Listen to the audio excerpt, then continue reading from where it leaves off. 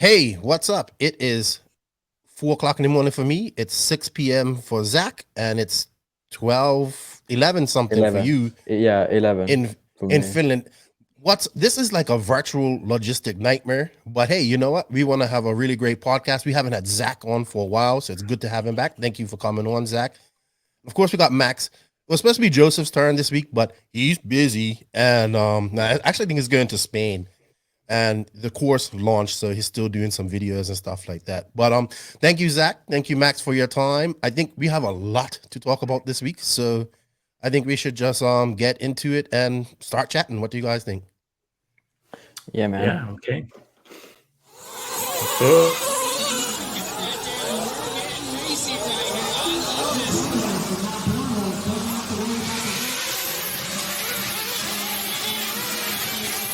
Nitro is the glory. Welcome to the No Name RC podcast with your host tonight, Keenan White, aka Lefty the Great, and if you are unlucky, the Finnish village idiot, JQ. This is the RC podcast with no name, but plenty of content. So sit back, relax, and get ready for some serious bench racing.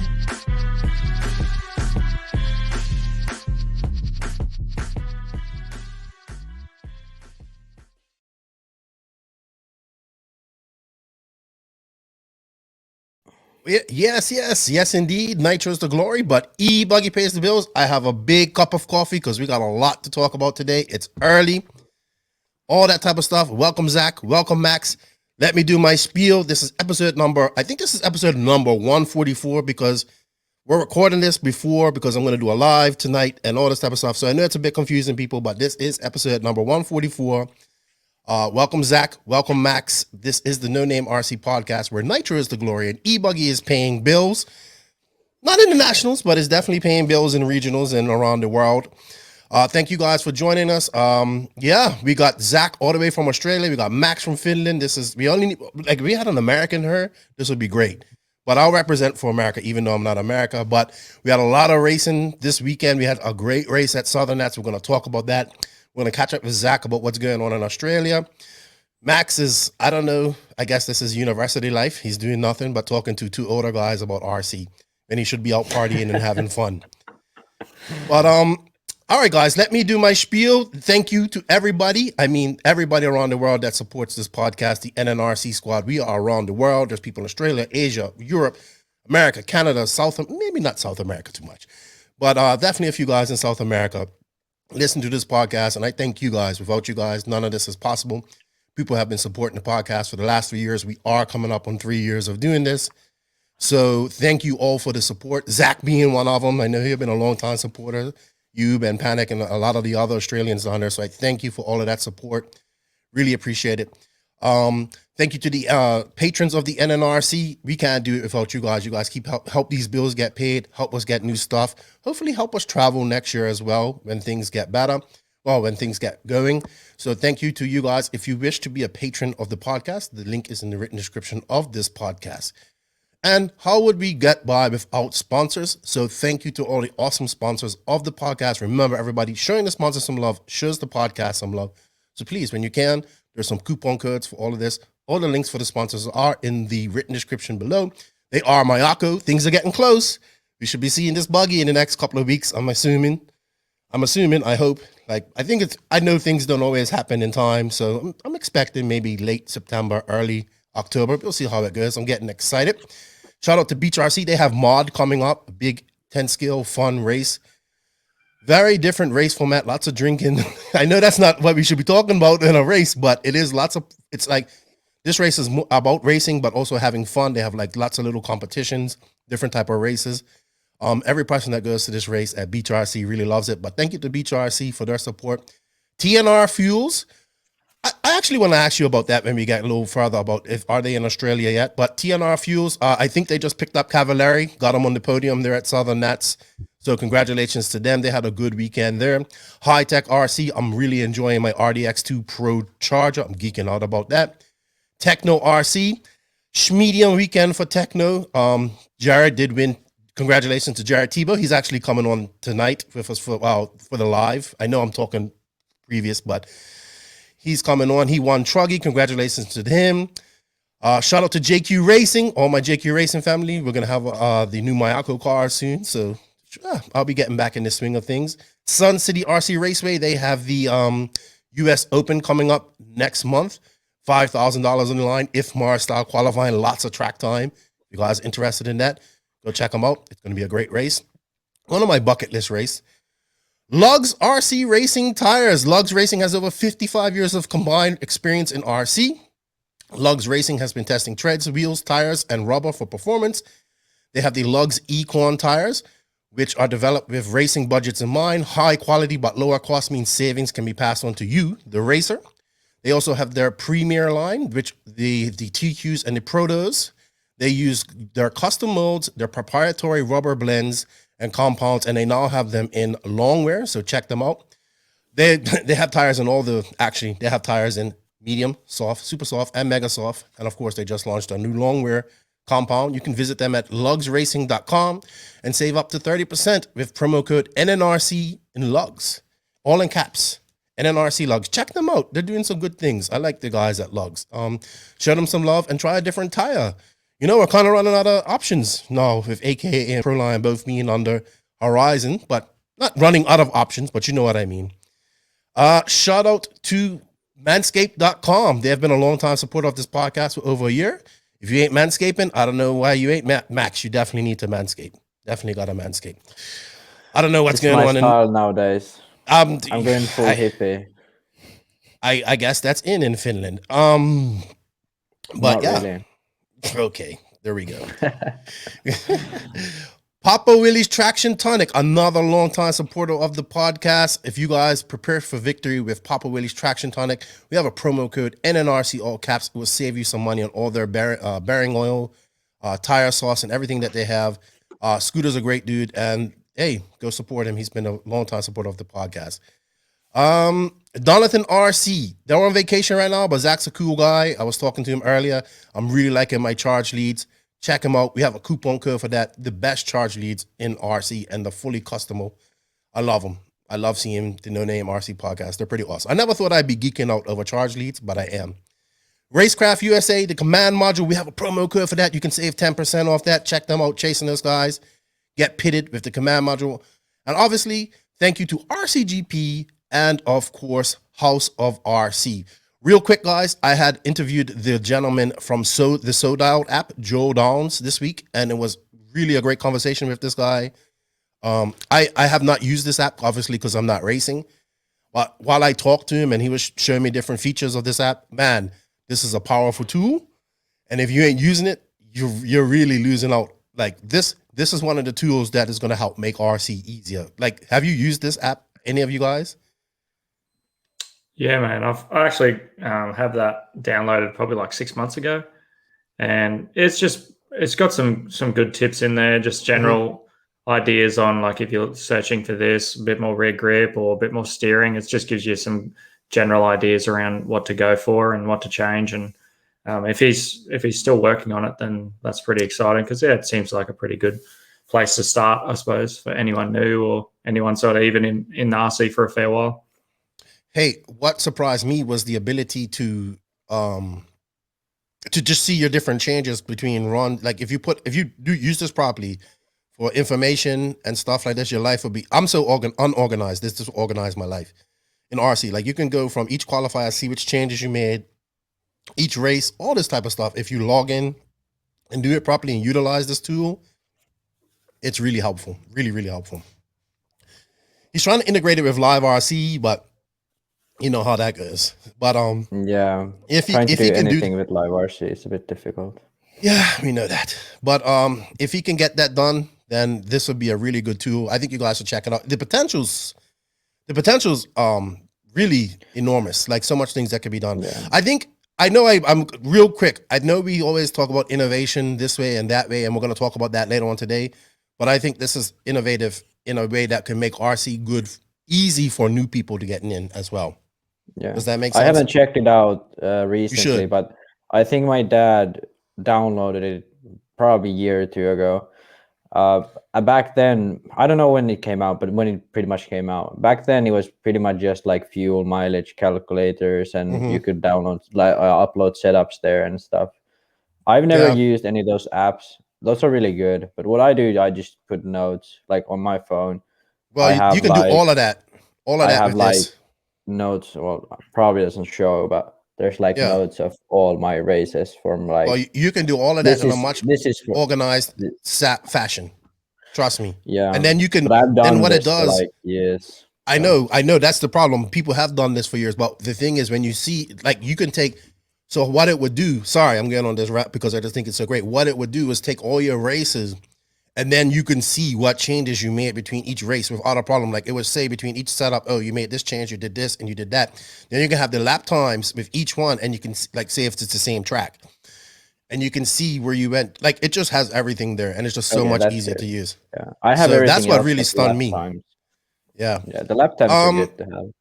Yeah, sweet. So sorry we went off on a tangent right there, but if you guys remember, the sponsors, they're a big part of the podcast. Showing the sponsors some love, shows the podcast some love. We have links to all of that, plus all of our socials in the written description of this podcast. New little section. I want to send some NNRC shout outs to some people that I think did some really cool things this week. First off, I want to shout out to my little mate. I've watched this young man. I got to know his stepdad, Cody. Skiller Joel, man. Best podium picture of Southern Nats. He's like 9. He's about 3'5", and he was on the podium in Sportsman Nitro Buggy, smiling, and all the grown adults were around him. And I was just like, yeah, that's the best podium picture of all. And that's how RC, it should be. Really, I feel in Sportsman, it should be all young drivers. But I know that's not how it works. But congratulations to Skiller Joel, man. He did well on winning Sportsman Nitro Buggy. Now he gets a truggy.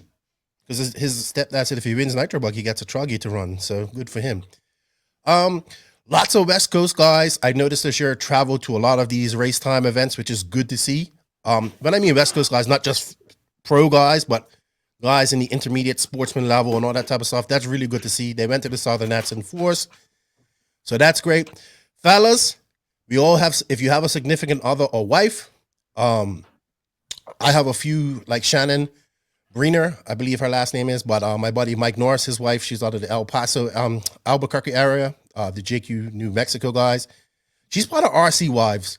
So I got to meet the lady who's behind this, and they've been really active in RC, going to races, and they have ambassadors that are women.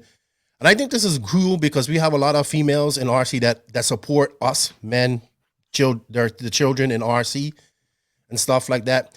So if you're a RC wife or girlfriend or significant other, check them out at www.rcwives.com or on Facebook, RC Wives, and join them. They have some cool decals, and it gives probably the females something to be cool, something to be proud of when they're at races, and something cool to do. It's great to see.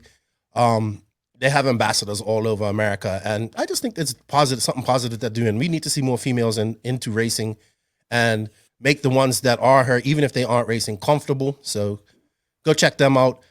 Congratulations to Mark Santamaria. He got 70K subs on YouTube. That's pretty good.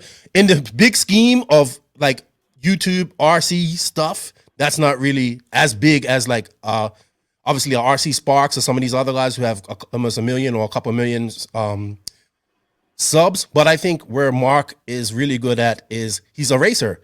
And he's kind of bridging that gap between bashers and racers. And he just hit 70K. Dude, I always think about this. Imagine if 10,000 of his subs got hardcore into RC. If 1,000 of his subs really got hardcore into RC, how much that would change RC. If 10K got into RC, how much that would change.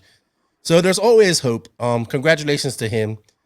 And shout out to LCRC because they had a race for cancer this past weekend and they raised over $20,000 for that.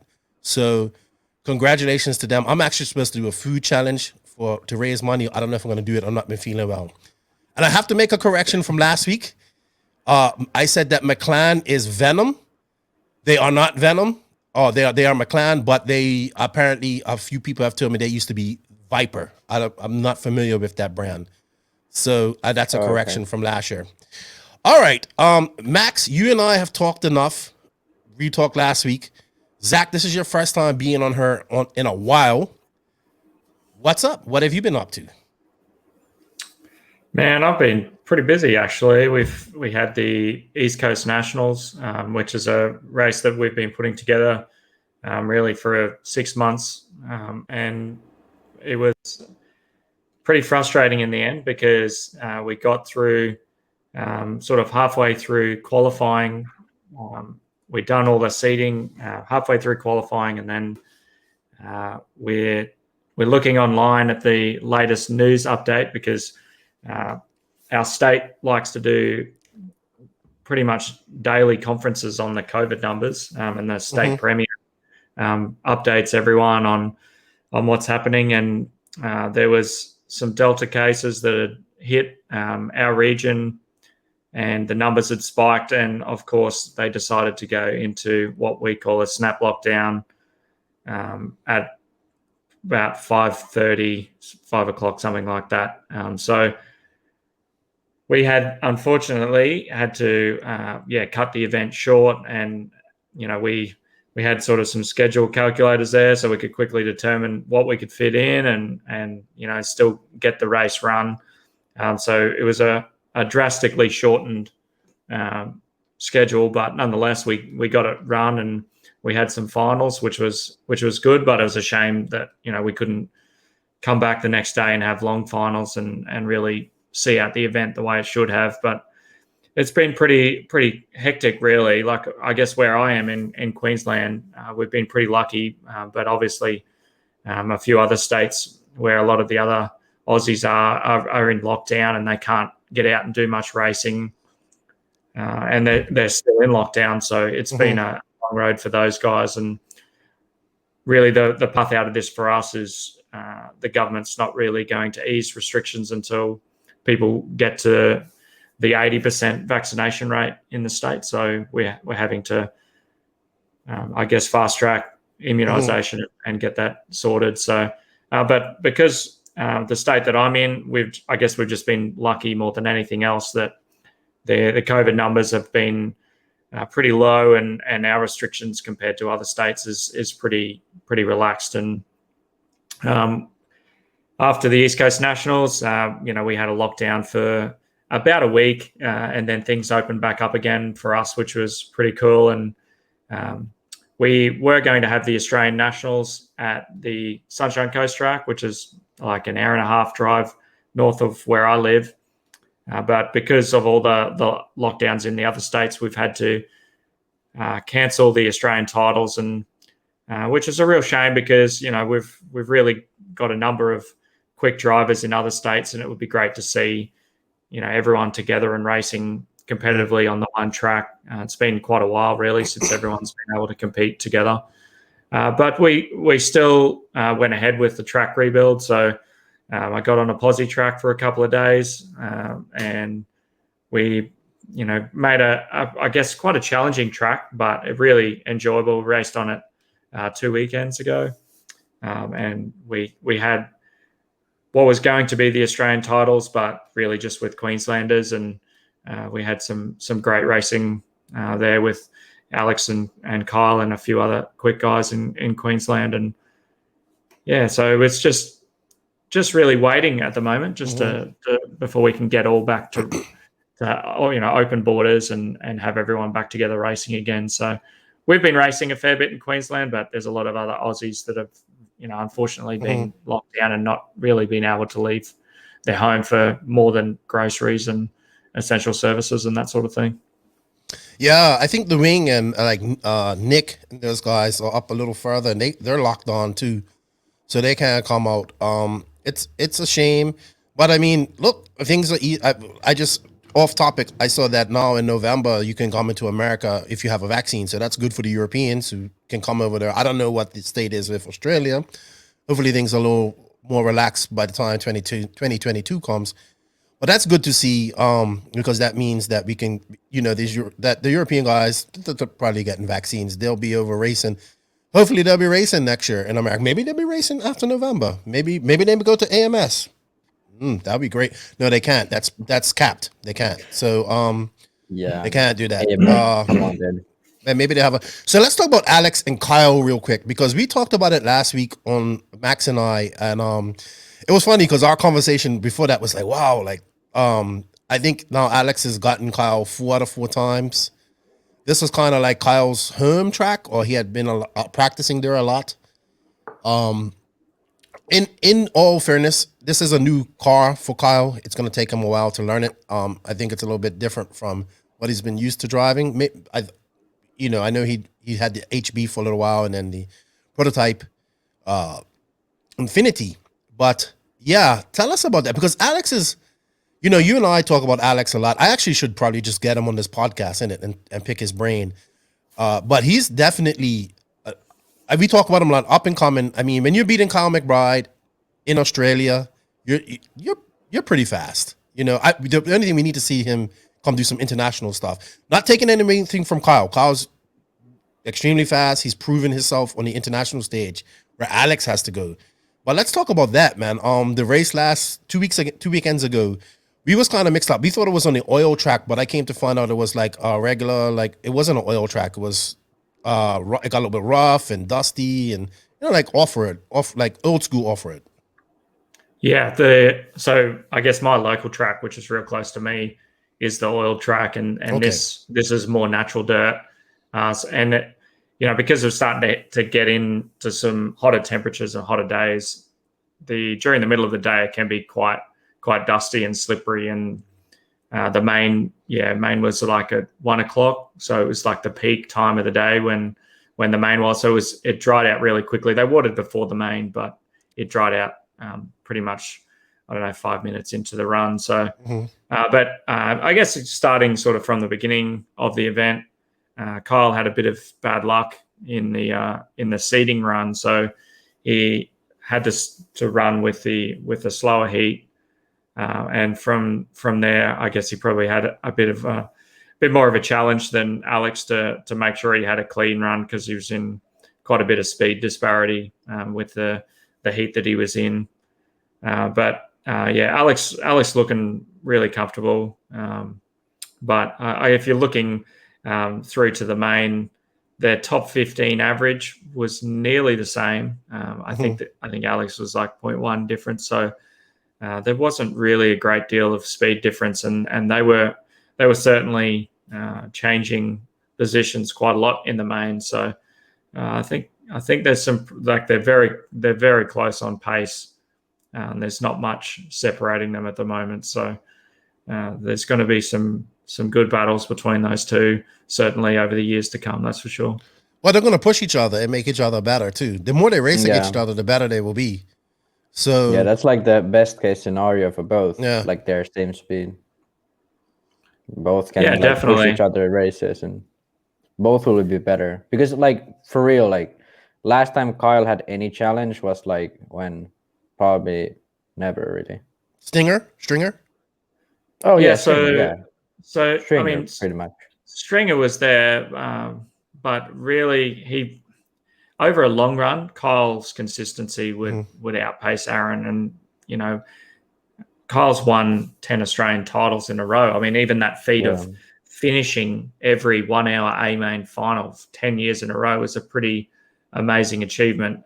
But he's probably been quite comfortable for 10 years because he's known in Australia that he can come out and just drive consistently and probably put a couple of laps on the field. So this is probably a little bit of new waters, new territory for him to have someone that really probably doesn't get nervous or anything like that. Like Alex is very calm and collected when it comes to driving, and he rarely makes a mistake. Really, I think his confidence.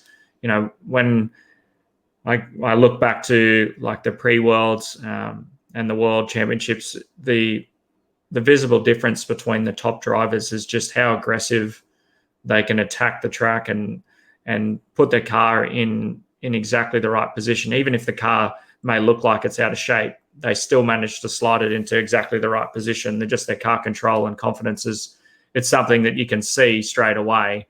And Alex certainly seems to have, that confidence in car control. And even if he gets out of shape, the car still seems to be perfectly on the apex. And, with Aaron Stringer, he really had incredible raw pace.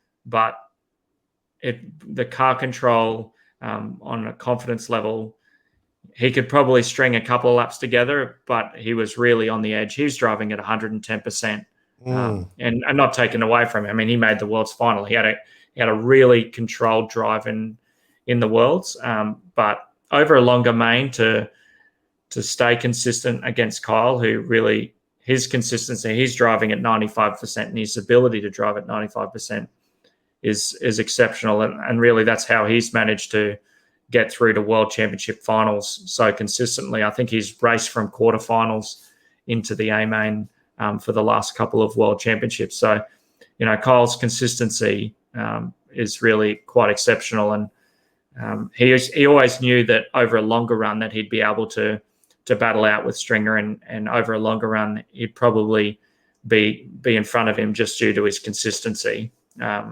While now with Alex, he's got the raw pace and he's got the consistency. So I think there's certainly going to be some good racing between those two, and really keen to just see Alex on the international scene and getting to maybe one of these race time entertainment races or a DNC or something like that, because that's really the next step for him. And it's going to be pretty cool to see, because he's only 18, right? So he's really young, but he's definitely showing lots of potential.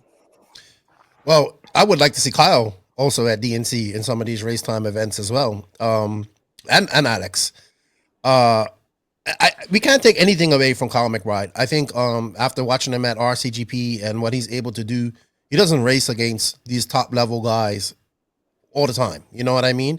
But he can come in and he can be competitive against them.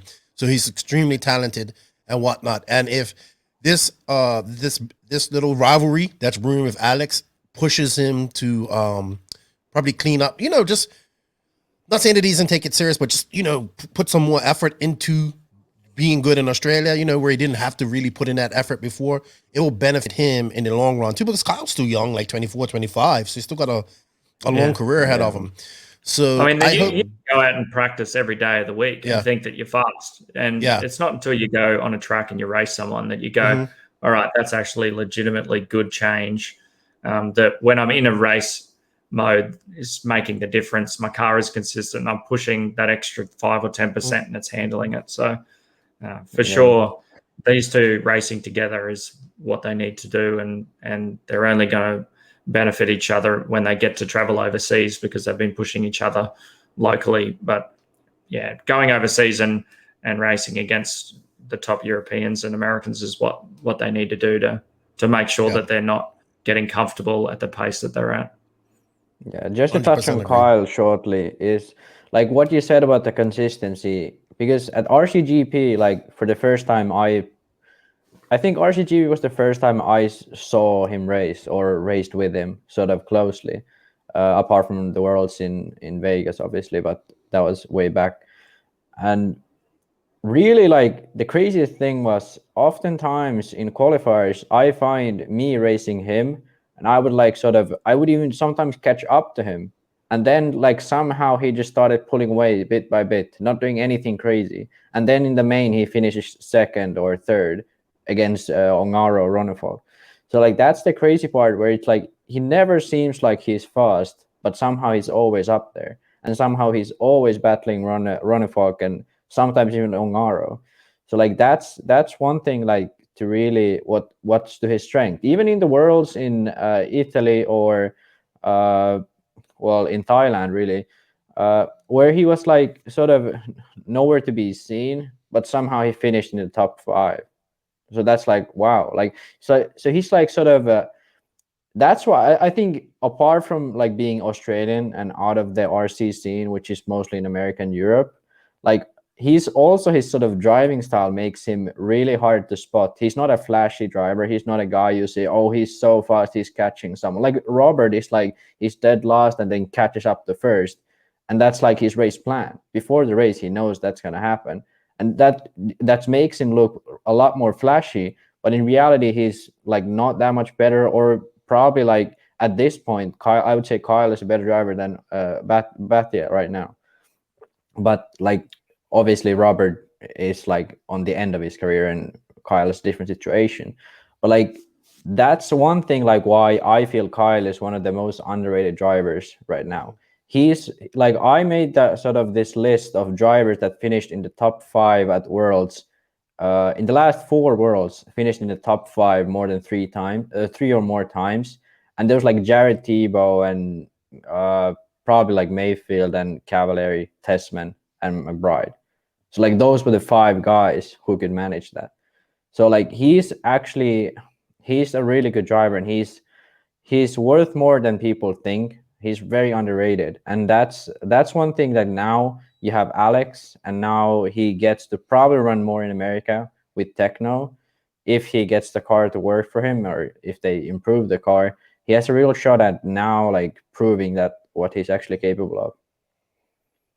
Yeah, if you exactly to the point of his consistency, worlds on worlds, he's managed to really be within the main and in the top pointy end of the final. And I guess if you look at his win, you know, it was quite a few years back now, but the Silver State won. You know, he won that on quite a rough track, and he won that through consistency.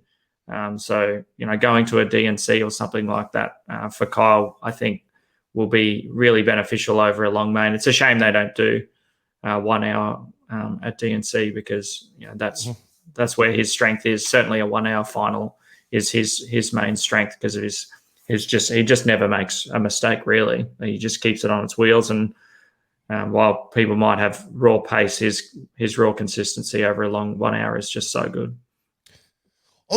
Also, real quick before we move on, I honestly think Australia doesn't get enough credit for the quality of drivers that they push out. We're talking about Kyle and Alex, but when the Dexters like Aaron and Ben came to America, when we met them at RCGP, I was super. I mean, both are good. Aaron's probably the better of the brothers, but Aaron beat up on like a lot of top local SoCal fast guys that we consider really fast. He not once but twice. He beat up on them on JBRL. He beat up on them at RCGP. I think he went and did some more club racing. And he comes from the other side of Australia, which I would say probably isn't. No offense to them guys, I like them, but probably isn't as competitive as the East Coast. I want to say to an extent, because you know, and it's just incredible. It must be just the Australian grit that you guys just like. Hey, we're determined to be better than everybody else in the world, even though we don't get the recognition. Even though Australia is big, it doesn't have enough people. But it's pretty impressive to see the amount of talent that comes out of there. And I think we need to show it a little bit more respect. But they need to travel. You know what I mean? That's like when I said Alex, we need to get him to DNC. We need to get him to these races so the world can see. He needs it too, so he can see where he's really at to an extent and get that experience as well.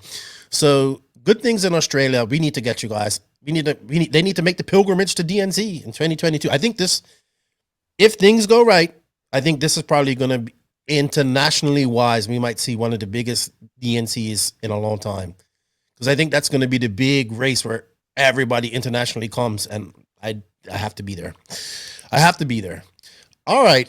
Anything else you guys want to add before we move on? We're going to do some quick RC news, and then we'll go on to some Southern Nats talk. Nothing really. I'm good. All right. So we're gonna go on to some RC news, and this week's RC news is brought to you by TNR Fuels. Here at the NNRC, we are all about that glory, and that glory is nitro. TNR Fuels is the hottest nitro fuel on the market, owned and operated by Chris Nelson and his family, made by racers for racers. TNR Fuels is currently available throughout the USA. For more information to support the company or purchase some fuel, visit www.tnrfuels.com. or contact Chris Nelson directly at Chris@TNR Fuels, or find them on House of RC and Facebook. I believe they're in Australia now. I know Kyle's sponsored by them. I don't know if they're distributing it in Australia, but that's good to see. And also, I think they've just started. Kyle's only just got the fuel pretty much. So okay, I think we'll start to see it a little bit more over good. a couple of months. Yeah. Also, it's brought to you by Hitec RCD. Hitec RC is a leader in RC systems, delivering the highest performance and reliability, supported by a dedicated customer service personnel. They have these awesome servers, the HSBC 9381TH servers. They have efficient brushless motors, titanium gears, low consumption, constant output, and a metal case. They also regenerate power back into your batteries on braking. It's true. The guy who did this stuff for Tesla made that for the servos. I'm telling you, it's true.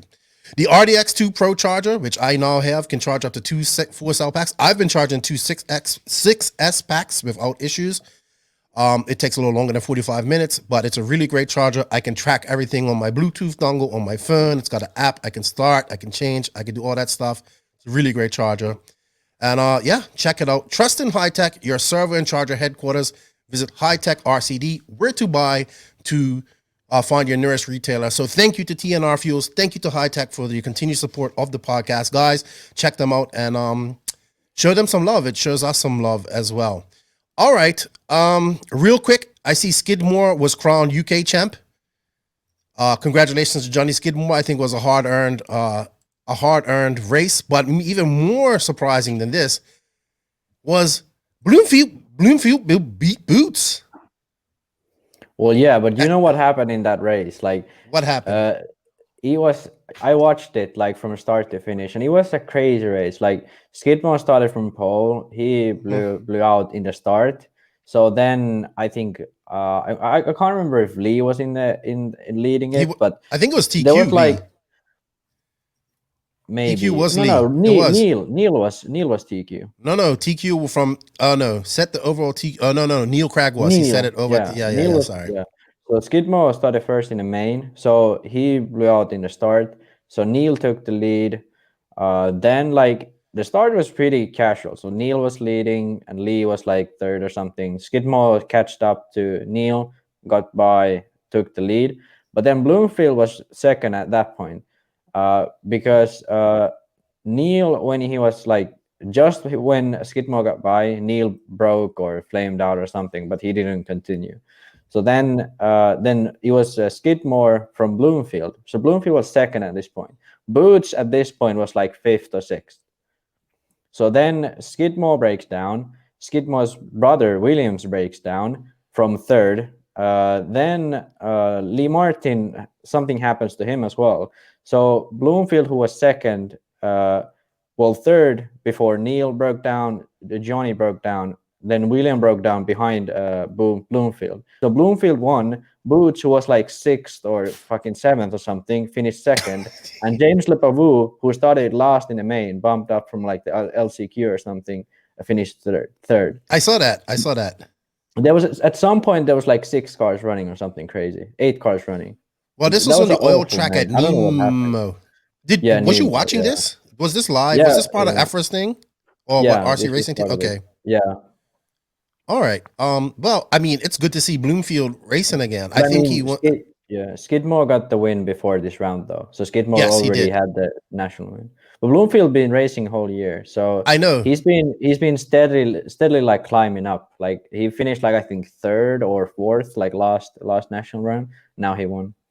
So. Well, he is the first ever 1/8 scale UK European champion, and that wasn't, he was a professional driver 5-6 years ago, I think. So he looks happy. He looks happy. I think he wants to enjoy RC. I definitely think there's some.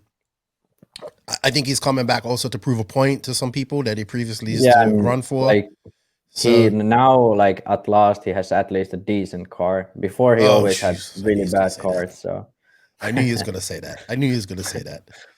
Oh my gosh! What's going on with the Poms though? Like, why can't they build the cars properly? They're breaking down all the time. What's only 6 cars, 7 cars? Yeah, I don't know. I don't know. And it seemed like Skidmore flamed out for sure because he continued. Well, both Skidmores actually. So with Neil, I don't know what happened. Neil like broke down every single race. Like he TQ'd like 4 of the like I don't know how many rounds they got, but he TQ'd like almost every round and then broke down in the main. And like was it raining during the main? No rain. Okay. So I don't know. I talked with Drescher and like after I talk with him like after every round just to catch up like what the UK guys are doing. And like after every round, he's like, Neil was super fast but broke down. Like that's like every time we go to a race report from them, it's like Neil was super fast but he broke down. So I don't know what's going on with him. He's kind of notorious in Finland, at least, for not being very good of a mechanic. But I think he's not his own mechanic. I think his dad does it, but I'm not sure. Well, I thought that was also the case with Bloomfield, and Definitely. His definitely. Euros when Drake came over, that was certainly a big advantage. Yeah, he ran. I'm very confident that he ran Drake's car, not his own, at the Euros where he won. Right. So they went like few practices with his own car, and then Drake was like, "Okay, fuck this," and got his own car. Bloomfield ran it. Oh man. Yeah, congratulations. It's good to see Bloomfield back racing, like having fun. Boots doesn't look too happy in that picture, but he probably isn't. He's probably won this race. I would say Boots kind of got in a comfortable position like Kyle. There was nobody really to challenge him for a few years. I mean, there was, but you know what I mean. And he was able to win this. Is Boots like living part-time in England and Italy, or how is that working? Or is he just traveling over for the nationals? Yeah, I have no clue, but I believe he's been living in the UK for a while, because like they have a national almost every damn weekend. I don't know. Well, he probably stayed. Yeah, he probably stayed over there. Because probably just stayed over there. I mean, he could travel. I don't know how relaxed Italy is, but UK is pretty strict with the COVID rules. So I'd imagine he'd just stay in UK. Okay. Continuing on with the European theme, because it's going to be all Europe probably this week. We only have a few topics. RC Racing TV and EFRA combined to do some multiple broadcasts from multiple disciplines from different parts of the world. I know it wasn't all RC Racing TV, but they had like large scale. They went to, I don't know if they went to NEMA Racing, and then it was like Nick and Matt doing virtual commentary, and then they had like Connie, and then they had Ronna Falk. I honestly did not watch it. I tried to turn off sometimes. I was kind of, I don't know what I was doing. I was probably just relaxing. I tried to turn off on the weekends. Well, yeah, I kind of want to know what's this. I asked you about this, Max, and you actually had a good point. So I'll let you talk. You can explain what you explained to me. What you think this is about? Yeah, so I watched it. So it was RC Racing TV guys were at the UK large scale nationals and at Nemo, and then they joined forces with Info RC, who was at the Spanish nationals, and then. Was there some other race? Can't remember. But there was another race too. There was a touring car race from probably Austria or something like that. Central Europe, anyway, I think. So 4 races, I believe, and then Nick and Matt at their headquarters or whatever. So basically, what I really like the idea, and basically what I believe they're trying to do is like create a hub for RC in Europe. Because unlike America, if there's a race happening in Italy, that's a race abroad. That's like, I don't speak Italian. Like, what do I care? I don't know any, like, I'm not a part of the Italian community. But if there's a race happening in Tennessee, a Cali guy can say, oh, this is happening. This is like a national race. Like, this is from America. It's American race. So the issue in Europe is, even though we have, let's say, more people than in America, the communities are very small compared to America. Because it's like in America, even though states kind of act like countries, the people don't really treat them like countries. Yeah, I get what you mean. And also the language divide is very big in Europe. So what RC Racing TV and EFRA here is trying to do is sort of make that divide disappear virtually. So you have Spanish championships and UK championships, and you have the same people viewing it. So you start to know these guys, like, let's say, Robert and Canas. You start to know like Skidmores or someone if you're from Spain. So like this connects people from Europe and puts it all into one place where it's like you feel you're part of something bigger now because it's connected between countries. Before it was like, if an Italian race happened, it was only talked about on Italian forums and Italian websites and stuff. And now it can be talked with other people. And yes, InfoRC does a good live stream and they have everything set, but it's in Spanish. So for me, like, okay, I can translate that with Google Translate or whatever, so I can manage. But most people are not going to have the time to do it, or if they're not even into RC in the first place, they don't have the interest to do it. And that's why like having an English sort of a broadcast studio from Europe, even though it's like obviously UK based and it's UK sort of like UK is the main place for them, obviously, because that's the easiest way to get videos of races and stuff. But still, it still connects the whole of Europe, and that's what EFRA is trying to do. And this is probably the best thing they've done for a long time if they keep doing it. So props to them. I also had a thought too that maybe this is preparation for next year, just in case. Oh, yeah. Just in case. Let's just say I don't know how Europe is with COVID or whatever. Let's just say like they're gonna have Euros next year, and there has to be like a limited number of people. I don't know. Maybe they're practicing, or I would be thinking, hey, we can still broadcast some races and promote RC without having to be there. You know what I mean? We can send 1 or 2 cameramen there.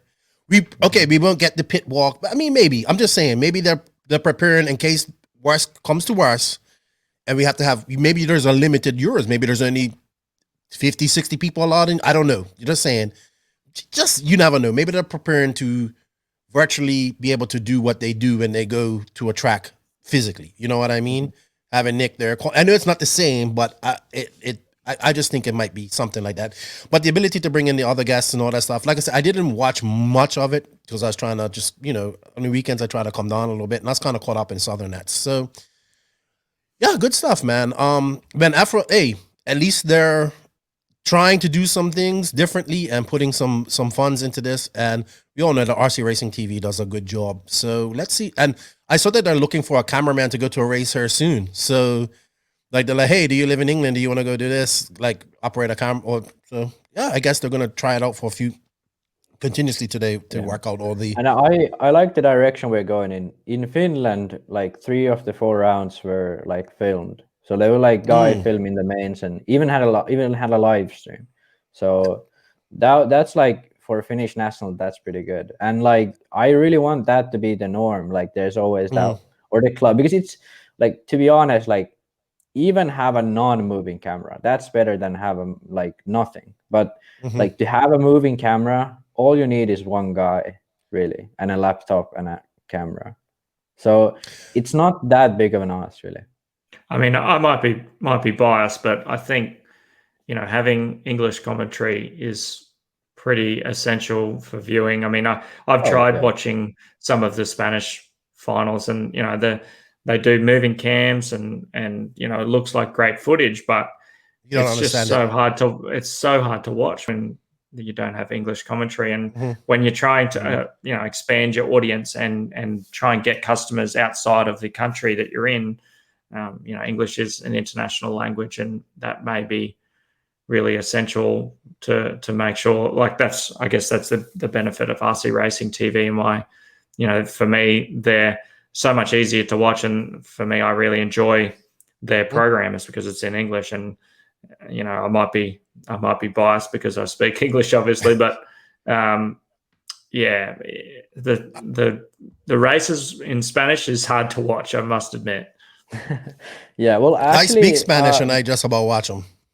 Yeah, I mean, actually, like I think Miguel tries his best, because what he does is he gives like let's say every other minute he gives an update in English. So he's like, he goes in Spanish, talks about everything, and then he goes like, okay, it's Robert leading and Canas is catching him or whatever. Like he has that, he tries, and he actually does a pretty good job, because even the RC Racing TV coverage last weekend, they just had his feed, because he was streaming it to Facebook, so RC Racing TV was just publishing his feed. I would have wished they had English commentary on it, but like this is the first time, I'll let it slide, whatever. But like I wish next time you have Nick and Matt commentate on it, because you can have the results, you can see what's going on the video, so like you have something to commentate on. So I wish they would add that, but still like it was a really good main actually. So like the Daniel Parente one, like a kid. He did. He was So he straight up beat Canas, catched it. And where was Battier? He had an issue with, I think, a throttle servo. So Robert started okay. He was like a few seconds behind Canas, which is good start for him. But then like he started to have. I think Miguel said after talking to Robert that Robert had to only use brake, so he was all the time he was on power. So he was like on power, and then in corners he went to brake. That must be so like, hard. Yeah, and he still finished third. Wow, You know? that is amazing. Crazy. we called him out, it's but Batty not isn't finished yet. Yeah, and this actually like thanks to Pariente, which is an S-Works driver as well as Canas, thanks to him winning, Robert now actually confirmed the Spanish championship. So this was supposed to be like Canas's win, and then the last race would have been Canas's like home track sort of. So he would have had a good shot at the national championship, but this kid beat him. So that it was actually a really good. Like I wish this type of stuff would be broadcasted to people outside of Spain, because that race on its own was really exciting, and the national championship fight, like it was actually like these guys like Canas had to win, and like he didn't, but like that's a good like storyline to have. And you like in America you have a few races a year, you don't have series. In UK you have a series, so yeah, you can get some English commentary from there. But if every country that has a series has some English commentary and video footage of it, like you can have so many good storylines, you have so many good like races to watch. And that's what I think this new RC Racing TV thing and everything is good for. Sweet. I agree with you. Hey, have a series. It makes everything more exciting. It's been proven over and over again. You know what, guys? It's time to pay some bills. And this podcast is brought to you by Manscaped. And guess what? I know you guys aren't into NFL, but fantasy football draft season is upon us. And it's time to put the PP back in the PPR league with the sponsors of today's show, Manscaped. The leaders in below-the-waist grooming just launched the new Performance Package 4.0. Don't neglect your balls like the Packers front office has been neglecting Aaron Rodgers. Join the 2 million men worldwide who trust Manscaped and get ready for kickoff by going to manscaped.com for 20% off, free shipping using the code NNRC. You know what? I forgot my code, but I know it's in there in the coupon. No, NNRC pod. I honestly forgot my code. I don't know how I do this. I'm going to do an ad read and do my code. But yeah, the code is there. It's in the written link of this podcast. And you know what? This will help tame that Troy Palamalu in your pants. Look, guys, I have been using this lately. Right? I know it's kind of backwards, but Zach, when you get my age, and Max, when you get my age, this is what's going to keep your ears from looking like afros and keep those nose hairs trimmed. You know, you're not supposed to grow hair out of your ears, but apparently I am. So, you know, this helps keep it trimmed on. So, yeah, get this, get the Weed Whacker, get the Lawnmower 4.0, get their service package, and you guys won't be disappointed. I haven't been. Thank you to manscaped.com. Remember, www.manscaped.com. Insert the code that I can't remember at this time, and you will save 20% off your order. All right, guys. So my next thing, somebody's echoing her. It might be you, Max. So, yeah. I have one more topic. I kind of want to wait for this, but I am going to mention it. Nemo released a picture of their buggy, and this got people talk. After all the Southern Natch drama, this got people talking a lot on my Facebook post. Do we want to talk about it now? Saturday already. We can catch on it briefly, but the SCRC segment is kind of about this, but not really. Okay, so we just talk on the Nemo thing.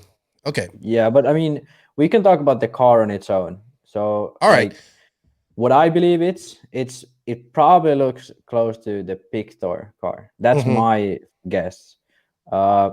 Because I don't see a way to fit the rear shock, like because you have the pipe. Like, yeah, you can make it fit, but not that makes sense. That it works properly. In the front, you can make it fit. It's gonna be tight, but you can make it fit. You can make it fit to the center line, so below the center Mm. drive shaft, and then you just put it on the steering rods. I've tried this, like Really? draw in on CAD, but like it's let's put it this way: you can make it, but it's almost impossible to make the work in 8 scale. In front, yeah, it's possible, but you have to use smaller shocks. You have to use like 10 scale shocks, and yeah, in the rear, can't say a way of making it work in like a cantilever system. So my best guess is something like Pictor, or one of the UK guys made a car like which had the rear shocks like on top of each other like this, on top of the rear like, gearbox. So that could be one. That's a good option. Apart from that, like the wing mount, like come on. Maybe it's all for the wing mount. That's what it's maybe all but for, just for the wing mount, but I doubt it. I don't know, but like the wing mount is like you crash once and that breaks. So obviously, just this car, I believe, is just like they probably 3D printed some parts and then make a car that looks really cool, but it's probably never going to be released. And yeah, I'll talk more about that in our STRC segment. But like that's basically what this car is. That's my feelings. They said so. Someone said in the comments, who is an Agama team driver or Nemo team driver. I think it was Kevin Brunston or something. But he said that there will be more pictures and stuff shortly. Well, I'm interested to see what it is. Just throwing it out there, like if you've taken out that front shock tower, I mean, how many times, with a taller tower, if you roll over, the car's actually got something to roll on and roll back onto its wheels. If you're taking out that front tower and it's flat, you roll over, you've got nothing to help you keep rolling back onto your wheels again. It's going to catch the roof. It's going to catch the roof and then just sit on its roof, right? Yeah. So I mean, I'd like to see like if you run like, because now like for example like Kyosho body shells are like thin like paper.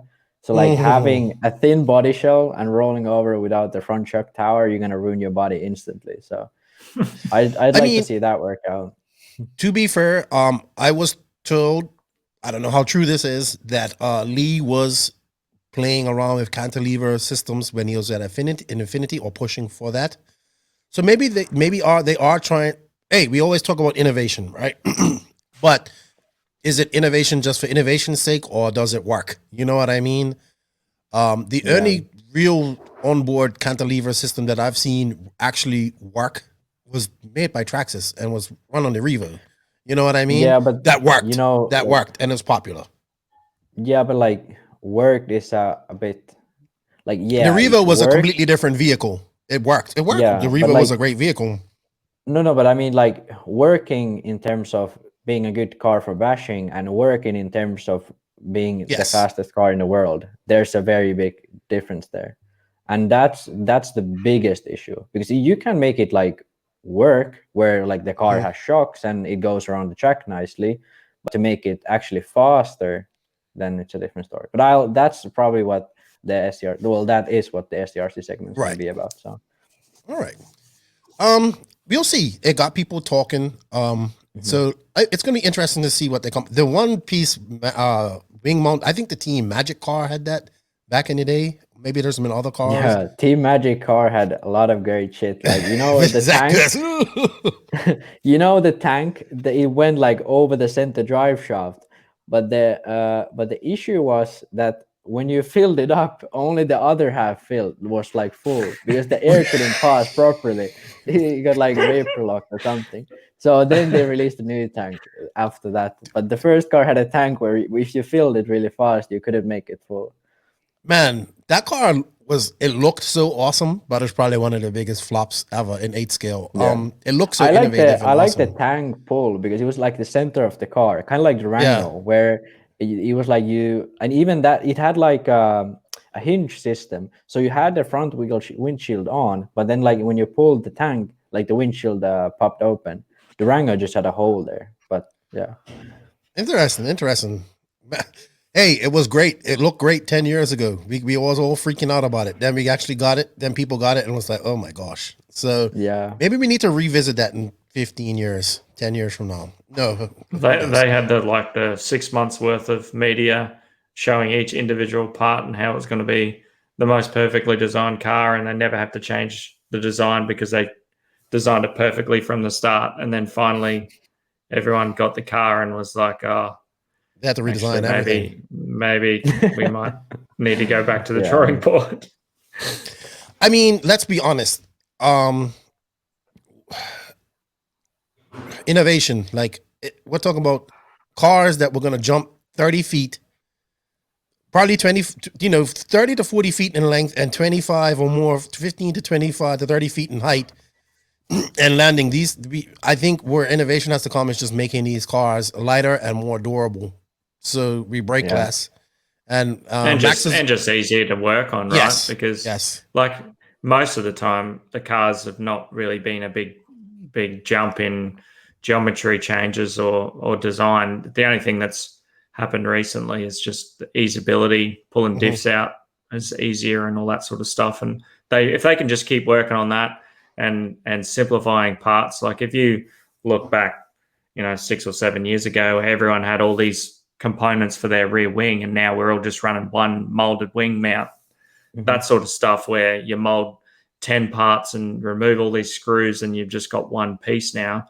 If we keep going down that road and making the cars simpler, one, it'll be cheaper to make, and two, it's easier to work on. And I feel like that's the game that these guys need to keep working on to make the cars better.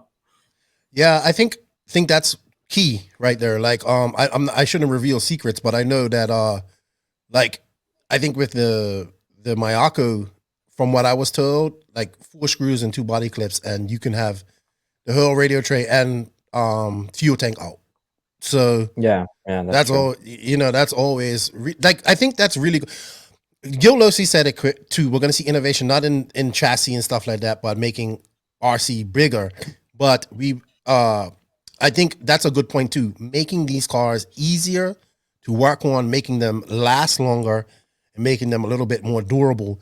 So when these new people that get into RC and get these cars and spend this money, they don't go right out there and break 3 A-arms. You know what I mean? It can last a little bit longer. And I don't think we're going to see that radical innovation that people think we're going to see. In Onward, yes, because it's a different platform. It's no jumps. Even in on-road, even in on-road, like that innovation has been there for like 10 years, like looming in the background, and now it just popped up.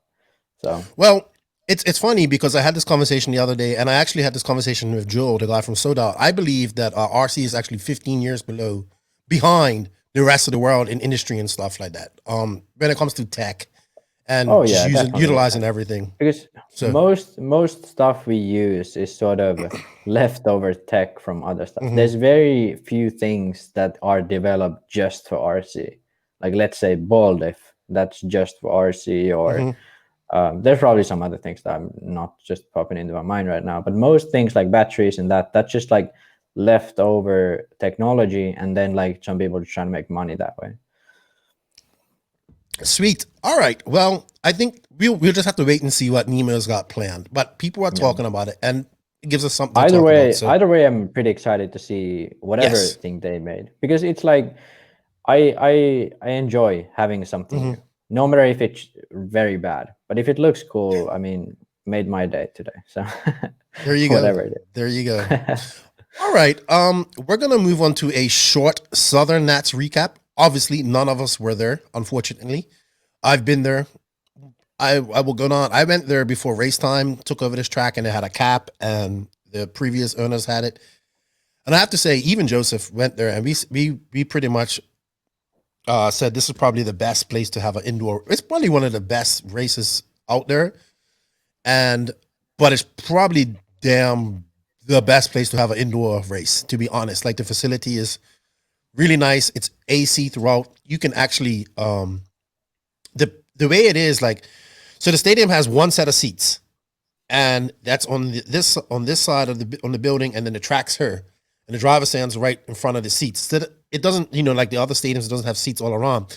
Yeah. What that allows is, for us to pit like it's like a whole separate room like a whole big arena behind that where you can pit, and that kind of stops the noise, the smoke that you might get, which you didn't get. When I was there, didn't get too smoky. Besides when JQ nearly burnt down our pits, but with a lipo fire, I think it's a great race. I enjoyed the person that built the track. He did some unique elevation that we don't see anymore. We don't see. But yeah, Southern Nats was up. Race Time took this over in 2019, I believe. Was it 20? I believe no, 2020 was their first race. Isn't it like Race Time like only had PNB and all these other races were like independent, and then Race Time took over all of them. Yeah, they like bought them. AMS and this race, SIC, this race. Yeah. PNB there's was some other theirs. I think Wicked Weekend was theirs as well. So he's Okay. bought up these races and put them into the Race Time fold. But this was a big race. This had it's supposed to be a cap race. Number one, it's supposed to only have 375 entries. We'll talk about that later, which made it good too because they actually have to have this capped because they have a curfew. They have to be out of that building at every time by a certain time at night, or they have to pay like $1,000 an hour every time that they're there. What the? Yeah, I it's mean, some that's word. not that much though. Like 1,000 an hour. Like you could. Yeah, go but you stay for 1 4 hour. hours. That's when you who Oh knows? well, Look, yeah. If you we're stay talking like about renting a lot- facility. Yeah, We're talking But, about like, renting a facility. the rent must cost like tens of thousands though.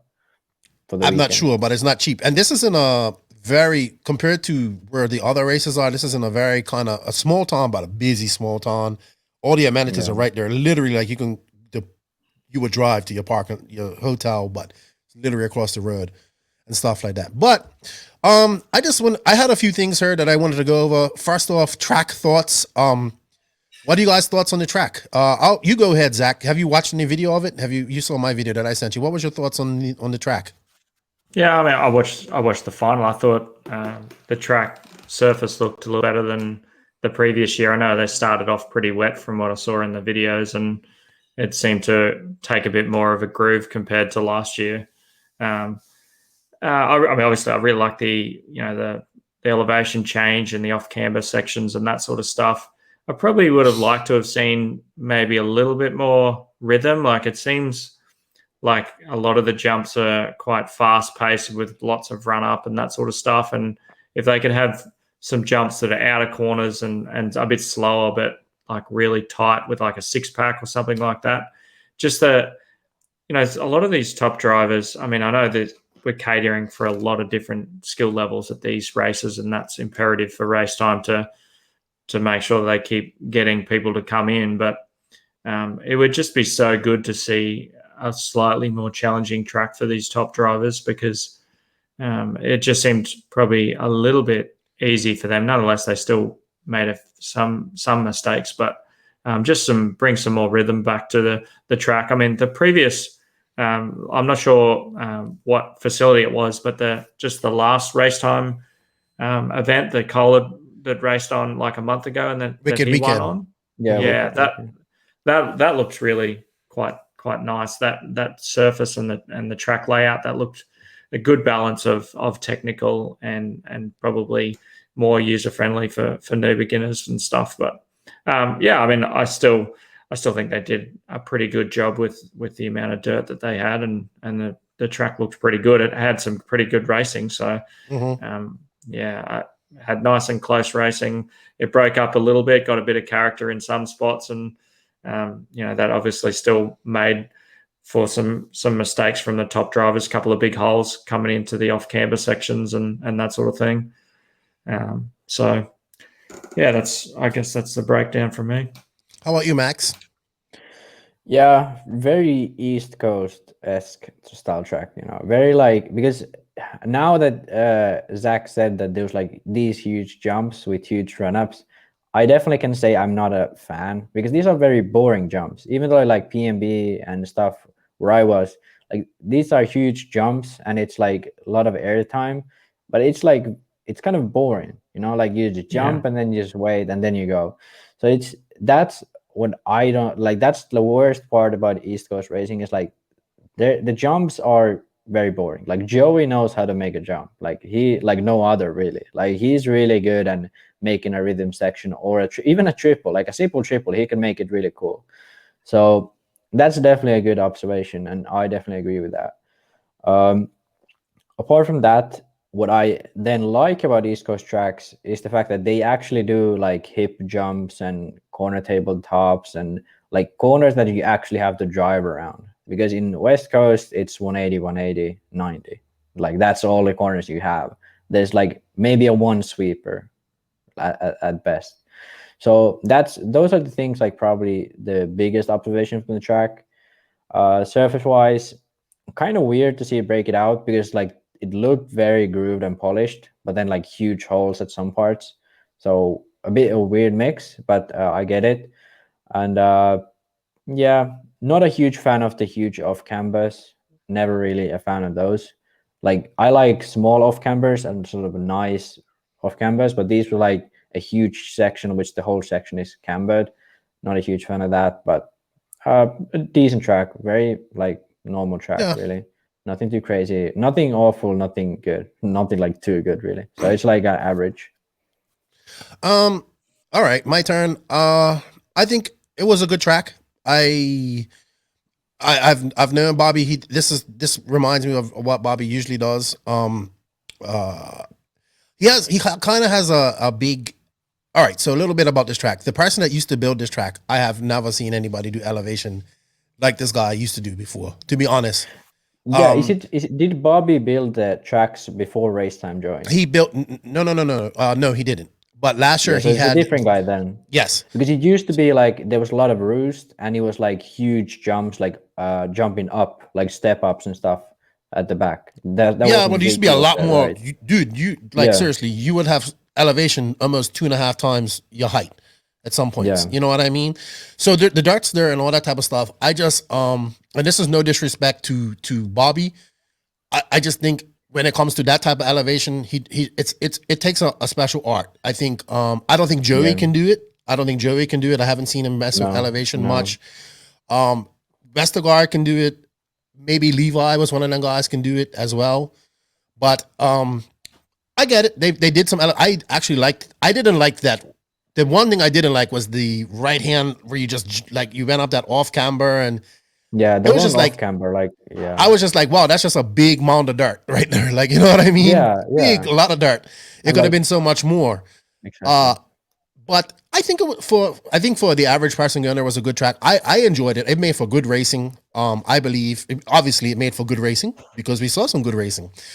But I guess I know because we had some comments about it not being a Southern Nats track, and I understand that because the guys that used to go to this race are used to a certain level. I mean, I don't see people making tracks like Southern Nats track layouts in previous years. Yeah, and isn't the surface very different? Like I said, it used to be like roost and stuff, right? No. It does groove. When we went, it gets rough. It might get a little. It's a weird surface. It might get almost like a Thornhill typey, where that fine layer of dust on it. You know, as well. But and also I was reading some of the race reports. It seems like it rained.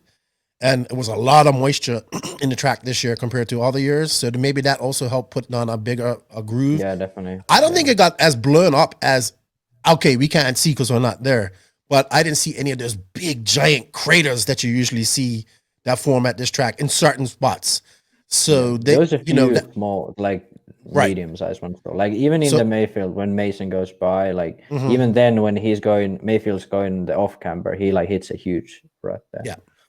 I think the track is okay. And they only water it like at the beginning once they build the track, and then they just leave it for the entire race. Like I never see them water. Well, they actually water. They water. No, I think they water like before, like they water like between like classes, right? At least P&B, they water like between classes and at the end of the day. And then during main day, it just because there's so much rubber getting on the track, so much. You know, all that type of stuff. They don't water as much, and the grip just builds up. They actually, I think, usually by main day, I see usually Bobby and guys just watering the fluff. You know what I mean? To keep dust down. Yeah. And that's the way to go. So I thought it was a good track. Just not a Southern Nats track. And honestly, I don't think it's going to be a Southern Nats track unless you got that guy who used to build that stuff because he knew that dirt. He knew how to do it. And it was just a one-off track that they did. That's the only track he built every year. So Yeah. unfortunate, but it was still good. The level of competition at this track was definitely good.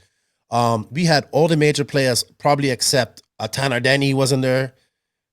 Major, somewhat major, but I think Well, Tanner Denny is Tasman. actually no Tasman is going back to. I believe it's going back to Canada. Yeah. That's about it. I think the only missing no Aiden Horn, no Cole Tollard too. So, Yeah, but those are like probably- Aiden Horn and Pollard, they do attend races, but mostly West Coast really. I think they only No. PMB. Tollard maybe not this, but Aiden has attended almost a lot of the race time events. Okay. But Pollard I saw for he's doing sure some 10 didn't scale. attend a lot. Okay. No, Tollard went to a couple of races, I believe. Well, race I time I only remember seeing Aiden at PMB. Tollard, I can't remember being at anywhere apart from like not even Yeah, that DNC might- really. I don't You might think. be right. You might be right.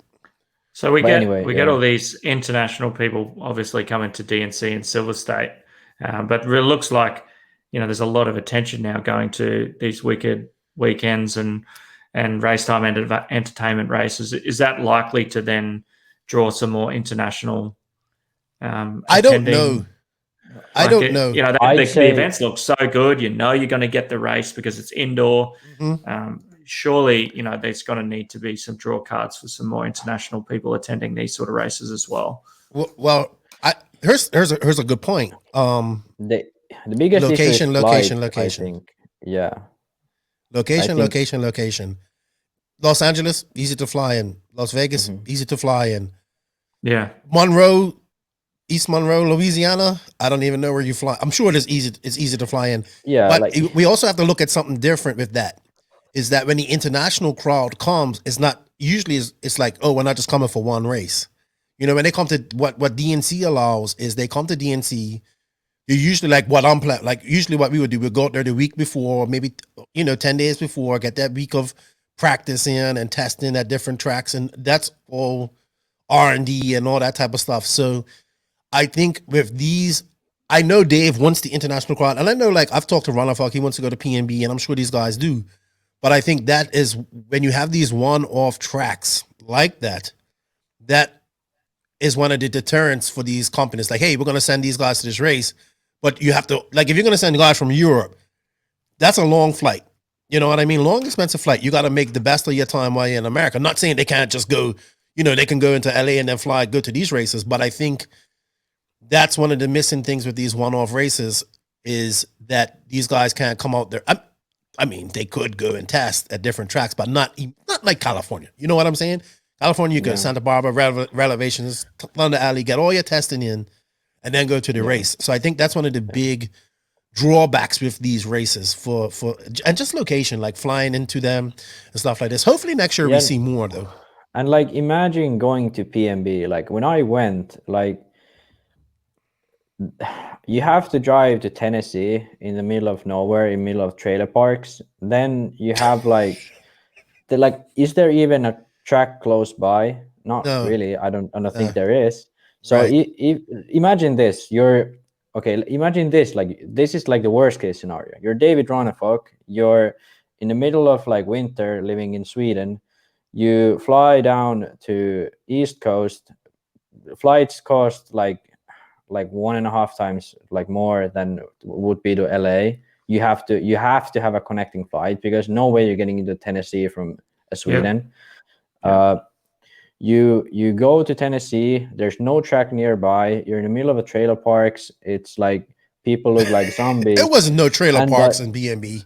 We had nice houses. Yes, around there were. There was like a huge that was like trailer park heaven.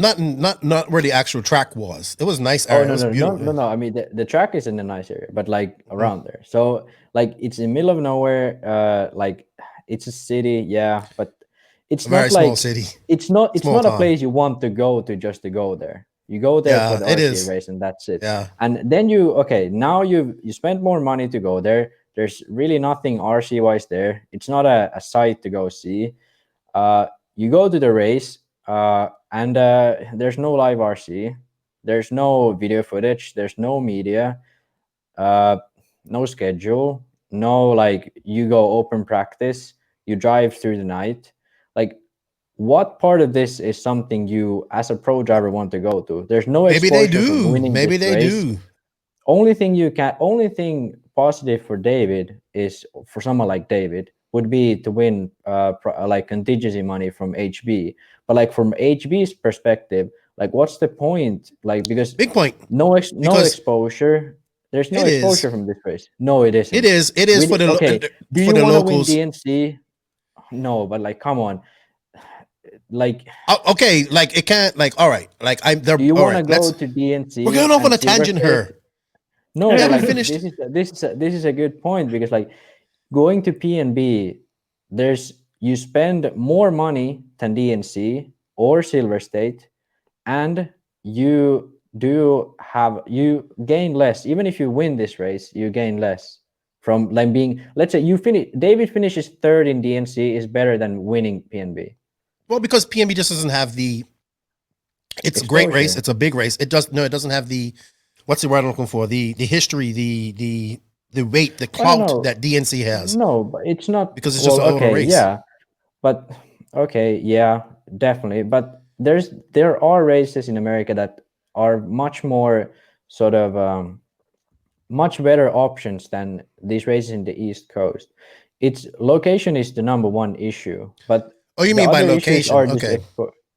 But like, yeah, but like even online, like East Coast races aren't as represented. Like everyone knows when a JBRL happens. People barely know when like a Wicked Weekend happens. I'm talking in Europe, they know. Obviously in America. Right. Because it just doesn't have the exposure that it has as DNC. Just as simple as that. To be honest, JBRL has more exposure in Europe than Wicked Weekend and Southern Nats has had in the past. Nowadays, yeah, race time has picked up a lot. Now the race time takes care of it. They get a lot more exposure. They get a lot more top guys there. But like, let's say 3-4 years ago, winning JBRL in America gains you more than winning PNB in America. Might have. If we talk in Europe, we're talking in Europe. Not now. Okay. Obviously. Okay. But like, that's like the thing. And now if race time is going towards schedules, capped entries, and sort of organized racing, then they have live RC there as well. Now you're gonna start attracting more Europeans, but there's still the barrier of like location. Let's say like Southern Nats maybe could be a better option, or something like Wicked Weekend when it's in Georgia, right? It's not far from Atlanta, so you can fly in Atlanta, and it's an hour out of Atlanta. Yeah, exactly. So if it's close to a big city and it's like somewhat at a decent area, and there's some tracks close by, and there's good exposure from a race, then they will come. DNC is like the better than anything really, because there's like so many iconic tracks close to it. You can fly to LA, you can go to Santa Monica Pier and whatever, go on a holiday as well. So that's why those races are so much more appealing. I would agree with that. I think the next step really that Race Time Entertainment need to do to make sure that their races are worthwhile going to for these international scenes is just to make sure they've got some media coverage, because having really a stationary cam like one corner of the track that didn't really give a good perspective, they can do so much better than that, really. Like, and they need to build a story. They need to go down that avenue. I mean, yes, it's going to cost more money, but to attract international scenes, like you say, you're going to need to make it worthwhile, and it's coverage. If you go there and win and the coverage is no good, then it's not really worthwhile. You don't have a magazine covering the event. What have you got, right? So it's got to be coming down to media coverage. They've got everything else looking at it. They've got a great track. They've got good venues. Yes, they might need to get a joining flight to get there, but that media part is just so essential, I think. Okay, I put it this way. I put it this way. In America, in the East Coast, Race Time organizes 5 races that all could be Neo Buggy. Every single one of those races could be Neo Buggy. Yeah. Why? Exactly. Why it isn't? It's the media. Neo Buggy is in the middle of nowhere in a university city. Like, closest city is Town. like 10 well, town, yeah, closest anything is like at least, like, you have to drive, you can't walk to any store or whatever. You have to stay at the university or a hotel, which is at least 15 minutes away from the track, and Yeah. the hotels at that area is very expensive. So like that's the most awful like place to have a race, really, if you want to have a race. But just because they organized it properly, they marketed it properly, and they had good media coverage, it's a very attractive race. So every single one of these American East Coast indoor races could be Neo Buggy if they just wanted to. It's not even money, because they probably make more money than Neo Buggy ever did. So Yeah. the only thing is, does Race Time have the will to put on a Neo Buggy type of show, or do they just want to have the money grab from the racers there? They can make a choice. I agree with you on that one. You guys are absolutely right. Excuse me.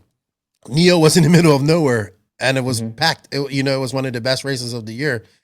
And because everybody could watch it, and everybody was invested in it, it was a good production, and Yeah, the tracks were good and all that, but still, like, it's like Yeah. even these race time tracks are good enough to be that level. Well, Race Time has all the ingredients to have a lot of things. It has all the ingredients to have a proper series. It has all the ingredients to have spectators into it. Like, it needs some changes.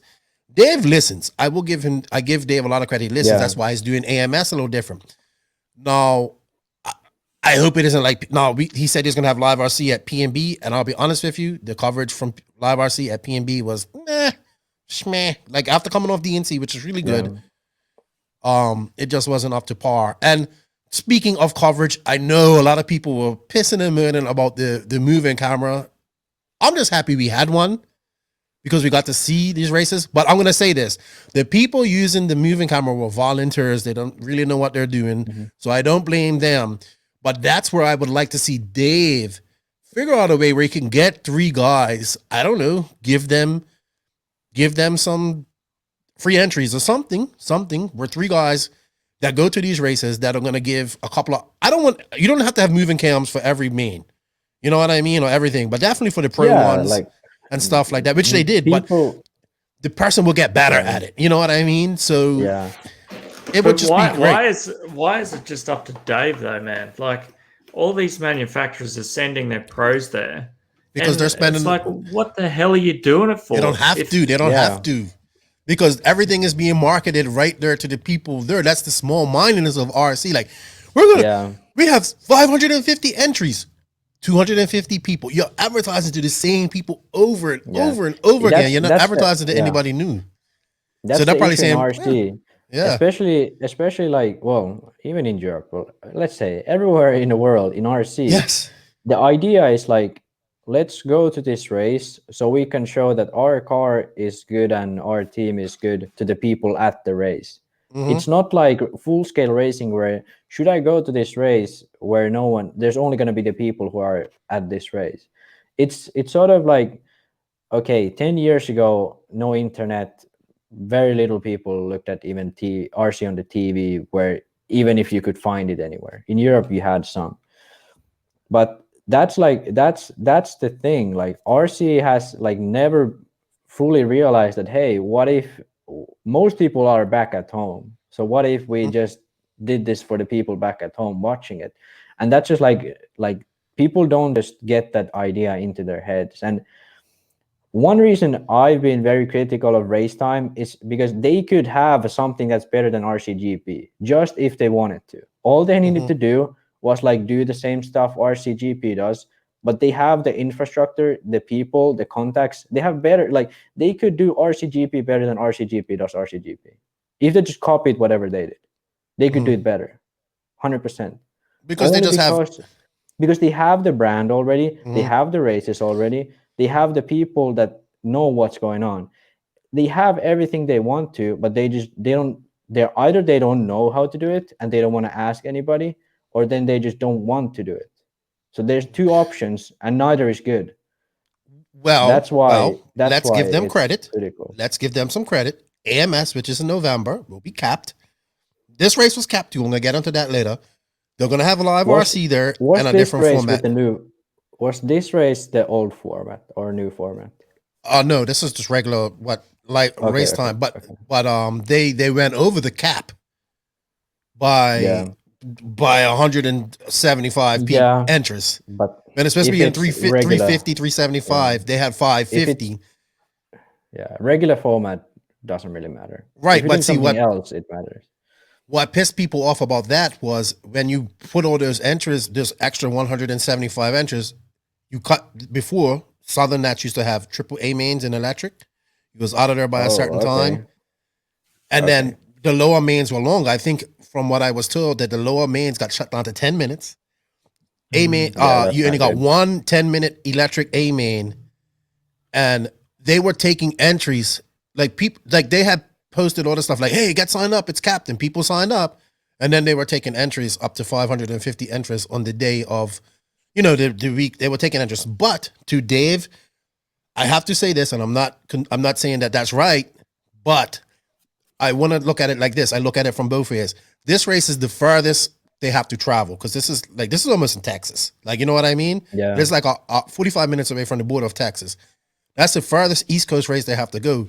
So obviously it probably costs a little bit more, and I'm pretty sure this building is really expensive because it's kind of like in a somewhat built up area, not a city, but So I get it. He has to make money. Look, the bottom line is these guys have to make money doing this. If they don't make money, these go away. So I have no issue with him making money at it.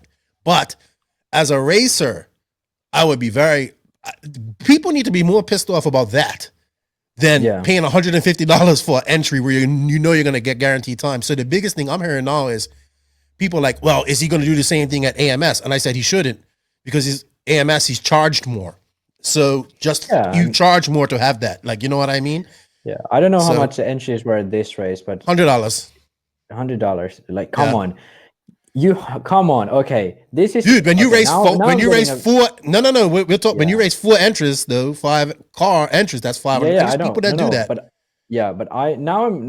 this fact makes me a kind of pissed because I saw so many comments.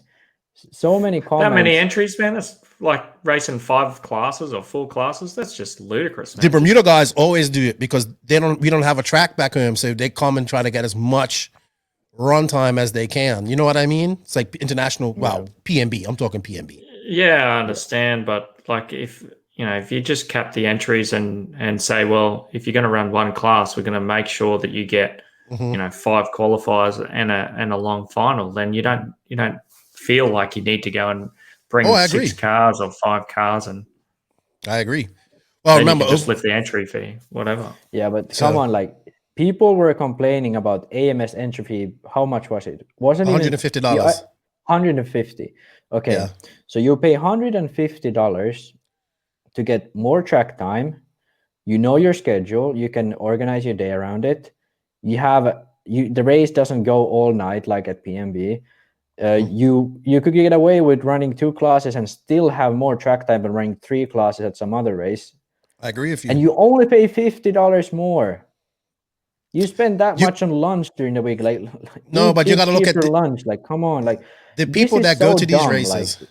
No, but the people that go to these races are so used to running those 3 to 4 classes.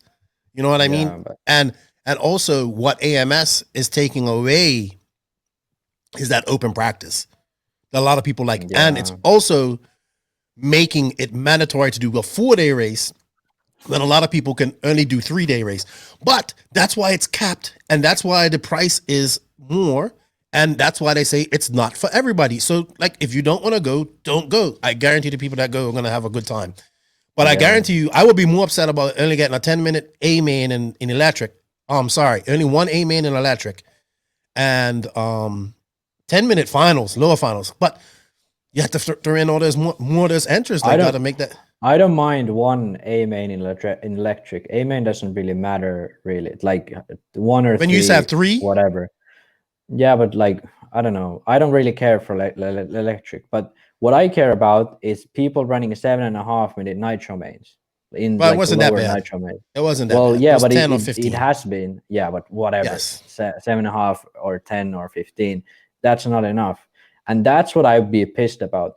I would be more be pissed about going to a race, paying $60 for an entry and getting a 10-minute main instead of paying 150 and getting 20-minute main. Like, well, it's gonna be 30 minutes at AMS. Yeah, so 30 minutes. Come on. Like, I'd rather pay the more money just to get more main time. Don't even worry about qualifying or practice. Even just the longer main, I'd pay more money. Okay. Well, that rant is over. But yeah, we're gonna go on to the actual race.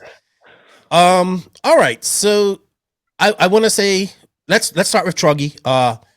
Tebow, Fuller, Cav. Ryan Mayfield out after 10 minutes. Very, we're gonna talk about Mayfield a lot, but I kind of knew when he was out after 10 minutes, I was like, yeah, Mayfield's gonna be super aggressive here after this, because the Truggy man was the first one, and he was leading when he broke. So, or whatever, I don't know what happened to him. And he's finished almost all his races this year. So this is, not to finish this race was a little chink, I would say. It happens, but he's finished all his races, I believe, this year. So he didn't win that. Tebow went on to win it. Very good race for Fuller. And another look, dude. I'm gonna say it right now. TLR. This is the best TLR outing in a long time. So I'm gonna say that right off the bat. So you got Tebow. Congratulations to him. Tekno, Truggy, Fuller. Very good weekend for Fuller. Mason Fuller, 16 years old, second in Truggy, and then the GOAT Cav in third. That's 2 TLRs and a Tekno. Did I not put E-Buggy here? No one cares about E-Buggy. Let's go. Yeah, ahead. But E-Buggy was one of the biggest things here. Yeah. Oh, yeah. Well, this time everyone cared about E-Buggy. True. I care about E-Buggy. I was wrong. Nitro Buggy. All right. So 30-minute final. I'm like, Fend wins and no one talks about it. I know. Fen wins. Not even Losi. Not even really. Like, where's the photos of his car? Like, what was he running? Yeah, I haven't seen that. I have seen like pictures of Mason and stuff, but I haven't even seen Fen, like pictures of Fen winning or with a trophy or anything. I have. He's had podium pictures. Maybe they've got a new prototype rear end that they're not wanting JQ to see. Yeah, they don't want JQ to see anything. Yeah. Let's talk about Nitro Buggy real quick, because that's our main class that we like. Congratulations to Dakota Fen. People say that the prophecy hasn't been fulfilled because he has to win DNC Nationals or Silver State. I would agree with that, but he won. He won a Nitro Buggy race. He won a Nitro Buggy race. Yeah, he won, but I'd take, like, you could add PNB to that list. Did he win PNB? No. Oh, no, like, no, to the list. Yeah, but pretty much like this is all sort of on the edge because Mayfield was here. So, but yeah. Well, at one point, I just said, well, Ryan Mayfield's out front. That's it. He's won this. I had this race over because he's done this every year. Every race, every 8-scale race is done. He gets out in front and he just goes. Yeah. He's had one of the best 8-scale years ever, right? Mm-hmm. And he comes to this. I see him checking out. I'm like, the race is for second. Like, you know what I mean? And then, man, he makes that mistake. And I just watch all of that unravel. And I'm just like, honestly, I was like, ooh, this is exciting now. And Dakota Fen went on to win. And then we had Rivkin in second and Cav in third. But let's talk about that Mayfield mistake, because this has caused a lot of drama too. The Mugen Mafia right now is not happy with me. I'm pretty sure they are not happy with me. I know Ryan Mayfield's probably pissed off at me. I like Ryan Mayfield. I think he's awesome. All this type of stuff. I used to be a Mugen Mafia guy, so I understand why these guys are so pissed off, because I would probably be pissed off too. But now that I've stepped back, I can look at this from a little different angle. Ryan Mayfield did that to himself. He came off that jump. He got caught in that. I think the traction was so high. He was probably on a softer compound tire. It looks like he got in there and then he just got on the throttle, and like how like when you have that soft compound and that grip, it just the sidewall goes and that happened. He did a great job to save it, but he was just discombobulated and all out of sorts. And then he went over that jump, and people say, "Well, it does look like Fen like pushes him away," but at that point when he's trying to come back into that line like this, Fen is already in the air with that line, kind of. You know what? It looks Fen kind of pushes him wide to say, "Hey, this is my corner. Get off me." And then, I'm sorry, Mayfield gets out in the fluff. Fenn goes up, and I swear, if Mayfield wouldn't have hit that pipe and got stuck under that pipe, man, Fenn would have been in the wall of the building. That's how hard. He was making a beeline straight for Fenn. He was so pissed off. See, so pissed off. He's like, "Oh, you mad?" Like he doesn't. I think at that time he doesn't realize he made the mistake 2 corners before that led to that. Yeah. But he said, "Oh, it's all Fenn's fault," and he was gonna boom. You can see it, and he just got stuck under that pipe, and I was just like, "Oh." As soon as I saw that, I said, "Oh, Ryan Mayfield is not going to be a happy man after that." Yeah, I So mean, said, so done. but the thing here is like, I don't know. I haven't seen any Mugen Mafia comments. What do they think about this? But if you land a jump poorly and the car behind hits you, that's on you.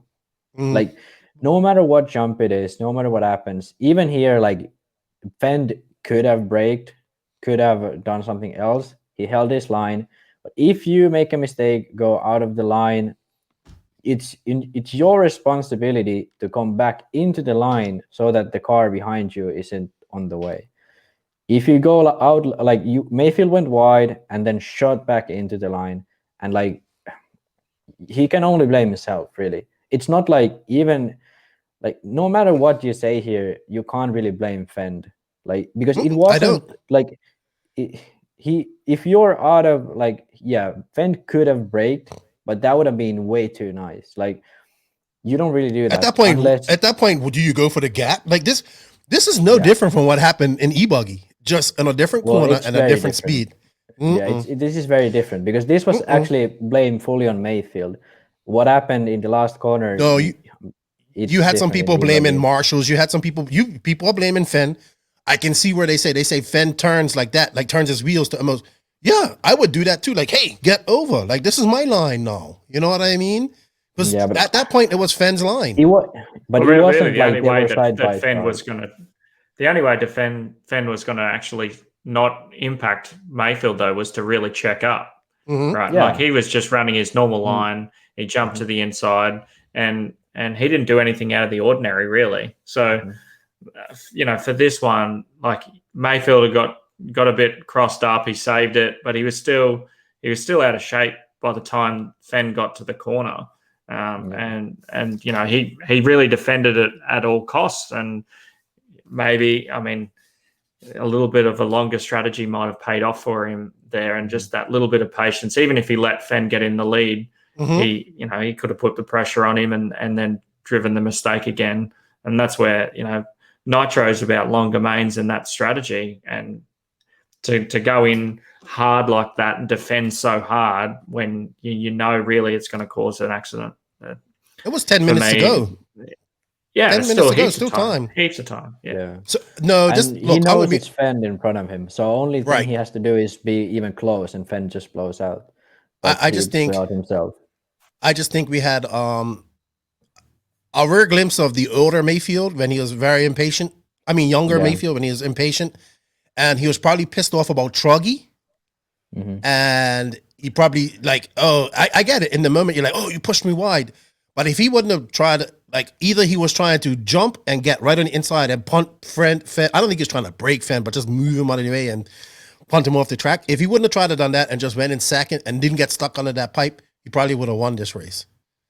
Probably would have. Definitely. And what I think happened? I think after winning the nationals and having a pretty shitty 10 scale nationals for Mayfield, I think he didn't he have a kid as well? He had a kid after PMB. Yeah. So I'm pretty sure he wasn't practicing too well before this race. Well, he wasn't really interested in going this race. I don't. No. He was the weekend before. He was with Drake and the Rivkin. Because he was running the ProTech engine too, right? No, but yeah. So they were testing. Okay. They were testing. But that's different. Now, I want to say something. Very different from I want to say something. You guys may not agree with me. You may disagree with me. He's been on MX for 3 years now, since 2017 or something. People's like, oh, it's just another OS. It's just another OS.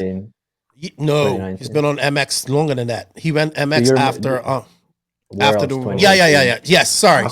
You're right. Yeah, sorry, you're right, Max. Does that mentally play with him a little bit? Like, I don't have that MX anymore. I know it's just another OS, but I'm always thinking of what the mental side can be with these racers. And when they have something that's out of sorts in their program, it can mentally mess with them a little bit. Did we see a little bit of this with Mayfield? Because this is compared to his other 8 skill. Okay, he did make that mistake at Silver State when he said he stepped on his dick, right? Yeah. So I think he's had 2. I think in this race he had 2 stepping on his dick's moments. That with Fend, and then the one with Mason. So yeah, but the thing is, he's never had that in Nitro buggy. This is the first time. He has had it in buggy. Yeah, exactly. So, oh man, he was on the roll for a perfect season in Nitro. But you know buggy. what? You might be actually right, because when he was running Maxima, I assume he was running Maxima fuels. If he wasn't, then this is a no point. But he probably isn't running Maxima fuel anymore. So if he was running Maxima fuel and he's running something else now, that definitely has an effect. Some fuels, like let's say you said there were 10 minutes left, so it's at the end of the tank most likely for him if you're running 7.5, well, end portion of the tank. A lot of fuels have it so that, let's say worse fuels have it that you go towards the end of the tank and the engine starts to go lean. The fuel doesn't cool down the engine enough, and then it doesn't have enough flow to cool down the engine. So that could be a factor here. So changing the fuel and running a longer main, because even though he was with Jake at Thunder Alley, he hasn't run like a 45-minute or even 30-minute main with refuels and pushing against guys. He could have tested like a 30-minute run with Drake filling him, but he's not pushing against anyone else. So he can check and he can hear his engine. In practice, you can hear your engine better. So you don't have those moments where it goes too lean or goes too rich. So if he switched fuels, because the engine, let's be honest here, probably the same engine still. So he's probably running the same model, just branded as Protec. Not sure, but most likely. Yeah, I mean, OS have got a few different versions though. I mean, they've got 2103 and these all new engines that they've brought out. I mean, I would like to know what he's running in comparison to that MX. I think the MX was a Spec 2 base, so it was still quite an old school one, whether the Protec is based off the 2104. So, I mean, that could, the power band itself could be playing in there, but yeah. That's what I was thinking, actually, Zach. Like, just maybe a little bit off tune, maybe a different power band, just something he's not used to. So when you're used to something, and you do well with that, and then you don't have that no more, I think it plays with you. Let's come on. It's all mental with these guys too. You know what I mean? So I think that played a little bit into him. A little tiny engine bit. Tune, like engine tune is a really big deal. Like I'm still of the opinion that Fend lost DNC because of his engine was too lean. That's my opinion. I don't know for sure, but that's looking at the video, looking at the fact that he blew a glow plug after he flamed out, and looking at the fact that he a lot of time crashed at the end of the straight, which happens when your engine starts running lean. So I'm pretty sure like Fend lost DNC because his tune was wrong. And that's not like the engine tuners were doing shitty at their job. They were just trying to stretch the tank out and make the engine lean, and it was too lean for him. That I don't have facts on this. That's just my best guess. Yeah, and all right.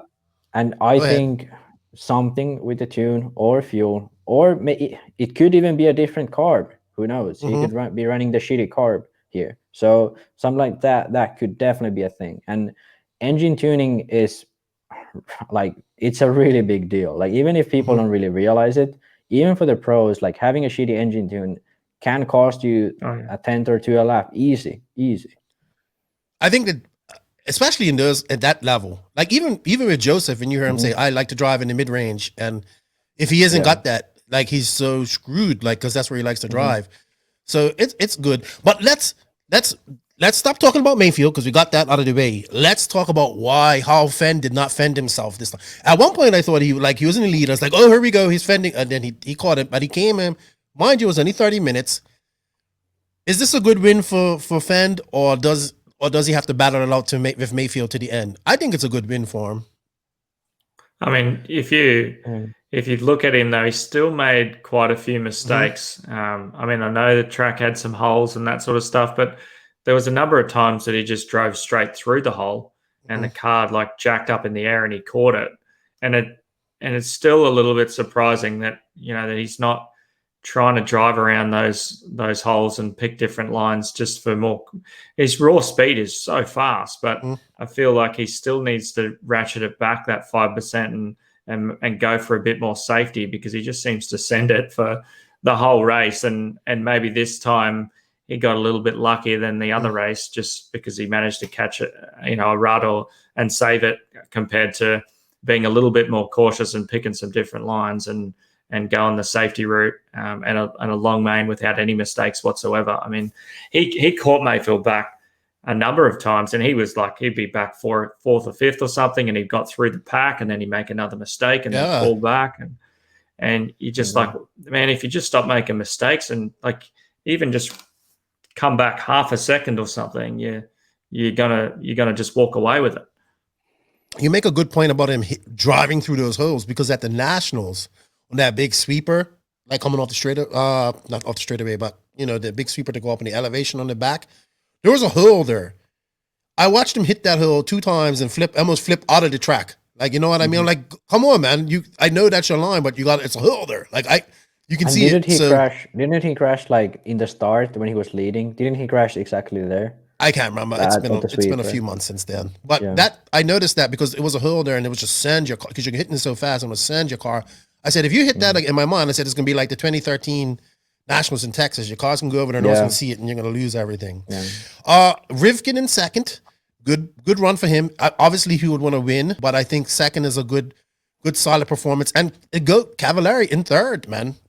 Hey, another great weekend for TLR. Another great performance for TLR. Now I must step in and give you the bad news, Keenan. Oh, gosh. It's not a coincidence that on the same weekend as Tyler Jones, Seth Van Dalen, Tekno generally has struggled a lot, and Mason Fuller, Cavallari, and Fend have a very good weekend. Seems weird. Like, how does this make any sense? Like, okay, look at Silver State. Fend, B main or something. Oh, Van Dalen TQ, Tebow second, Bornhorst in the top 5, Jones there. Let's look at the tracks. This one, polished, high speed. Jumps are very non-technical. You need very good corner speed of the car. There's not enough holes to make it so that it's like you have to slow down for them. You can just run over them, like Zach said, what Fendt did. And with the Tekno, as we know, high-speed tracks, semi high grip or medium grip tracks or whatever this is. But this sort of grooved, nice, high-speed tracks are the Tekno's worst enemy, which also is TLR's best friend. So the reason why we're seeing these results is mostly because of the track. This is exactly the opposite to Silver State. And we're seeing exactly the opposite situations. TLR and Tekno are the most radical car designs. And this very well explains what me and JQ have been saying on this podcast for probably a year now, that the TLR is very good when it's no bumps, when it's high speed, and the Tekno is very good when it's a lot of bumps and slow speed. And that's exactly what we're seeing. And that's probably the main reason why Fenn got the win this weekend. That's probably the main reason why Fuller did so well, and probably the main reason why Cav got into third. Nothing taken away from them. Other races, other people have cars that work better. So it's not like to take anything from them. It's just that this weekend was supposed to be a good weekend for TLR, and they delivered. So that's all it is. I would agree with that. How about you, Zach? What you think? Yeah, I think it's a pretty good observation. The interesting part probably is that the Mugen and Associateds are probably a little bit more consistent across a range of tracks. Spencer Rifkin certainly seems to be getting his head around bumpy tracks. I know, looking back through his history, he's been very quick on indoor smooth tracks. But now Silver State and here, he's had a good consistent run. Even DNC, really, the track was pretty rough, and he had a great drive there. Third, I believe. Yeah. And Yeah. there's actually a few factors. As an associated guy, I can tell why it is. The rear end, the new rear end definitely is one of the biggest things. And the second thing is shock package. There's been a lot of different shock packages tried.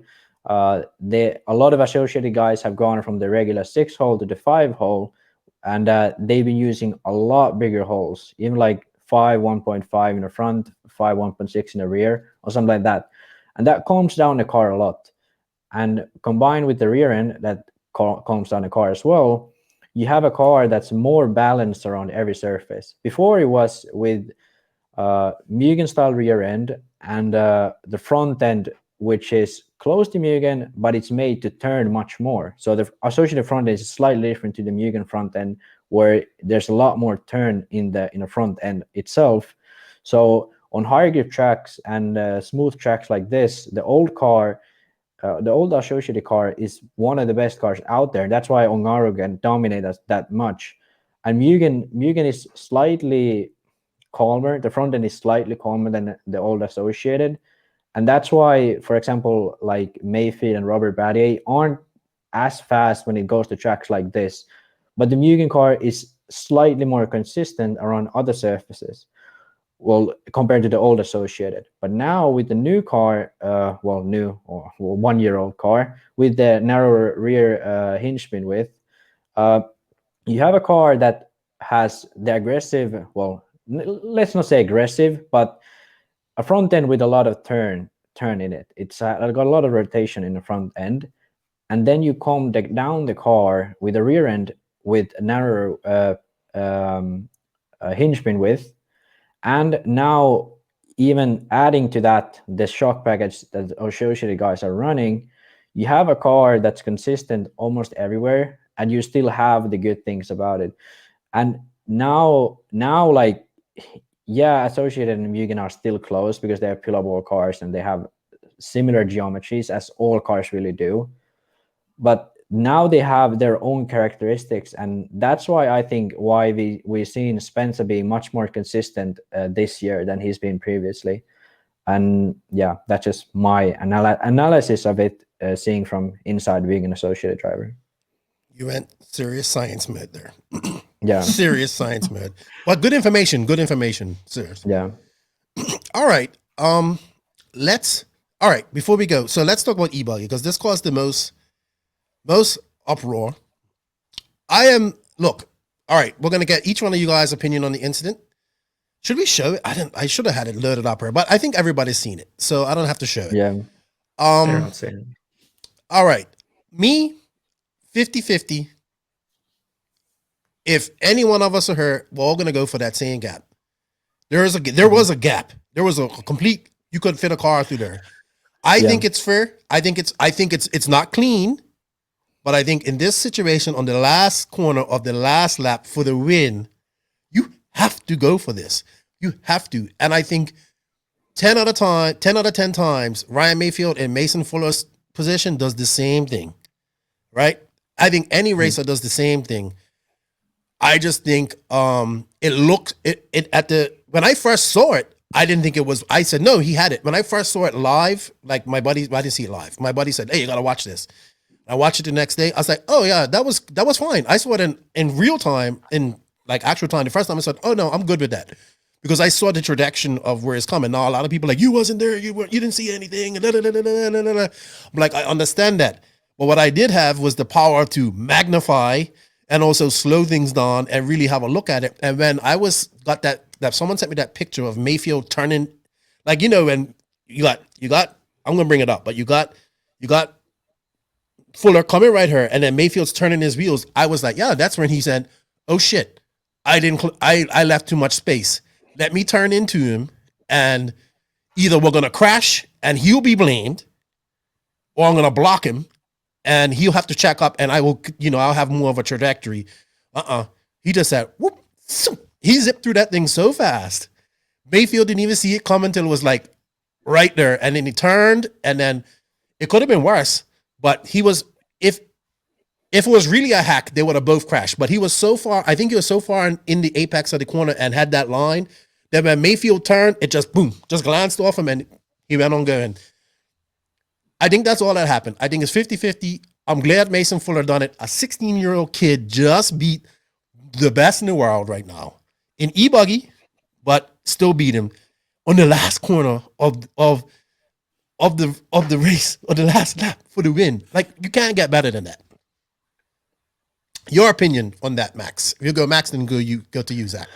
Okay, so you made some good observation and some not good observation. I'll start with the not good ones. Hey, don't take 10 minutes to describe this either, Max. Okay, I'll keep it to a few. So definitely not 50-50. 75-25?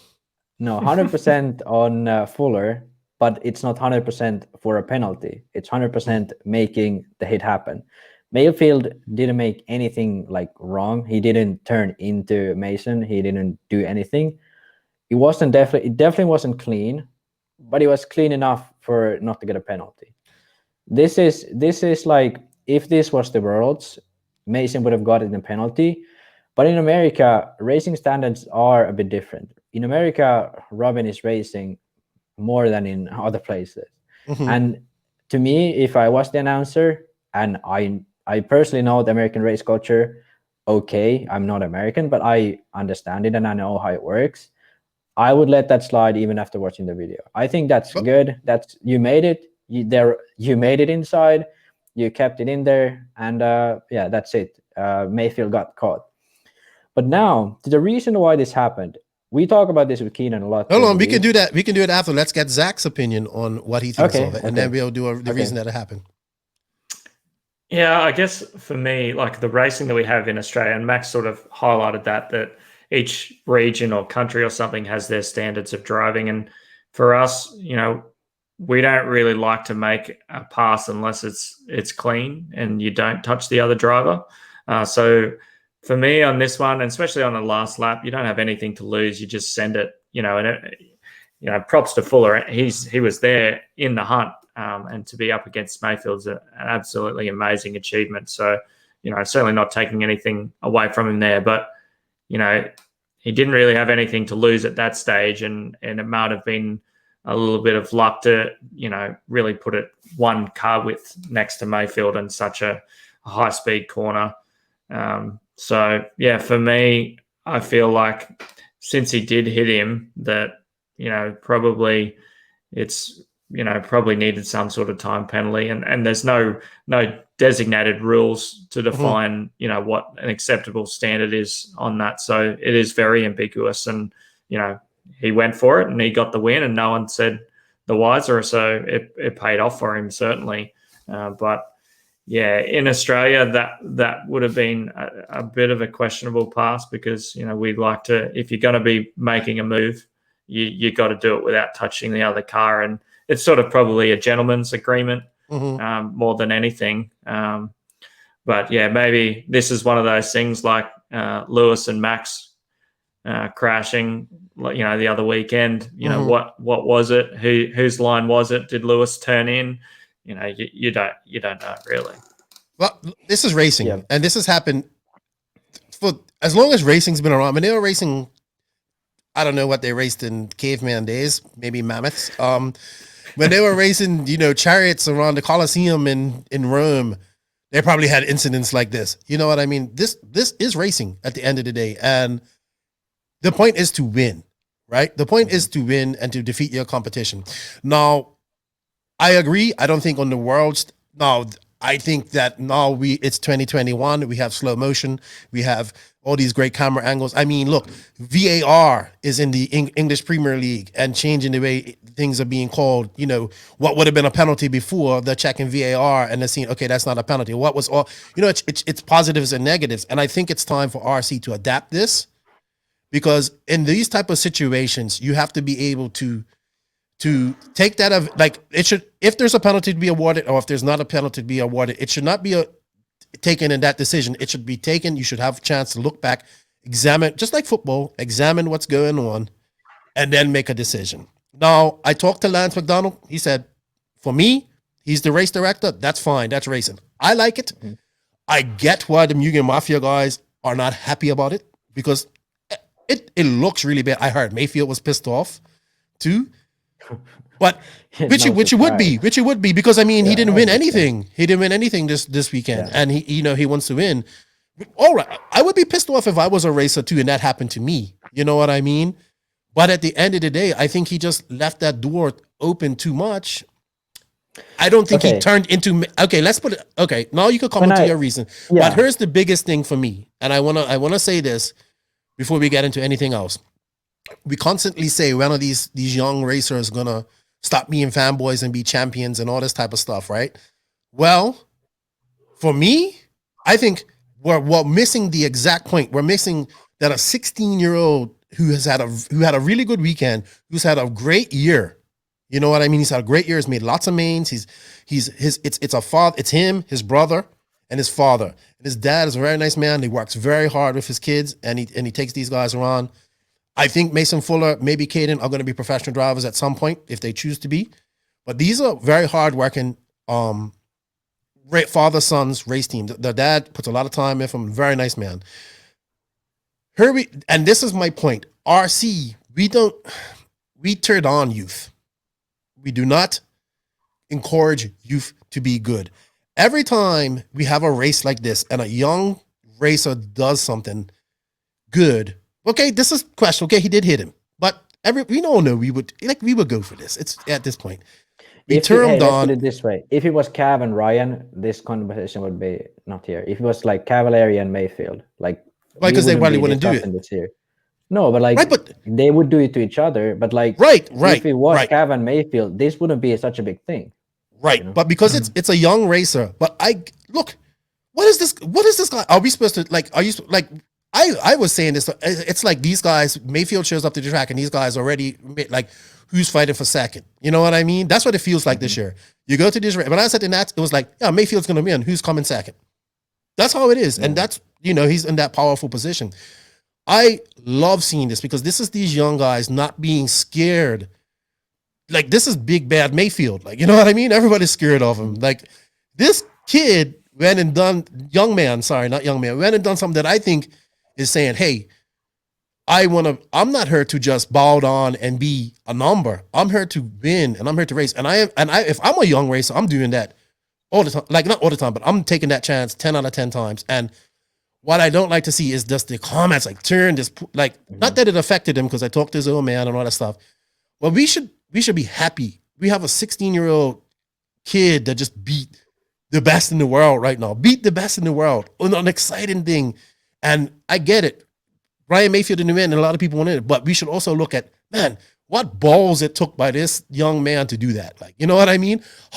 Which one of us could have made that pass stick? Yes, he pushed it off Mayfield a bit. But I give him credit. And this is my point. Like, we turned on these young drivers a lot. It happened after DNC when that young kid, Frankie, he won intermediate at DNC. And then, people were turning him down because, he's sponsored by Proline and all this type of stuff. We need to stop turning down issues. People are like, yeah, exactly. So we need to stop turning down. Yes, we can say, okay, don't be as aggressive next time. But we need to uplift these guys. This is why we don't have young people in RC, because we're too constantly worried about us old farts. We need to uplift the youth. Say, okay, next time, maybe not do it, but great for having the balls to do it. You know what I mean? You just beat the best in the world. I think that's what we need to focus on and see that first. See that first. That this kid had the balls to do that. And this is a hard-working, not saying that Mayfield isn't working hard either, but this is a hard-working father-son team that put in a lot of time. And I think, hey, for me, I'm happy for him. Now, you can go into your reason, Max, but you got to keep it short. Okay. So now probably at this point, the Mugen Mafia is going to be after me. But the reason why this happened is not the hit itself, but the reason why these two had even the chance to end up in this situation is on Mayfield. If you watch the video and watch how Mayfield approaches the corner, he doesn't go wide to cut in. He doesn't go even in the middle of the track to cut in. He goes inside, brakes way too early, turns really sharp to keep it tight to the pipe, and goes like his corner speed is non-existent in that corner. Mhm. Like he drove way too slow into that corner. Like probably the biggest reason why Mayfield is pissed at himself is because he took the last corner like way too carefully, just to make sure he doesn't hit the pipe himself or crash out or whatever. He was way too careful, and Mason took advantage of it. Mason saw that Mayfield was slow, so he just shot from the outside. And when you're going that slow, even if you're almost to the pipe, it's very easy to just go by, like Mason did. That is very easy to do. And I like this happens a lot. Like a lot of the times when you're leading and there's someone behind you, you take the last corner very, very carefully, and the car behind you is going to take all the risks he can. So these type of situations happen quite a lot, because like you can see Mayfield's car, he breaks down, the car goes down like this, and then his wheels are turned like this and the car is still down. So he's trying to keep it as tight to the pipe, and trying to he isn't even trying to be fast here. He's trying to do is keep it tight enough where Mason can't fit inside. And he obviously failed at that because Mason fit inside there. And yeah, Mayfield isn't blamed for them hitting, but he can only blame himself for putting himself in that situation. Yeah, I think Mayfield had I don't know, probably 10 meters or something on Fuller coming over that last jump section. Huge. And then that's why it was such a shock, I think, for everyone watching, because it's just how the hell did Fuller get in there so quickly on that last corner? And that's a pretty good explanation, like you've done there. So I think this is another case of similar to what happened at Silver State in E-Buggy. He's like, oh yeah, I'm gonna tip. I think maybe the loop is. I'm not sure where the loop is on that track. I can't remember. But I'm pretty sure it's like, oh, I got this. Fuller's way back behind. I'm just gonna tiptoe around this corner. And I got this. And then you know what the moral of this story is? It's not over till it's over. Simple as that. I think once he calms down, he'll realize, okay, I probably had another stepping on my dick incident. He probably won't. He probably won't.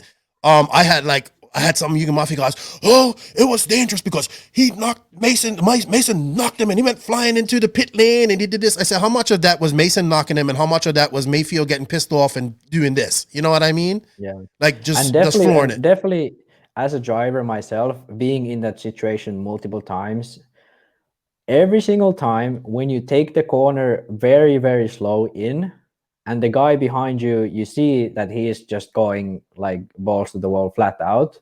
What you do is you realize that, okay, he's actually going much faster around this corner than I am. What you do is you floor it.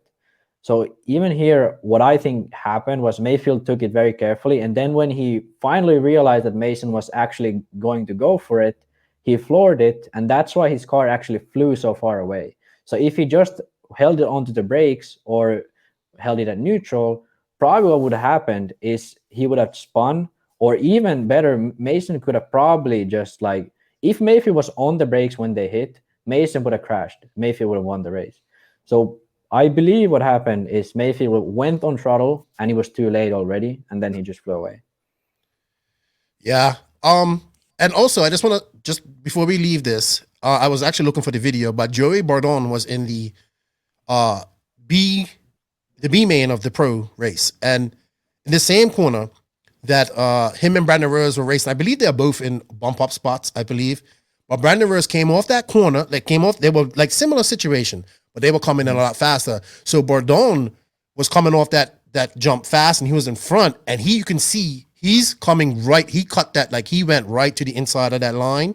He was coming out wide and came in. He was braking good into that corner.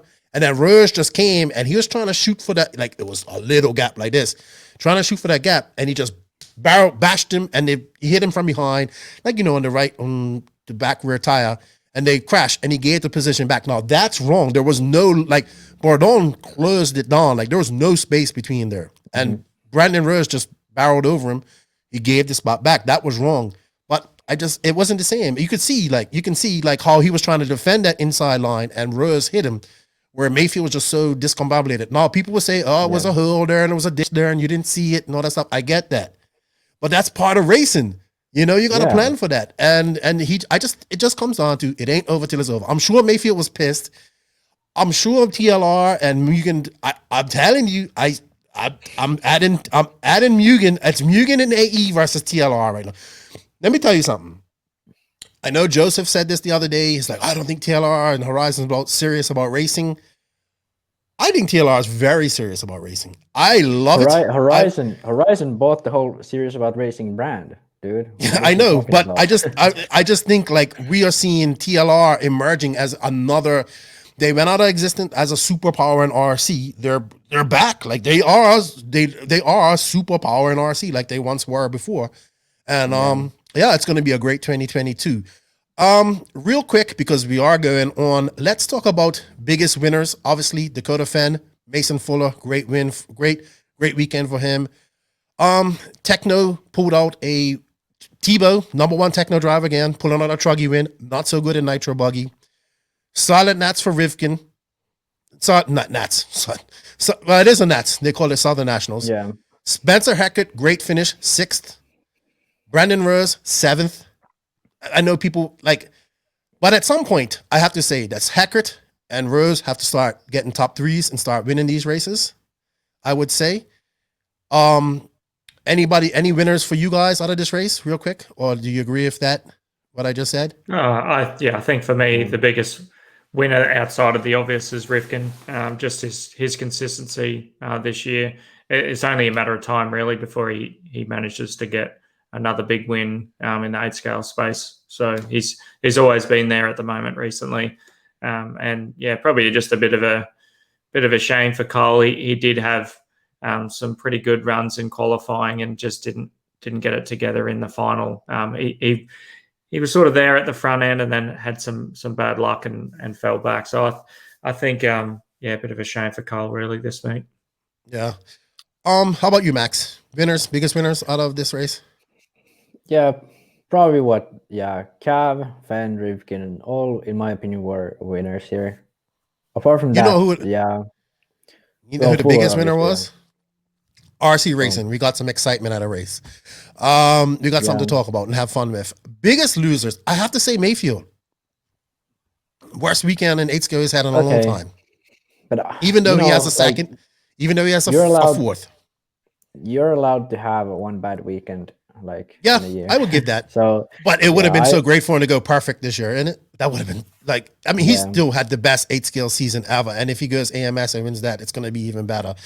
But when you get 2nd and get 4th in Nitro Buggy, and you're Ryan Mayfield, that's a bad weekend. But he will come back. Now, Seth Van Dalen, I think, not making the A main. He did make the B main. He did make the Truggy main. I think making it the B main. No. Sorry, he did in the Hold on, let me see here. In Truggy, he finished 6th, so good thing for him. Good position for him. And in E Buggy, he finished 9th, medium. But in Pro Nitro Buggy, he's right on. And let's see. Okay, now he's in 20th. When you're talking about this, let me say one thing before Tekno fanboys come at me. What I was saying before about Tekno TLR thing, that's in Nitro Buggy. Nitro Buggy is very corner speed based, and that's why the things happen. E-Buggy, you don't really need corner speed. What you need is easy enough the car to drive and as powerful of an engine as possible, so you can just shoot it out of every corner. And you need drive in a car. Pretty much that's all you need. In Truggy, Tekno has a good Truggy. So if you're saying, oh, they had good results in E-Buggy. Yeah, you don't need corner speed in E-Buggy. And they had good results in Truggy. Yeah, the Truggy is good. So yeah. Well, I read his race report and he says he just wasn't mentally there and he left some screws out and his car broke in warm up and they put his car together, but he just couldn't pull it back in time. Well, I just think yes, you did good in Truggy and in Nitro and E-Buggy, but you need to make this, especially when it's 18 cars. That.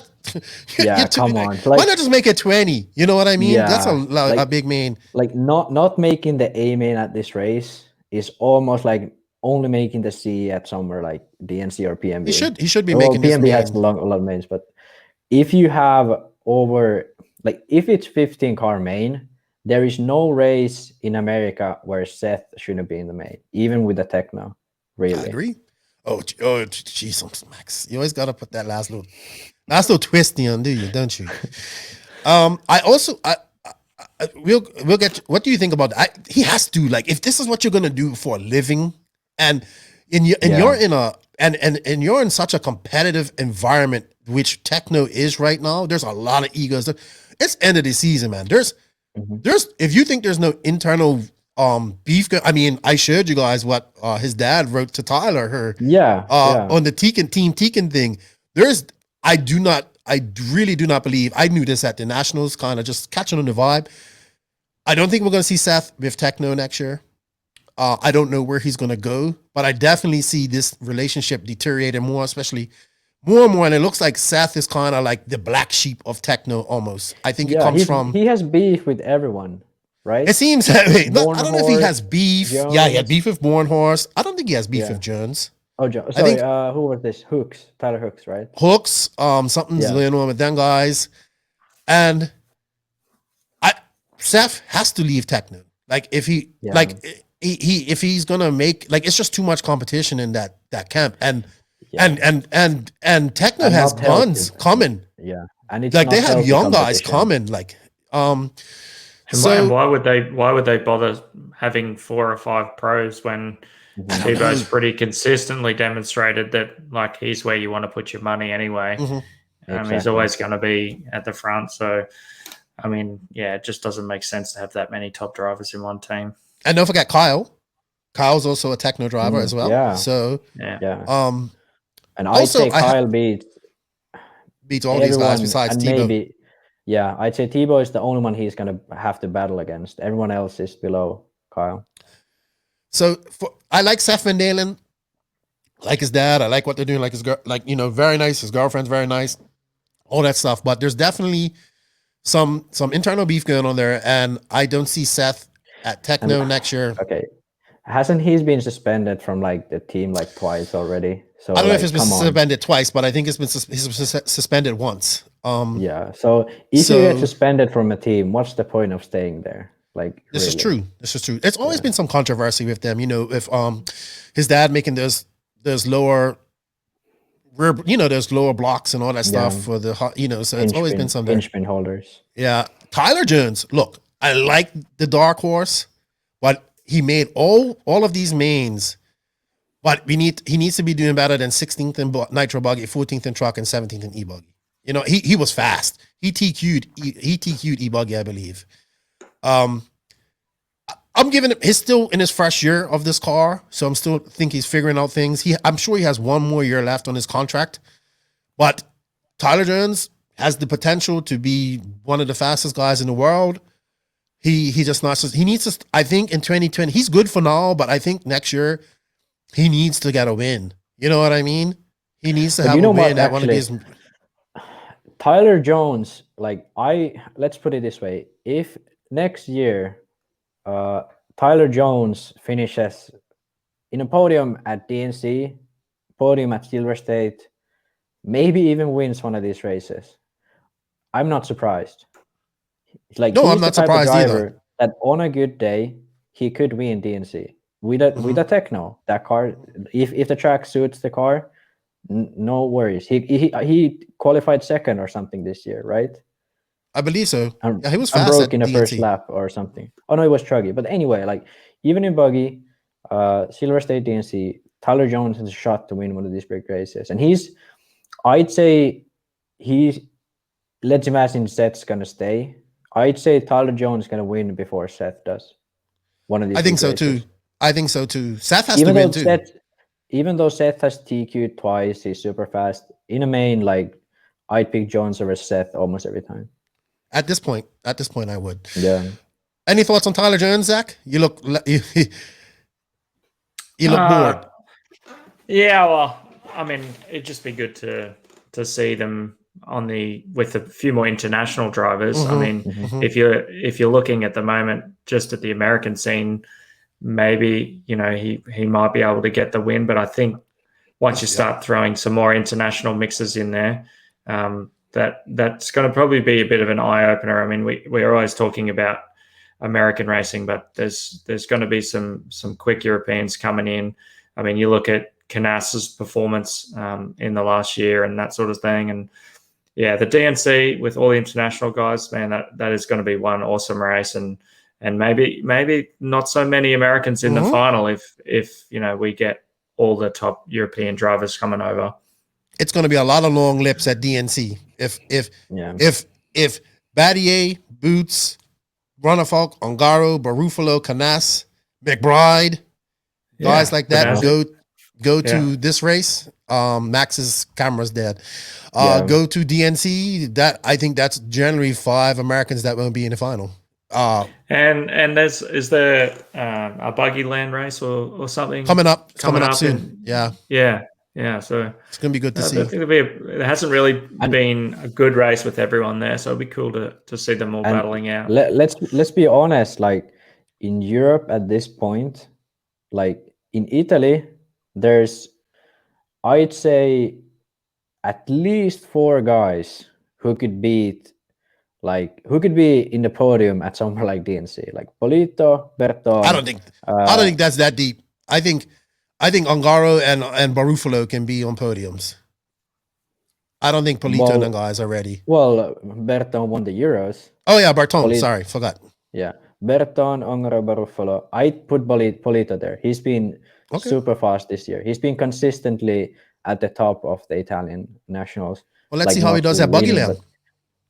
But like in Italy, there's already 4 guys that I wouldn't be surprised to make the main at DNC, for example. And then Spain, there's 2.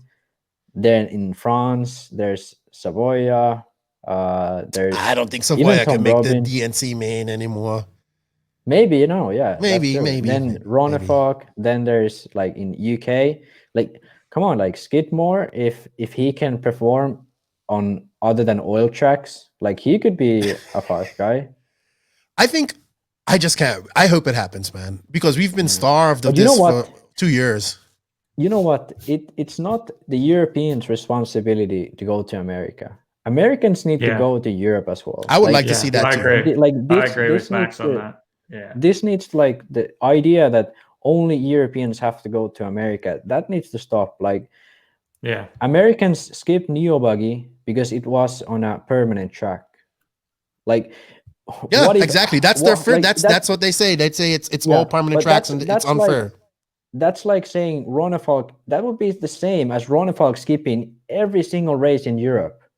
Every single race. That's true. Because that's true too. Montpellier is a home track not home track, but a track close by for a lot of French guys. Redovan, Battier goes there to practice a lot. The Baldos is the home track.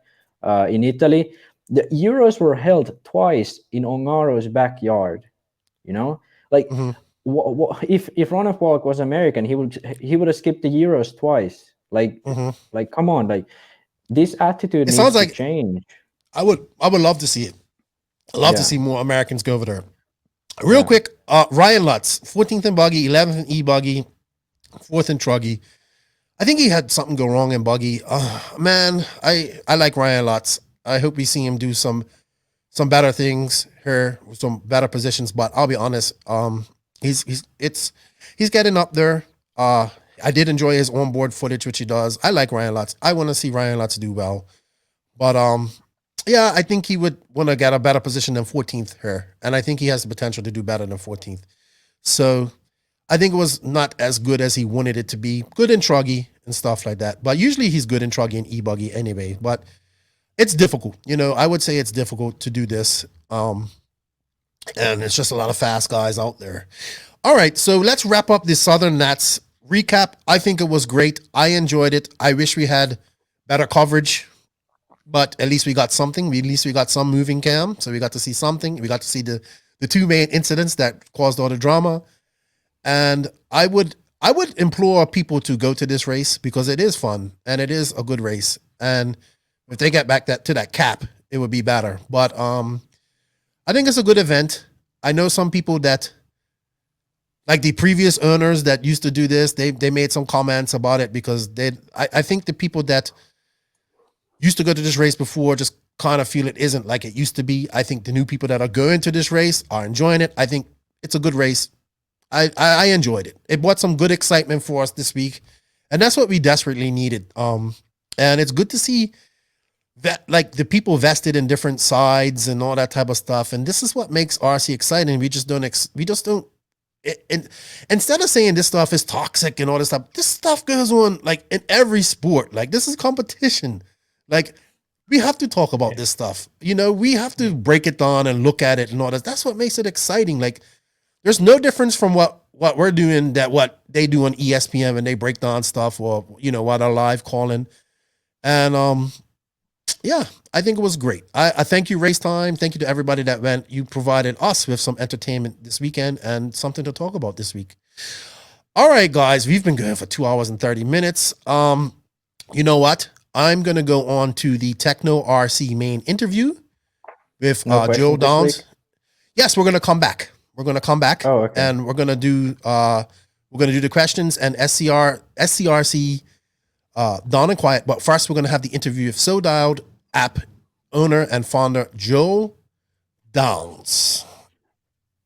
Thank you to Tekno RC for bringing us the main interview. Tekno RC. Tekno RC.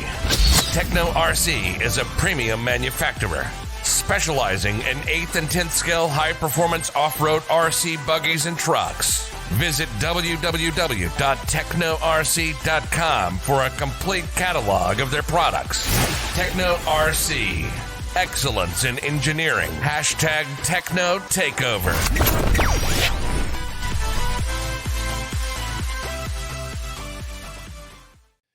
So joining us this week on the Tekno RC main interview is, it's funny how this happened too, because I didn't even know who this gentleman was until, because I saw some messages, because I monitor different Facebook groups and stuff like that. And I believe he was messaging the JQ page, I believe. That's where we, because our now with the JQSM, I get confused sometimes. So I saw you was talking to Joseph, I believe, and I said, hey, I would love to get you on the podcast. In fact, one of my actually is a patron and he's a good friend of mine. What's up, Charlie Mack? He was like, Keenan, you need to get the guy from So Dialed app on. And this was like earlier this year. I was like, I'm gonna try. And so it just kind of worked out that way. Sometimes things do. But I'd like to welcome Mr. Joe Downs of So Dialed. What's up, man? How are you? I'm doing well, Lefty. How you been? I'm good, man. Thanks for coming on. It's a fluke. I would have never figured out who you was, like, honestly. So I just happened to monitor that day, and yeah, thank you for your time. And yeah, I'm interested because as I told you, I'm gonna be honest. I have not used this. I don't race, so I don't use it. But I have seen people use it. Like at the Nationals this year, I was watching one driver, and he's pretty fast, and he was using your fuel calculator, and it was like 2 hours checking his stuff. So people are using this app. I went and had a look at it on just on the website and also on my phone. It's a lot of information there. It's clear, it's concise, it's easy to find. Wow, congratulations. That's all I'm going to say. It's a very nice app. Well, thanks, man. I appreciate it. And yeah, just so you guys know kind of what the scope of what we're doing here is, there's actually several apps that we produce. So the main one is the So Dialed RC Setup app. And that one is, the goal of that one is to help people store their setups online and to be able to manage them easily and to be able to track their testing. So they can make their setup changes, go out to the track and, record the results of that test and then be able to see like, was this test successful or not, and be able to keep records of that over time. So that's kind of the goal of the RC Setup app. But then we also have several other smaller apps that were addressing smaller problems that people kept coming up with and asking us about, or things that we saw these other apps. I mean, there's a lot of RC apps out there, but, let's be honest, most of them are, let's say, not visually appealing or super usable. So, I've been in tech my entire career for about 25 years. Okay. So now I'm kind of taking what I've been doing in web and and mobile apps for the past 25 years and applying it to RC because, well, it's fun. And I get to give back to the hobby, you know, which I think is amazing. I raced a lot when I was younger. We can talk about that later, but Yeah. anyway, yeah. It's a really nice app. I would agree. There aren't many other. Well, you say there's many RC apps out there. I haven't seen many. I use my Hitec app, and then I use this one here today, and House of RC, of course. I use that. But this one's. I was surprised, very surprised how easy it was to use. I went in the search function. I was like, all right, let me see if this guy has JQ's videos, and I was like, oh wow, he does, and. You know, you have all of everything that has to do with any type of engine tune, anything to do with it is there, and it's very easy to find. That was what I was shocked at. And then, like, even when I pulled up, like, the JQ, like a setup from a buddy of mine came up, and all this type of stuff. I was like, wow, this is powerful. So, I know we're going all over the place and all that tangent. How I want to ask how you got into RC, but we're talking about the app right now. So. I guess we'll go right into it. Like, when did this idea come in your head? How long has it taken to get to this position? Sure. Let's start there. Sure. Yeah. And that plays a little into my history too. You know, I grew up in RC, you know, got into it, you know, in junior high or something in the late 80s. You know, got into the competitive scene in Southern California when I was in high school. You know, I saw you had a JR from NORCA on the other day. So I used to race the NORCA series. Raced the NORCA Nats, you know, even placed in the top 10 in the stock class back in the day. So yeah, I was pretty into it back then, but I wouldn't say I was in the elite racers quite yet. But you know, I was definitely very passionate about it. I worked in a hobby store, so I was pretty deep into the hobby at that point. But right, because you are from California, right? Yeah, so you're from So I raced all over the Southern California area growing up. And then moved to Northern California later on, raced at Hobby Haven in Livermore back when that was huge. Raced a bit in NorCal Hobbies. Very fortunate. So yeah. Oh, I miss Hobby Haven. That was an amazing track.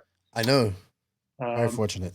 So yeah, I raced a lot when I was younger, but you know, life happens, got into career and various other things, and kind of picked it up halfway a couple times over the years, and then really wanted to get into it a couple of years ago.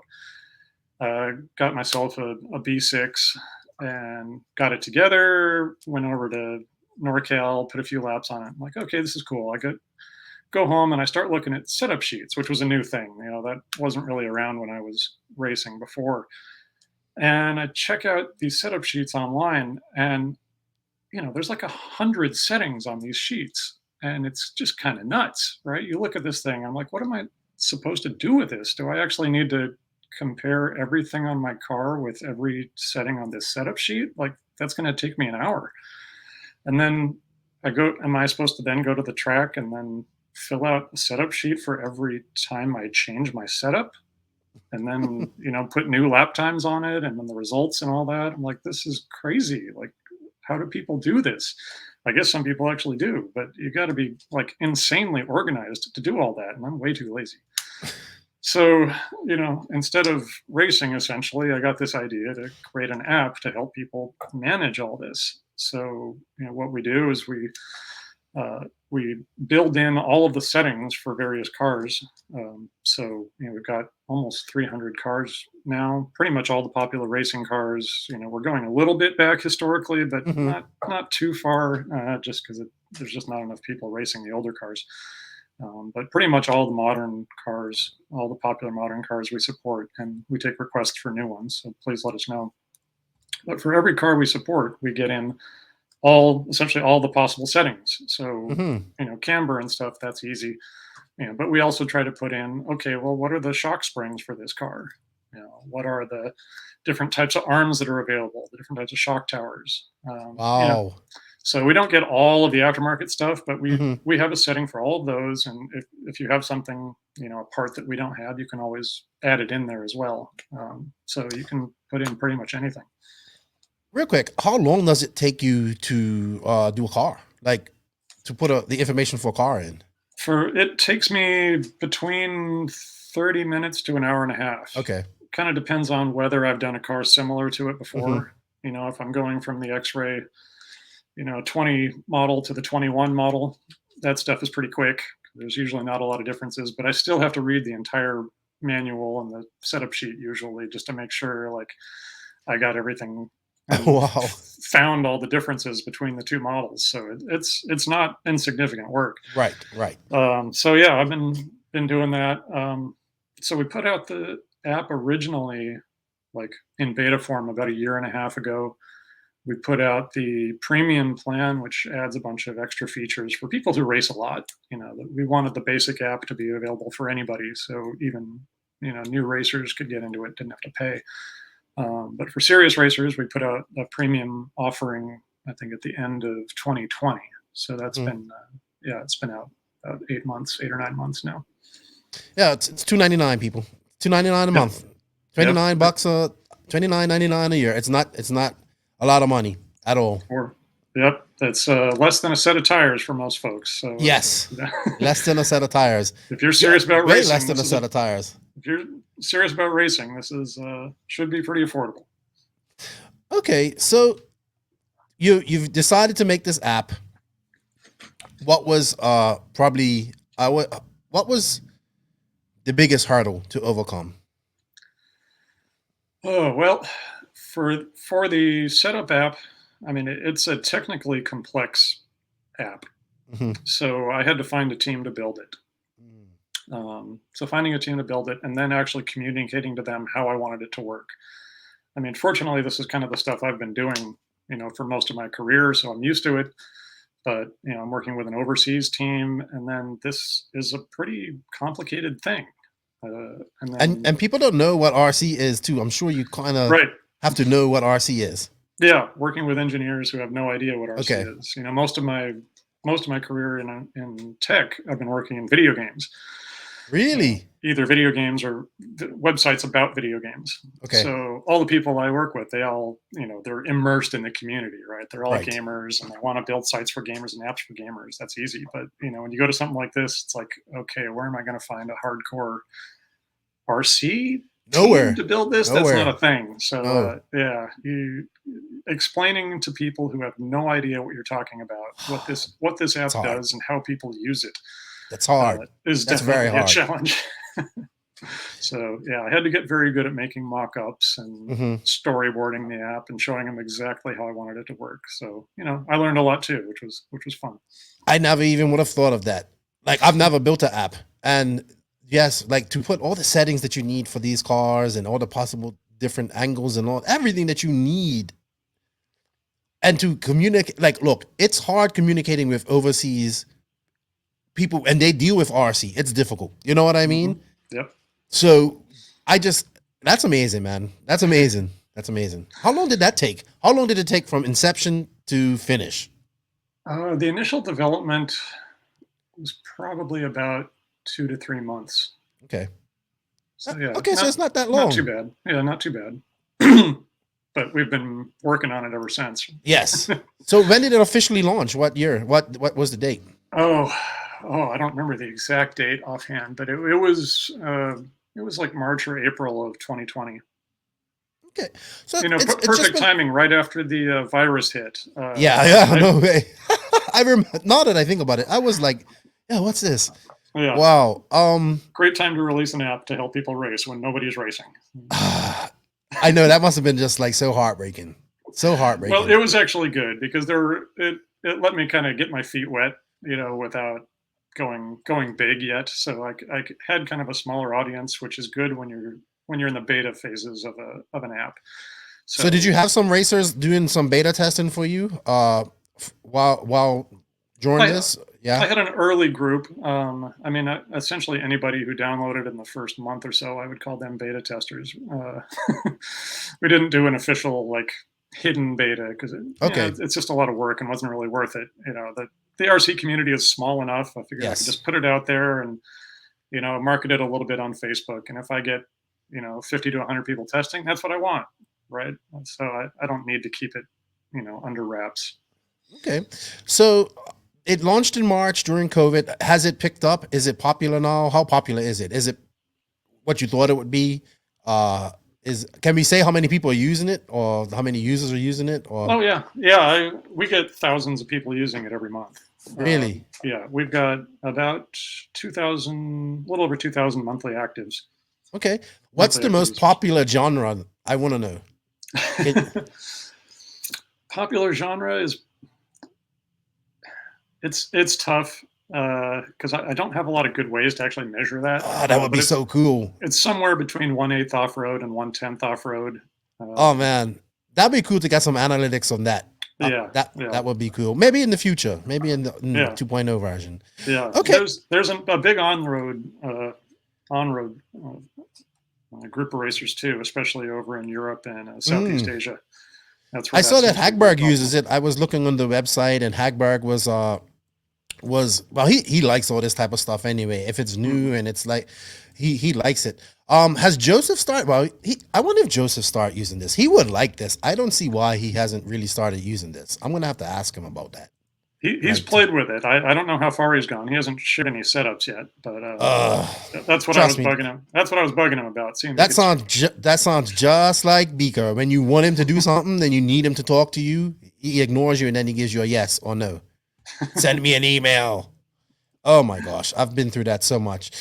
Okay, so I gotta ask, any pro off-road guys using this? Can you reveal some? I know they have to be, because that fuel calculator must work for him and must do. I watched that guy do it for 2 hours. So I don't have good data on the other apps. Okay. So we have several apps. We have the fuel calculator. We have a gear ratio calculator. We also have a pill insert calculator. Yes. So that one has been very popular because, that was another thing that mystified me when I was getting back into racing, with my V6. I'm like, what are these pill inserts? This is nuts. Like 0.5 up and 1 out. Like, what does all this mean?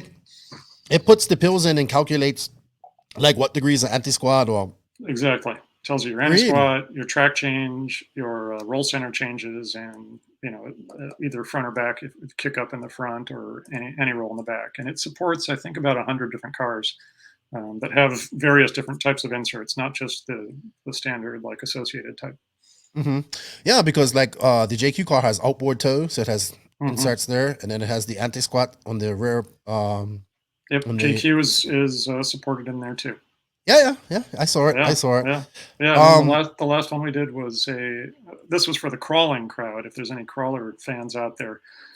So a crawl scorekeeper. So how does that work? Is it just like, I've never done a crawl, an official crawl like that. Neither had I, and I actually still haven't. I built this all with the help of a great guy named Colby Johnson. He's a big racer. I know Colby personally. Yeah, my he's buddy. Awesome. Wow, so he didn't tell me that. Yeah, he actually came to me with the idea and said, "Hey, we could really use an app like this." And I picked his brain, and we went back and forth for a couple of weeks. And I'm like, "All right, fine, I'll give it a shot. See if I can build it." So, and this one I actually built myself. So it lets you the basic scoring for a crawl is pretty easy. It's like, did you touch the gate? Then you get some points. Did you have to use your winch? You lose some points for that. So all these different categories, you lose or gain points. There's bonuses or whatever. So, and then there's a timer, and then there's a DNF function if your truck breaks or whatever. So all this is built into the app. So because they were using paper sheets for all this scoring, and it's like, that really doesn't work, especially on rainy or windy days. It's a real hassle. So the app is super easy to keep score, and then it keeps a log. So when you're done with all your scoring, you just go back to the guy running the event and say, "Hey, here's the 20 different runs I scored, and here's all the scores for them." And then we also added a scale points calculator now too, because that's a big deal for them. They score half of their run by the actual crawl, and then the other half by scale points, which means essentially how scale their truck looks. Right, so they get points for, does it have a driver? Does it have 2 drivers? Is it a full-bodied driver? How many shocks does it have? Are they functional? I did not know. Well, I know Colby's big into that, and he built some beautiful rigs. And I met him at Psycho Nitro Blast. Nice guy. He was riding like this big 250 around. That's all I remember, like this big 250 motocross bike. And I was like, why is this guy doing that? But we ended up talking, and he was helping me out with my scale truck that I blew up there. Wow, really nice dude. I didn't know that. Awesome. So with the app and all that stuff. So if I was at a track, do I manually, like, if I wanted to put my lap times, do I manually put them in, or okay? Right now, that is manual. Yeah. Okay. I'm hoping to get an integration with Live RC going. Mhm. They have been less than responsive. Yeah, that sounds. I know Brandon, and I remember when RCGP was, when Joseph was trying to connect with RCGP. That's how it was. It was like, yeah, and then Yeah. yeah, He responded to me several times and seemed enthusiastic, but when finally came down to, hey, I'm ready to go. Can you help us out with this? it would be so cool. Got pretty quiet. It would be super cool. I mean, I don't know. I mean, you guys could work out something where, I don't know, you both benefit from it, but it would be so easy to do. So much easier. Just imagine, like, you could be, this, like, you could just go on the app and say, oh, I made these changes when I did this. Like, these are my laptop. Like, so easy. Like, so, wow, come on, Live RC. Come on. Let's do it. So anybody out there knows Brandon, tell him to talk to me. It's not too bad in the app though, because like after you do we don't record all the lap times. We just we give you a slot for your best lap time and your average, and then we calculate the consistency for you. But we also let you record like your place and the race, which race it was. Was it a qualifier? Was it a main? That sort of thing. So the high level data we let you track in the app, so you can keep a log of everything that's going on. Sweet. I guess whenever we get like I'm gonna mess it up. Telemetry, sorry, ever, and then we could get like all this stuff Bluetooth right to this app. Oh, could you imagine what? I'm getting too ahead of myself here. Getting too ahead of myself. I'm talking about 25 years from now. I wouldn't even be around probably. No, I think that could happen because like, my buddy had all that hooked up on his GT car, and I had a monitor there. This is 5 years ago. He was doing that, and it told a lot of different stuff. But man, it's the potential for this app with so many integrations is. I mean, I never thought of it till I was talking to you today. Wow, we need like RC needs to get with it and start coming into the modern age, and this is one of the ways we can do that. Yeah, technologically, RC is pretty far behind. Yes, that's why I've been trying to crank out apps to address these needs that I keep finding, like all these areas like wow, it's actually super easy to build an app for this. Why aren't people doing this? I actually just had that conversation today. I said I think RC is 15 years behind the rest of the other industries in the world. I think I think about that, 10, 15 years behind. Yeah, I think that's about right. Yeah, we're just catching on to things a little bit too slow, and it's just because of size. We're just very small. Well, and it's hard to do things, it's hard to keep your technology up to date. I mean, that's what it comes down to. I mean, you look at so many, even at the manufacturer websites, I mean, as someone who's built websites most of their career, you look at them and you're like, oh man, this is a train wreck. Just finding your way around is a mess. I think we're seeing the deterioration of websites, especially in RC. I mean, like, I'm sorry, we're getting off on a tangent here, but this is just, you do this as well. So it's a great chat. Like, we don't have things like Neobug. We have Live RC, but we don't have a Neobug. I always say that. And my buddy David from RCGP always says, websites are dying, Keenan. You don't need websites no more. And I'm like, well, it's kind of true because everything's Facebook and it's Instagram and fast. But we still need websites. Like, come on. Like, we need a proper new, like, I'm sorry, getting off my tangent. But yeah, we need websites and all that type of stuff. And it's sad to see that RC is kind of going away from that, it looks like. Yeah, well, I think you're specifically talking about the news aspect of it, right? Yeah, news. I mean, well, there are some they got good websites for you to buy stuff. Oh yeah. Well, even those are pretty clunky, most of them. Yes, that's true too. True too. But I don't think people care sometimes when they're gonna spend money. But yeah, we're behind on stuff. What's next for the Sold Out app? Can you reveal some of that, or are we letting some secrets out?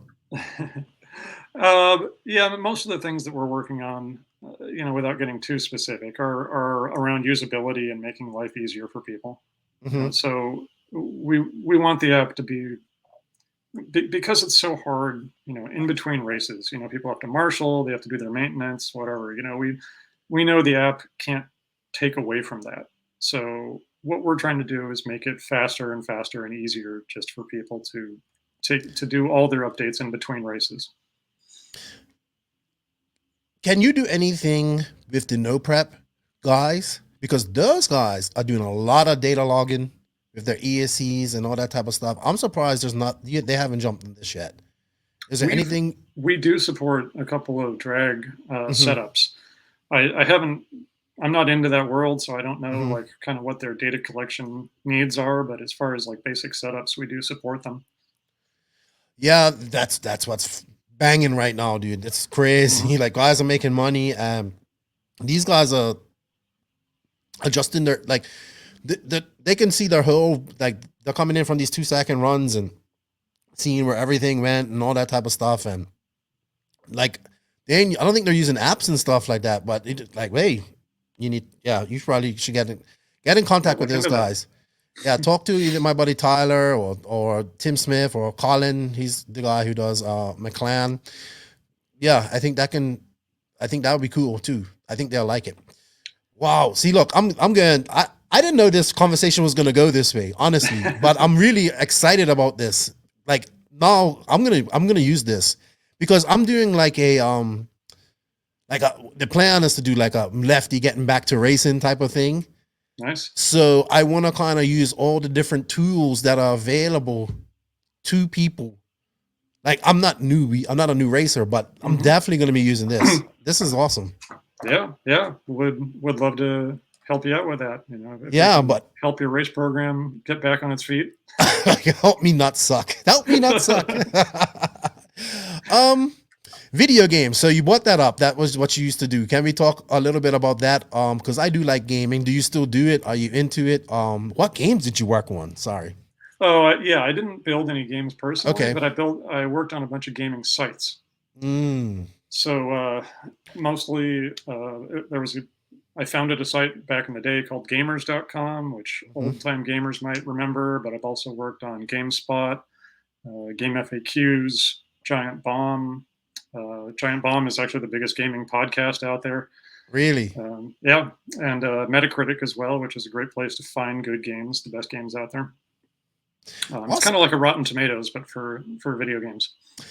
I believe the owner of Tekno used to make games. I don't know what. I haven't. I heard he did that, and I heard him on a podcast say that. That he worked on games and all that stuff before he did start a Tekno. So nice. That's pretty cool. I mean, you guys are right there in California. That's where all that stuff comes from. So that's perfect. All right. So I guess anything specific that you would like to maybe a first time user using your app, something they want to look out for. Just give some people some tips on how to use the app. Maybe I know he's gonna do some screen sharing if you want to do that. Sure. We can bring it up so people can see. Yeah. Let's see. Get this going.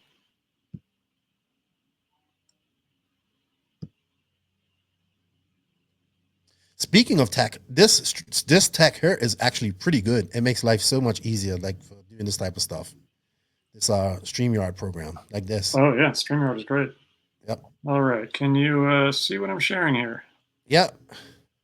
There we go. All right, so I'll try to talk through what I'm doing so anybody listening to the podcast isn't too lost. But yeah, when you open the app, the first thing you have to do, of course, is add a car. I've already got several on the list here. But when you tap into your car, you then see a list of setups. It comes with the kit setup already built in, so you don't really have to add in all your settings the first time. It's already got all the basic stuff there, so you just need to change whatever you've done to change it from the kit setup. So I've got a no-name setup here. Tap into this. So when you get into a setup, there's three main tabs: the settings, which is what you would think. There's also the track tab where you keep track of what track you were at, what the track conditions look like, and then the results tab where you can record how the race went, whether it was a qualifier or main, your lap times, and then at the bottom here also you can just choose from basic handling evaluators. So did I get more corner entry steering or less? Did I get more or less traction in corners? Things like that. So you can just tap in there. You don't have to write out your notes, in longhand. You can just record your race results very quickly and easily. So going back into the settings tab too. So let's click into front suspension. So you can see, let's see, I've got all the typical front suspension choices here, the camber link, the bulkhead, the anti-roll bar. If you click into one of those, we've got a little diagram to show you what that item actually looks like and how you measure it. And then we have all the default options. So you can choose from the existing anti-roll bars. You don't have to go try to figure out like, oh, which one is this? What's the part number? We already got all that stuff there. And if you want to like buy it or something, we even got a little link for it. And it also shows you what the kit value is. So you can always remember kind of what the default is if you get too far away from that. Wow. So yeah, that's what you need to do for basic. And then, stuff like your tires are here. Tires are presented in a chart, so it's a little easier to keep track of them. But you just tap into one of them and you can enter in your tires. If you're on the premium plan, if you enter more than one value, it'll record all the values that you have, so you can easily switch between like different springs or different tires or whatever. Wow, I like the if you wanted to buy the springs or whatever, you can just click and the link comes up there. Yeah, try to make it handy. We're not making really much of any money off that because it's pretty small usage, but just figured it would be handy for people in case they want it. Very handy. Just one tap to make the setup public here. There. Now people can find it on the website. They can search for it in the app. Now, when you do make it public, it shows up in this tab when you click on the Find Setups tab. And then you can search for setups for whatever car you want. It'll show you if there's new setups for one of the cars that you have. You can scroll down. You can see like Matthew Gonzalez has 6 likes on his setup. Of course he does. Of course he does. So he probably, yeah. Wow, that's awesome. I know Darren Johnston. He's from Australia. And yeah, when you look at someone else's setup, you can tap into it. You can follow the driver. You can thank them directly, and then you can copy their setup directly into your list. So the nice thing about that is once you copy it into your list, you can see exactly what the changes are between their setup and yours. So can you send them a message? Not in the app yet. Okay. Not quite. Yeah. Because I would just send Monoclimb like 1,000 messages in like an hour if I had that. Like, Matthew Gonzalez, what are you doing? What are you doing? And I just keep doing that to him. Yeah, we might get there later once we get a mute function built in for you. It'll be cool though, but then it would turn into a whole messaging service as well. Yeah, I've got Matty G's set up here, and I can look at his and compare it to, let's say, my base setup, and then you see all the changes are highlighted in red. So I can tap into the rear suspension and see which of these settings he has changed. So I know exactly what I need to change to get my setup in line with his. That is very cool. Very cool. Yeah, that's one of our favorite features. And then the newest thing we've launched actually is the race log. So I'll go back to the 6.2. So if you're in the car, you can go over to the race log here, and you can just say, I'm going to add a race. Tell it which car you're racing, since you can have several in the app. Tell it which setup you want to use for that race, which setup you are using.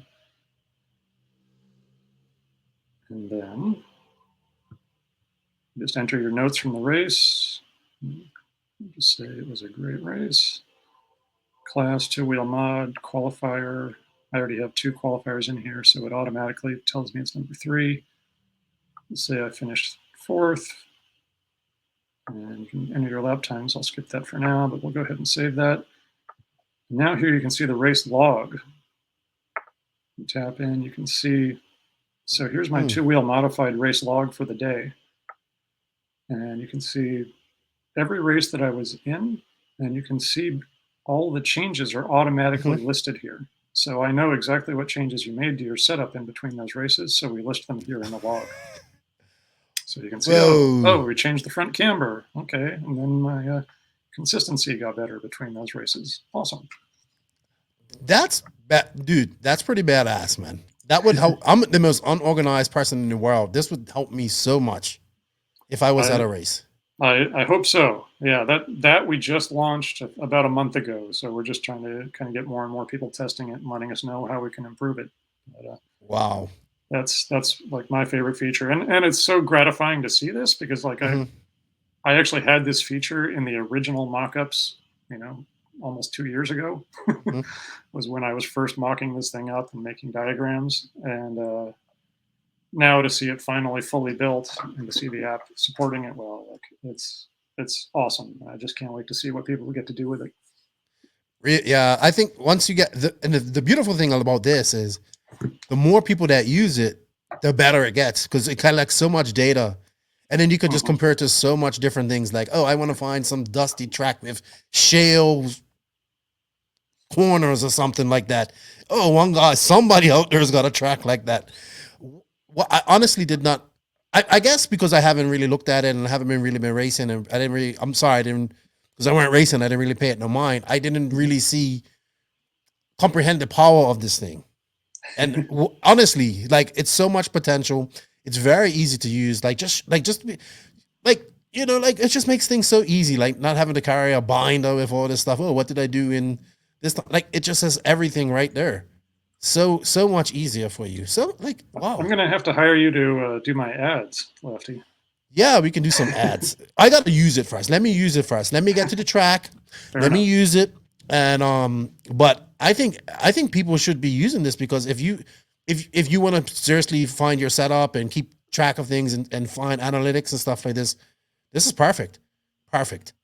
I hope so. And, it's always a work in progress, constantly improving. It's only going to get better. Hey, man, I really enjoyed this conversation. I learned a lot because like I said, I didn't realize how good it was. I think people should be paying for this premium, $2.99 a month to $30 a month. Come on, guys. And you get all that stuff. That money gets put back into the app to have more cool things.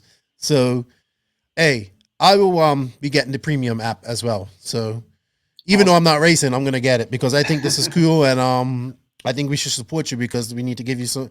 If this makes you some profit, then we can get better things.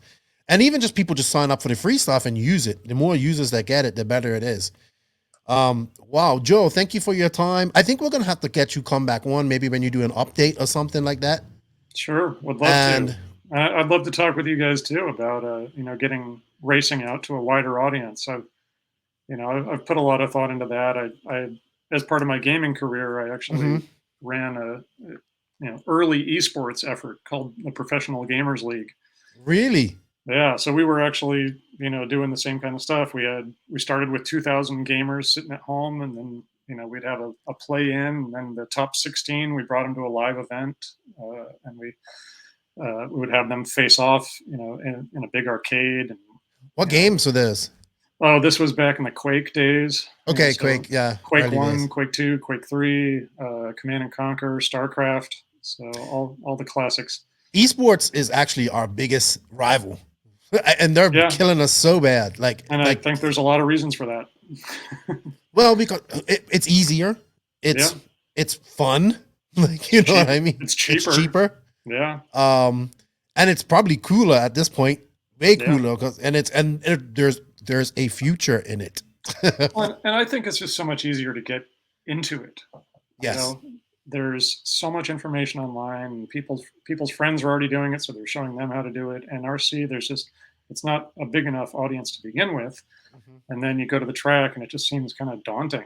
Right? Yeah, it's scary. You see these guys, with $1,000 rigs, and more than that now, dude. More than that. More than that. Yeah. It's scary. And people, I think people. I know. Now I was going to end this, but you brought up esports. I think people don't understand and respect the power of esports right now. How big this is getting. Like, we're going to see.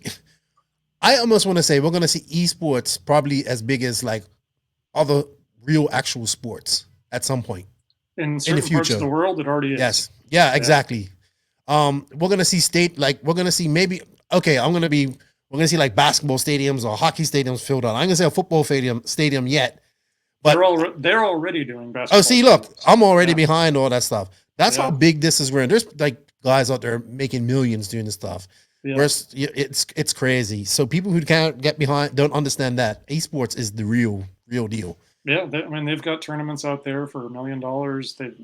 They're filling 20 and 30,000 seat stadiums. That's crazy. Like, you know, That's they know how to promote this, and they know how exactly to give people easy on ramps to it. And I think that's what RC needs. And I think it's It a great time for it, honestly. Mhm. Like with all of the emphasis on STEM education, you know, everybody wants their kids to learn science, tech, engineering, right? All this stuff. And RC is all of those things. All of it. It's an awesome way to learn that stuff. It's how I learned it.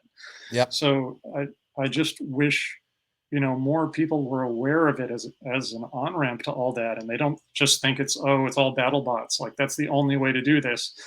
Yeah, it's not. There's more ways to learn engineering than just battle bots. Yeah, it's it comes down to just people just to know what we do, man.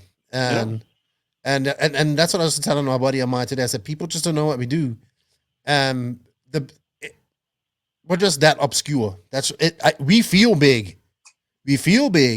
But we really aren't as big as we feel. Like we ain't moving 100,000 units a year or a month or a year. What people think it's really that small. Oh, it's tiny. Yeah, I mean, like I'm in the San Francisco Bay Area, and I have to drive an hour to get to a track. Like, yeah, this is one of the most populous places in the entire country. Why do I have to drive an hour to get to a track? I know, it's crazy. It's California too. I don't know how traffic is up in San Francisco. This is an hour with no traffic. Okay, well that's pretty far then. Yeah. I don't know, man. This is something that comes up every time in this podcast. You are a tech guy, so obviously hip to all these different types of tech and all that type of stuff. So you can see things and stuff like that. We definitely should talk about how we can grow RC or spread it to a wider audience.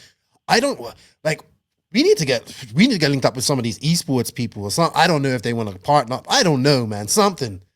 I don't know what we got to do. We got to do something, because we need to get more people racing. And I think things like this that make RC easier are things that will help draw people into. You know what I mean? This is like what I mean, like part of RC coming out of that 15 years and coming into the modern times, like, you know what I mean? And once people start, it's probably not going to happen in my generation. It's going to happen in this next couple of generations because they're going to come up on this stuff than I did.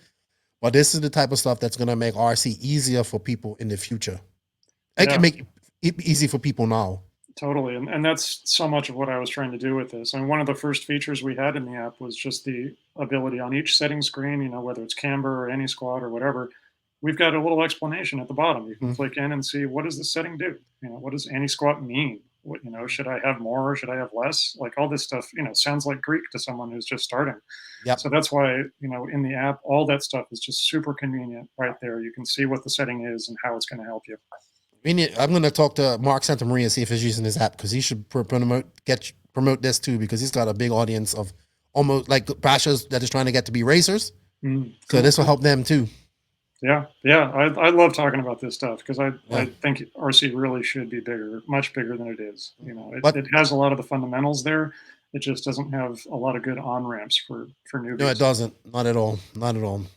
Joe, we're gonna get you back on when you do some updates, and maybe we can put our heads together and come up with some ideas here in the future. Thank you for your time. I really had a great chat with you. I learned some new things. People, guys, check this app if you ain't using this app. Let's support this man. Let's make this app better. Sign up for the premium, you know, that helps make things better. And let's go. Like this is gonna make your life easier. Trust me, it's gonna make my life easier.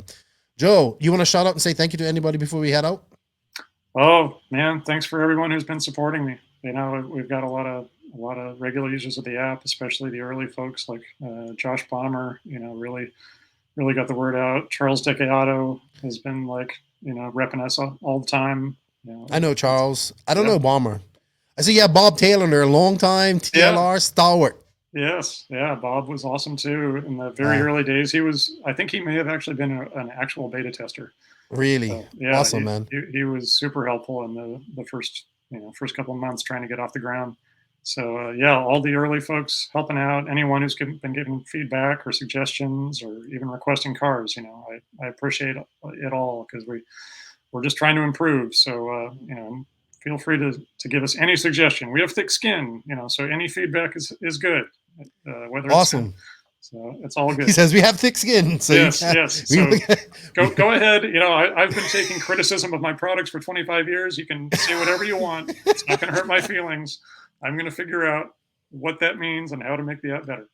Yeah, and also, guys, you guys are integrated with House of RC, like I believe as well, too. Yeah, right? So you can link up your profile. So when you share setups on So Dialed, it automatically creates that setup within the app, so people can find it in the app. But it also creates a web version of it, so you can just share a short link and people can see it whether they have the app or not. If they don't, it'll just show up on the website. Then it also creates a driver page. So if you enter your House of RC ID, it'll add a link over to your House of RC page, and then you can also link back to us from House of RC. Awesome. Man, thank you for your time. I learned a lot. Congratulations on this awesome app. And I think once people really realize how good this is, like I did, because I know there's people out there that haven't, you're going to see some increase in numbers. I mean, remember, $2.99, people. That's nothing. It's a cup of coffee. Cup of coffee every day, a month. Thank you, Joe. Have a good evening, and I'll talk to you later, man. Thank you for your time. All right. Thanks a lot, Lefty. All right. Bye-bye. Hey, what's up, Max? It's now time to go on to the Beach RC Bench Racing Q&A. BeachRC.com, the racers' one-stop online hobby shop. Choose from all the popular brands and variety in stock with super fast shipping and great customer service. BeachRC.com still has the local hobby shop feel with all the benefits of the internet. BeachRC.com is the exclusive distributor for Ultimate Racing, JQ Racing, Pro Circuit Racing Tires, Nitro Lux Fuels, and Assault RC Performance products. So fill up your cart and check out at BeachRC.com today. Thank you to Brent at Beach RC. They're getting ready for the MOD race coming up, mod race, Masters of Dark. Shout out to Lucas, is making some videos. They're also getting ready for Badlands, which is probably the last big race, semi-big, used to be really big. It's a great race. Hopefully it doesn't rain this year, and it's a good race. And yeah, I heard it might be the last Badlands, that the last full broad that they have. So if that's the case, that would be a shame. But is the track getting turned down? I don't know what's going on. I don't think so. I think they might actually have to just move the date of the race because it always rains. But yeah, true. Beach RC is a brick and mortar hobby shop. They've been a long time supporter of the podcast. Remember, guys, showing the sponsor some love, shows the podcast some love. We do have an affiliate link to Beach RC if you can use that. It's in the written description of this podcast. It helps the podcast. It helps us. So showing them some love. Use that affiliate link if you can. All right, Max, we actually don't have many questions, but we have some questions that might require some quick, not so quick answers. So first off is from my uncle. Go ahead. Can I go quickly? This is one of my favorite parts of the podcast. So I wish people would ask more questions. So yeah, that's to you listening. Even if you don't have a question this week, think of something to ask next week, whatever. Like something you think about RC. It could be anything, really. Yeah. These questions always lead to good conversation. So I agree. I like it. I was a little bit late this week posting this up. I usually post this up on Monday, but I think I posted it up on Tuesday. So we didn't get as many questions. We didn't even get any Instagram questions this week. But I mean, people, even if you don't have to post, you can PM Keenan or me and say, hey, I want this on the podcast or something. All right. So first off is from my uncle, Lawrence Lant. Dude, did you know I had an uncle that's into RC? I've never met him. But he lives in America, and he's my uncle, and he's into RC, and his nephew. They live in, his name, Lawrence Lant. It's my dad's brother. I've never met him. But he asked, I have a lot of questions about RC drag racing. Well, uncle, you would have to hit up either Tyler Zavadil, Tim Smith, or Colin Branch. They are the guys with drag racing. They know all about it. I don't know much about it. So I like it. I want to do it one day, but I don't know much about it. All right. Second question from my good buddy, the coach. What's up, coach? How you doing? Jeff Warner. We get so excited about silly season and that is coming up soon. Looking back, who made the biggest impact, had the best season with their new team, who has not been a good fit or had little impact? Wow, that's a good question. Yeah. And that's not a short answer. All right. So let's break it down. Who's had the most impact on their team this year, Joseph? Max. Yeah, like most positive impact. That's a tough one. Who's Well, been there? No, Cole switched to hot race. Oh, Testament to hot race, maybe. No, not really. It's been okay. Nationals was okay, but it's not been that big. I thought Ty would be it would take a lot longer to get up to speed, but he was not good at DNC, and then he came out swinging it. I think he went to PNB, Yeah. There. So I think They actually, to be honest, after the last silly season, there are very few winners. There are very few. Like, you remember when Mayfield switched to Mugen? That was like an obvious win for both. But like now there are like all right, there's I pretty have much it. only losers. I have it. I would say Cavallari has not had the biggest impact, but probably been one of the biggest winners moving over to TLR. And not What he do you just mean? seems to He's had a bad season. No, he hasn't.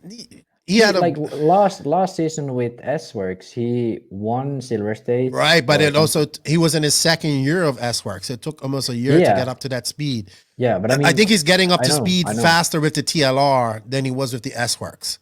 Let's put it that way. Okay. At the Nationals, he had a failure in his main, so he couldn't like that was. I think Cav would have been top 3 at Nationals if he would have made it. Yeah. I mean, Cavallari is the type of driver that only needs confidence in his car. He doesn't need the car to be the fastest car out there. All he needs is he and the car speak the same language. All he needs. If he wins. Yeah. I think he's doing up to speed with the TLR more this year, faster than with the S-Works. Yeah. And I think we're gonna see him get faster next year because he has to, because it's his second year and he has to have some performance. And I just don't, you can't ever knock out like the veteran. He's only 33, 34 years old, probably 35. I think his move is still probably the best move of silly season. And yeah, but there's been really bad ones. Like, okay, let's be honest. I wouldn't say the car has been an issue, but he keeps flaming out. Every single damn race, he flames out. On the pits, on the track, probably even on the fucking starter box. I don't know what's going on. The Alpha engines, I ran them way back. They weren't too bad then. Yeah, they weren't good, but they were okay. They didn't flame out. They wore out quite fast and they didn't have that much power. But like, how do you flame out every single race? All right. I don't want to talk bad about WRC or anything like that or Lutz or anything like that. Yeah, I mean, the car. I would say, like, I wouldn't say the car has even been an issue for him. No, I don't think it's a car. It's an issue. His speed has been okay. It's just like he keeps flaming out or breaking. Yeah, or I don't know. Stuff keeps going wrong for him, and when it happens once or twice, okay, bad luck. When it happens every single damn race, what the fuck are you doing? You're doing something wrong. It's like, I don't know. Maybe he needs to pray more. He's so rude. You're so rude. You know what the good thing about that is Ryan Lutz would say, yeah, I do. Because he's just that good of a dude. But I mean, no. Even though I said it as a joke, for him, that could work for him. Maybe he needs that to get his head into it more, and if praying works for him, it works for him. I mean, not really even a joke. I mean, I said it as a joke. I think what people don't realize is that we came very close to losing Ryan Lutz this year. You know what I mean? Yes, very close. People don't understand how close it was, and it's a few people that helped him, and they know who they are. I'm not going to say their names. There's a few people that helped him keep him into RC, from what I'm told, and that's a good thing because I think RC without Ryan Lutz is a bad thing. Yes. I think he's one of the best ambassadors we can have. I really have a lot of respect for Ryan. I have great conversations with him, not about RC, believe it or not. And Definitely one of the nicest pros I've yes, ever met. Definitely. I would like to see No doubt. Ryan Lutz.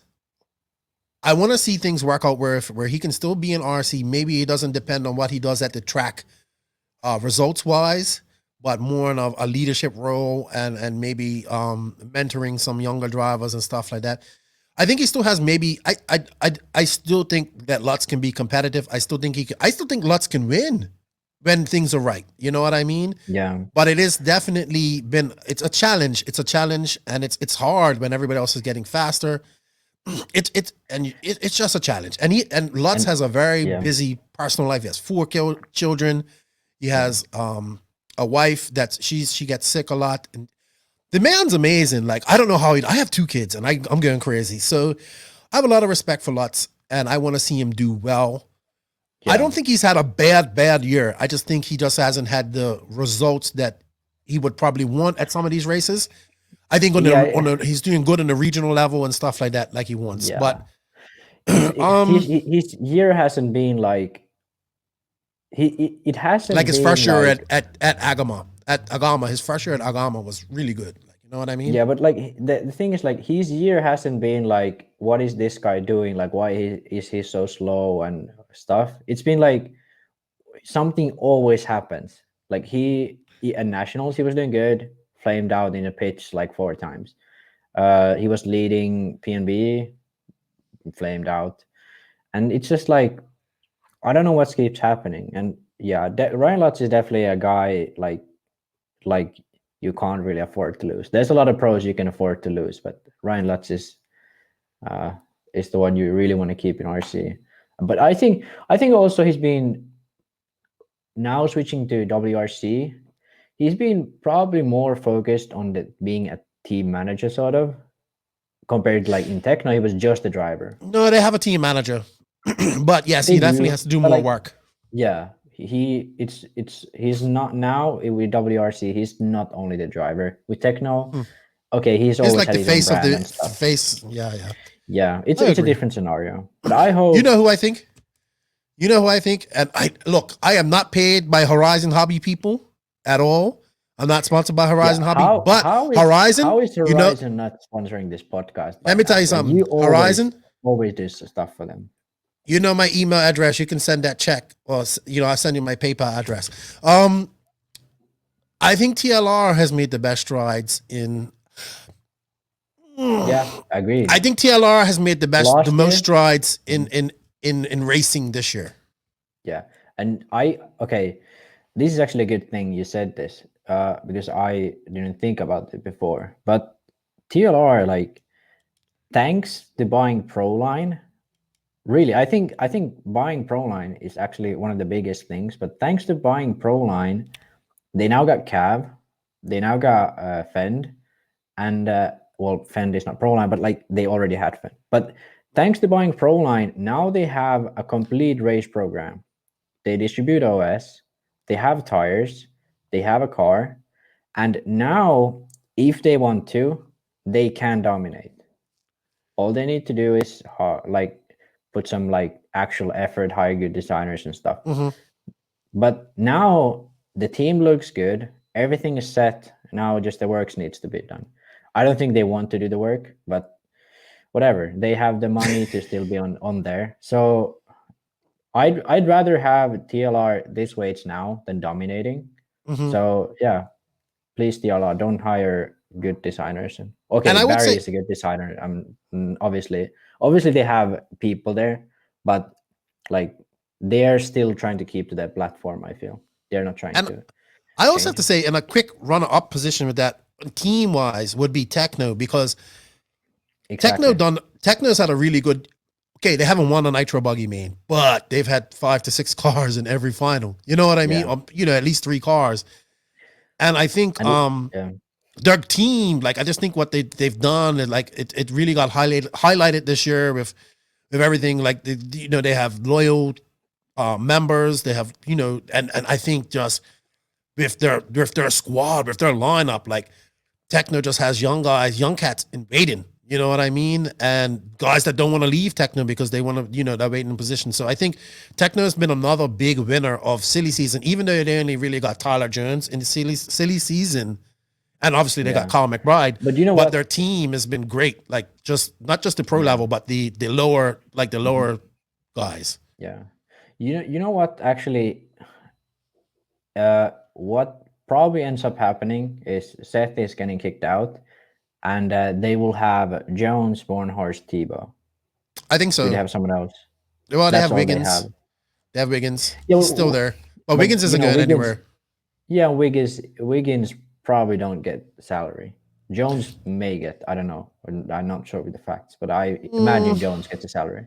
So I think so. They have, I think it so pretty much what has happened, like if we are right and Seth gets kicked out, after this silly season, in 1 year, they improved, I think. They went from Seth to Jones, and now they have a team that all get together. They are sort of the one bunch, and everything should be nice after that.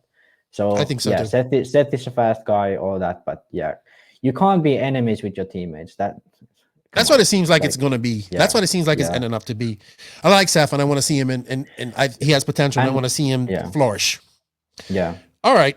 I think that's it for that question. That was a 10-minute question, but that was a good question. Yeah. Gary Crowell, what's up, Gary? I see Gary's out. Gary is the big, like he's just pro electric. He has this. I've been watching him. He's doing some stuff. He's definitely an electric guy. He hates. Oh yeah, he has an electric bike. He's all about that, like riding up on the road and all that stuff. He goes, when will Nitro inevitably and finally die for good? Well, Gary, I'll tell you when Nitro dies. Nitro dies when the E-Nats get more entries than the Fuel Nats, and that happens in 5 minutes. Nitro dies when the E-Worlds gets more entries than the Nitro Worlds. That's when it dies. Yeah. And you know what? Neither of that's going to happen. There should be an E-Buggy Worlds. There should be an E-Buggy Worlds, and there should be more people at the E-Nats. But as long as so Gary thinks I hate e-buggy. You don't like e-buggy. I like e-buggy. I think it's a great gateway for beginners, and I think as technology goes on, it's just going to get better. I still think Nitro is the best. I agree and it's with the glory. I agree with all that. I've always said it that I only hate e-buggy as being the competitive class. So sort of. Obviously, if Nitro goes away, then there's no other choice. So e-buggy will be the competitive class. But e-buggy is definitely, if I see a new guy, he wants to get into 8 scale, I say buy an e-buggy, always. Yeah. I never say buy a Nitro. See, this is my issue with the e-buggy guys. I don't want e-buggy to go away. I want it to flourish.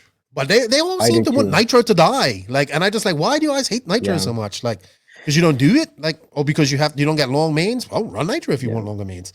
I made actually a whole video about this subject, like beginning of this year. It was due to the new EU fuel regulations. I sort of made a video, when will Nitro die? I said like Nitro is going to die probably in 10 years, but now I've sort of changed my mind on this. I don't see Nitro going away, because me neither. Like during the time since making that video and this time, what made me change my mind is the fact that if Formula One wants to go electric, they can't call the cars formulas anymore. They're not formula cars anymore if they do that, because Formula E, they have the sole right in the world to have a world championships for electric formula cars. So F1 can never go fully electric unless they buy Formula E. That means that there will have to be a Formula One series, and that series, if the Formula One series will exist in the future, they will have to use internal combustion engines or something else than electric. And what I believe will happen is new fuel. That's all I think will happen. Fuel not based on oil, and it's a completely different synthetic type of mix altogether. Yeah.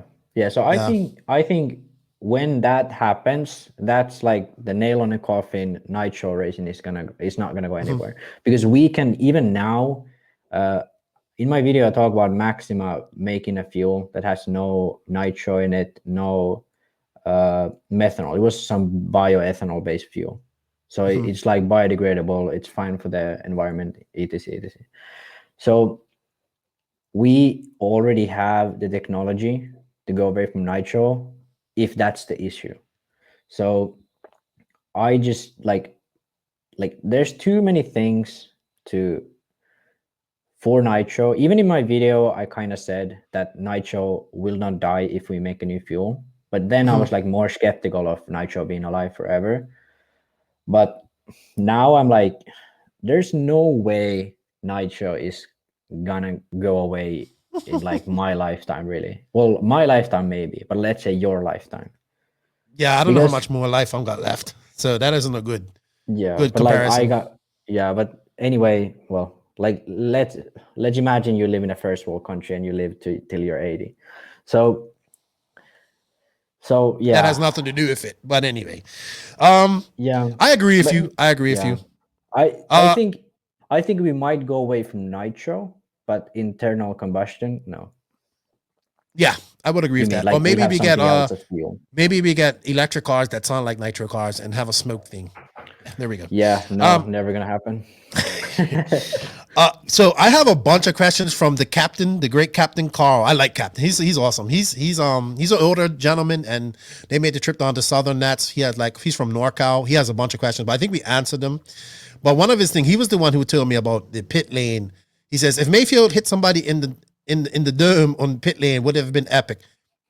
I think like Mayfield didn't get hit that. I think I weren't there, but I kind of can see him getting pissed off and maybe just doing. I've seen people hit the pit lane before. I mean, it's on the driver at the end of the day. I can't see him getting punted that hard where his car flips up and hits somebody and hurts him. But I wasn't there. So he said it could have been dangerous. But I can also say, well, why is it that we don't have turn marshals that go out there and high-vis vests? Why do we make bridges at tracks where they're like right in line with a person's head? Why do we have crossovers that are dangerous and all this type of stuff? So if you are American and you don't think there's anything wrong with American racing in terms of safety, and you get mad about Mayfield, like Mason punting Mayfield to almost to the what do you call it, spectators, like now is the time to wake up. In Germany, by law, you can't make jumps that are too big in RC tracks.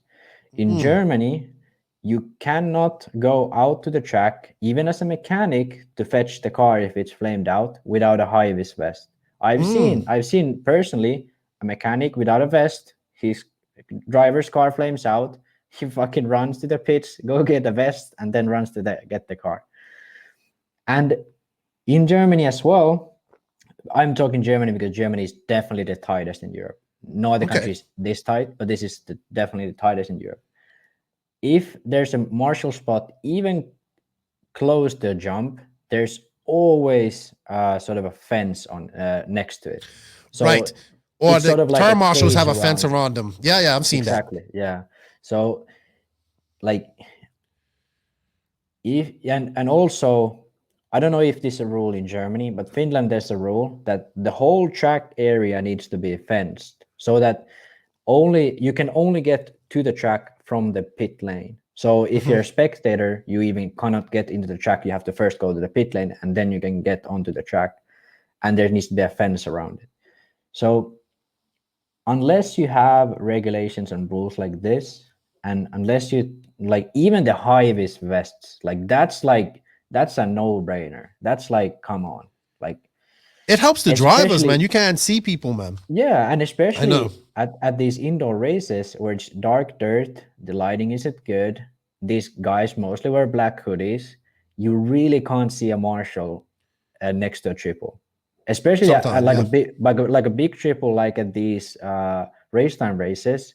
there's no way you're gonna see a marshal on the landing. No, I would damn have to way. agree with you. I'd have to agree with you.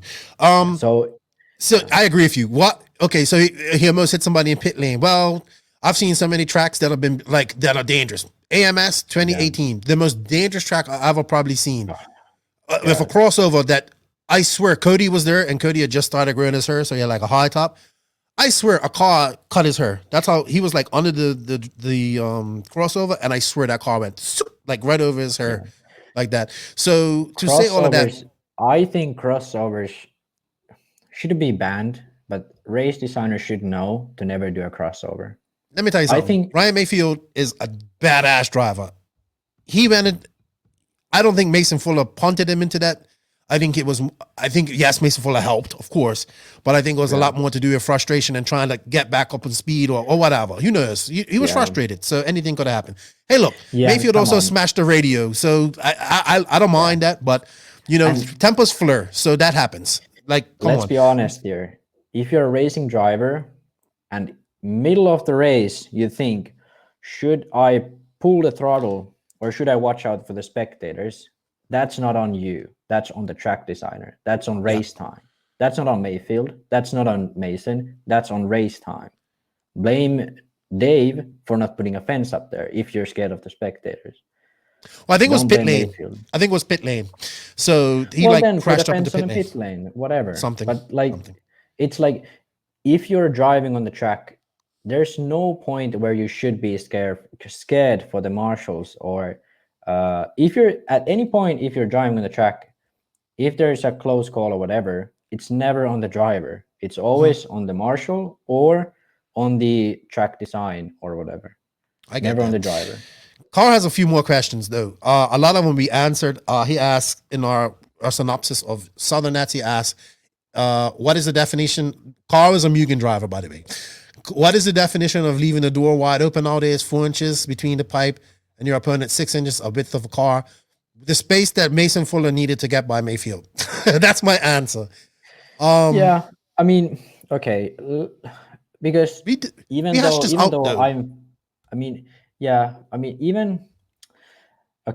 though I agree this was okay, this Mason's pass, if this happened in Finland, I would call a penalty. But the thing is, like, maybe that needs to be revisited in Finland. Yeah, maybe we are too strict. Maybe America is too lean. It depends on who you ask. It's like things like this is hard because, in my opinion, F1 these days, it's sometimes you get a penalty, sometimes you don't, and it's when you get a lot of penalties, those situations happen much more.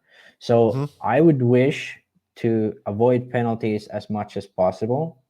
I think RCGP did the best job so far. I think, issue was it was only Mao, and sometimes there was one other sort of race director looking at incidents like this. So obviously there were things that weren't seen. But as long as, let's imagine, every incident that Mao saw, I think he called really well. And every time I got to stop and go, and I got a few, every time I got to stop and go, I knew exactly what I did, and he was right.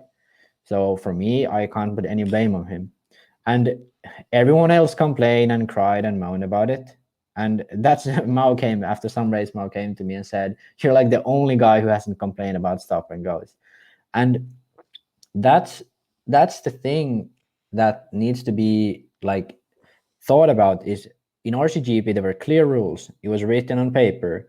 If the other driver's front tire hits the other driver's side or whatever, I can't remember the exact wording on it, but basically a T-bone or a rear ending, that's a penalty. And the penalties were dependent on race director, then can say how big of a penalty it is. But something like that definitely needs to be written down, thought about properly, and examined. Like this sort of I think all the rules need to kind of be examined again anyway, Max. I think true. I think now that we have video capabilities, we get video of these incidents and all that type of stuff, especially in an incident like this where it's for a win. If you're unsure, take 10 minutes and but there's no rules, and you know what? There are no rules. So in America, definitely. no, In I mean Europe, there they are often rules. use Apple There- rules. Right, but you know what? For me, this is okay. I've seen a lot worse, and I've seen people do a lot worse and Oh, not get yeah. called for it. So, um, Yeah.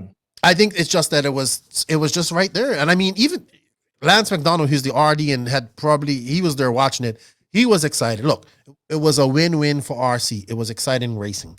All right, couple more questions. He goes, how good can Brandon Rose get? I personally know he's going to be the real deal. I think a lot of these guys can be the real deal. It depends on how much work and sacrifice and effort they put into it and how much time they're willing to put into it. I know Brandon Rose suffered from a big problem of not finishing races before. Maybe if he's getting over that hurdle and he can get to some of these races, and these guys need to travel to these West Coast races and do these races and all that type of stuff too. So I think Brandon Rose, I think Tyler Jones, I think Seth Van Dalen, I think all these young guys can all be the real deal. It's just how much do they want it, and they have to win at some point. You know what? One thing I want to say, I tried to make this as quick as possible. Biggest issue for young racers is living in the wrong place. You know, like Rose, I don't know where he lives. He lives in Texas. He has he has a healthy RC scene, but not as competitive as West. Exactly. Him is the fastest. He's the fastest. So let's put it this way. If you are the third fastest guy at OCRC, you're battling against Cavalier and sometimes Mayfield. If you're the fastest guy in somewhere in the middle of Texas, you're Brandon Rose, and the next guy is maybe Jared Wiggins. I don't know. Like, it's to get any recognition from that is impossible. So even if you are the same speed, you do exactly the same things, but you live in California, you're gonna beat Mayfield once in a while or Cavalier once in a while. Mayfield goes a lot to OCRC, at least he used to. Not no more. I think it's too deep. Not no more. Yeah, but let's say before I think he went to OCRC quite a lot. And if you are there and it's your home track, you're gonna beat Cavalier or Mayfield or Rivkin once in a while. Even though you're doing exactly the same as you would do in another city, what you're doing is you're still getting some results and you get recognition. It's much easier to get sponsored if you're in California versus if you're in somewhere in the middle of Texas, let alone in Finland. Hey, I want Brandon Rose to be a professional, so he just has to we have to put the effort in, and we have to stop turning on the youth. So, he can go as far as much effort he wants to put into it. But okay, I think if I'm being honest, if someone like Brandon Rose wants to go full pro, he should move to California or some other place, or even Arizona, where there's Mayfield and Rivkin, somewhere where there's other fast guys. I think he can do it out of Texas. To each race. I just think he needs to get that travel because I think he has to go with his dad, and because he's not a man. He's a young boy. He's young. I think he might even still be in school, or might not. I can't remember. He might be 18 now. He might be out of school. I think he can do it. I think these guys can do it. It's a lot of work. You know what I mean? So, it is. You would know that. I'll be honest with you. Brandon Rose is better than you are. I'm going to say that, but that's no disrespect to you. But it's just there's minor. I don't know. No, I haven't seen you race in a long time. What's his? Well, Brandon Rose makes. Result? I don't know. Brandon Rose is good. He's making all these finals and stuff. His problem is DNFs. I made the main in PNB after not racing for the whole winter. Yes, but I think PNB is maybe a little bit more stacked now than it was in 2019. Maybe a little bit. Yeah, well, I don't know. I think Brandon Rose has been racing against more competition than you lately. So I think he's better than you. But my point is... That's just because Europe doesn't race. My point would be that the increments in as you get to higher level, when you're in sportsman, increments are like, your gains are like this. When you're in open, your gains go on like that. When you're in freaking pro and you're trying to go against these guys, your gains are can be like that. You know what I mean? And you have to be, when I mean like that, they can be minute, and you have to understand that it takes time, especially if you aren't as Yeah. You don't have the raw talent of some of these other guys. I'm not saying that he has raw talent. I think his issue is mostly been mechanical. You know what? Actually, I wanna. This has almost nothing to do with what we were talking before, but I just thought about this, and I think this is a good thing to say about differences in European and American racing. In Europe, there's often a lot of like fast guys who do good in some areas. Like Skidmore wins in UK. It's the same in America. No, it isn't. Like Mhm. if Rose goes to Tennessee or if he goes to Texas, like he does almost the same level. That's because there's no like permanent tracks in America. Like okay, some guys do better on the West Coast because of the dirt. Oh, you mean like actual permanent tracks, like that stay in a. But in different regions, there's local fast guys. Like in the Southeast, they have their in the Northeast. Every region has their local fast guys, which each country, like in Europe, has their fast guys. But it's when they get together at these races that they all come together. So Rose is one of the fastest guys, if not the fastest guy in Texas. No, but for example, like if I go to Euro contest in Italy, there's like 15 fast Italian kids that are like basically the same speed as me or sometimes even faster than me in Italy. Then we go to Spain. I'm fastest of them all. Like apart from obviously like the top Italians are different, but there's like in Europe you go to a race like Lutz, he went to Montpellier and he was in the fucking quarters. In America, like that doesn't happen to him. Okay, he finished B in the DNC that same year, but it's like in Europe the depth of the field is almost always sort of dependent on that track or region. In America, if you go to Tennessee, it's a new track for everyone. You don't get any sort of, benefit from it. So in America, it's actually a lot easier to make these big mains. Okay. Yeah, I know what you mean. Yeah. All right. He has a couple more questions. What engine will Tebow be with next year? How about electronics? I don't know. He might say it on this week. I don't know when he comes on the live. What does Bornhuis run? Does he run the block? Yeah. I think block, that's then. Yeah, I think so. I think he was going to block.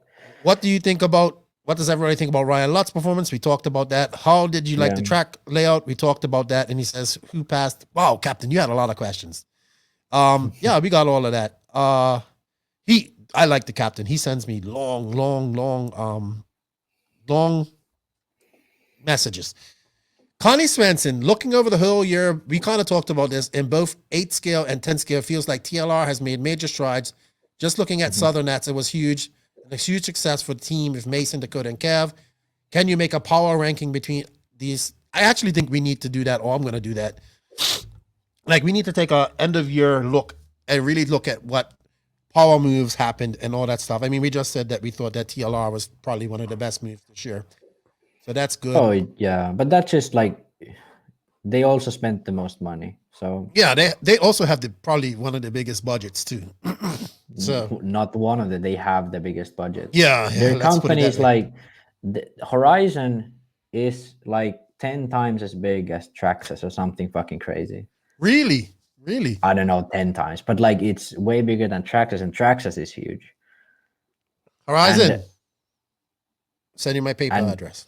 And like something like Associated, which is, I believe, still owned by Thunder Tiger. Like Thunder Tiger compared to Horizon is like, come on. Yeah.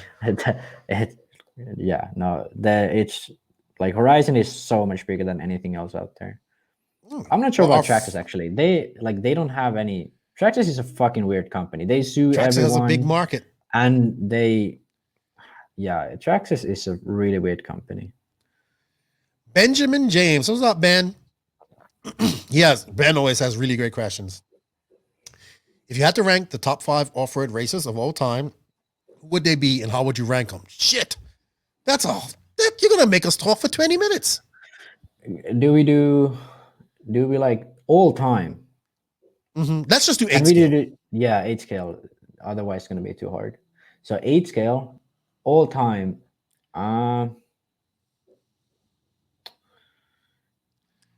That's a hard question right there. Yeah, but you gotta obviously like 8 scale. If you're talking 8 scale, Cab might not be in this. Cab might not be in this if it's 8 scale. Let's be honest. No, I'm not putting him as the best. I'm not putting him as the best 8. You know who I'm putting as one of the best in this? Mhm. Yannick Igon. Yeah, he's gonna be up there. It's gonna be. And he Igon has no to be worlds. one. He has no worlds, but he almost has a worlds. All right. You know what? Well, no. This is a hard question. This is a really hard one because there isn't like one such It's a different. dominant one. It's different eras. Yeah, because too, there's you like know what I mean? there was like the Saxton Degani era in America. Mhm. Then there was like the Igon era in Europe. Mhm. Then there was like Battier era. Barrier. Oh no, Savoia era in Europe as well. Savoia era. Yeah, it was Igon, Savoia, then Robert, and then Robert actually won between them. So Yeah. Robert Robert is in the top 5 of this. I'd say Robert is number 1 or number 2.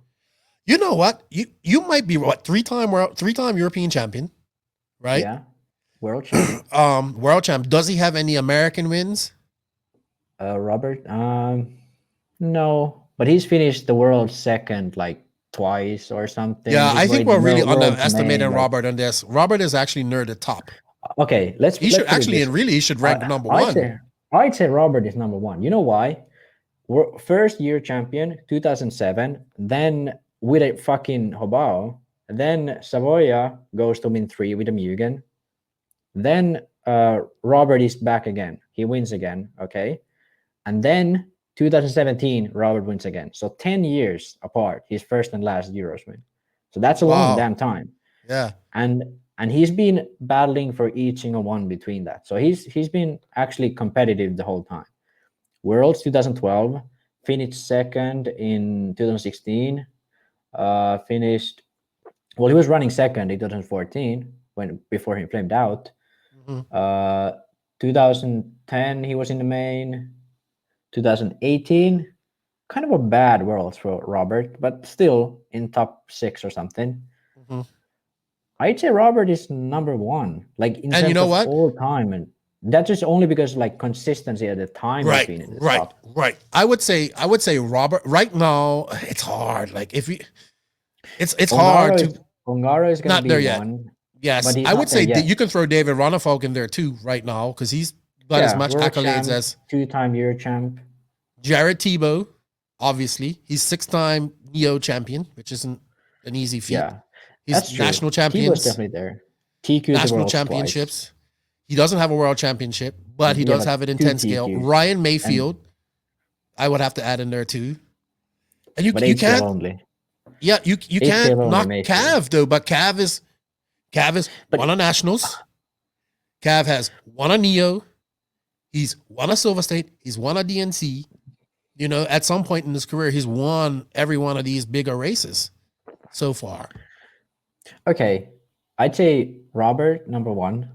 I'd put yeah, but you gotta have Tebow, Ryan, and Ryan. and Yeah, Ryan. you just can't have a top 5 without those 3 guys in it. It's Robert, Yeah, those guys, and those guys fight for positions in there. But I still think Tebow and Mayfield has a shit ton of 8 skill wins too. But yeah, and like the He doesn't all the have DNC 6. wins.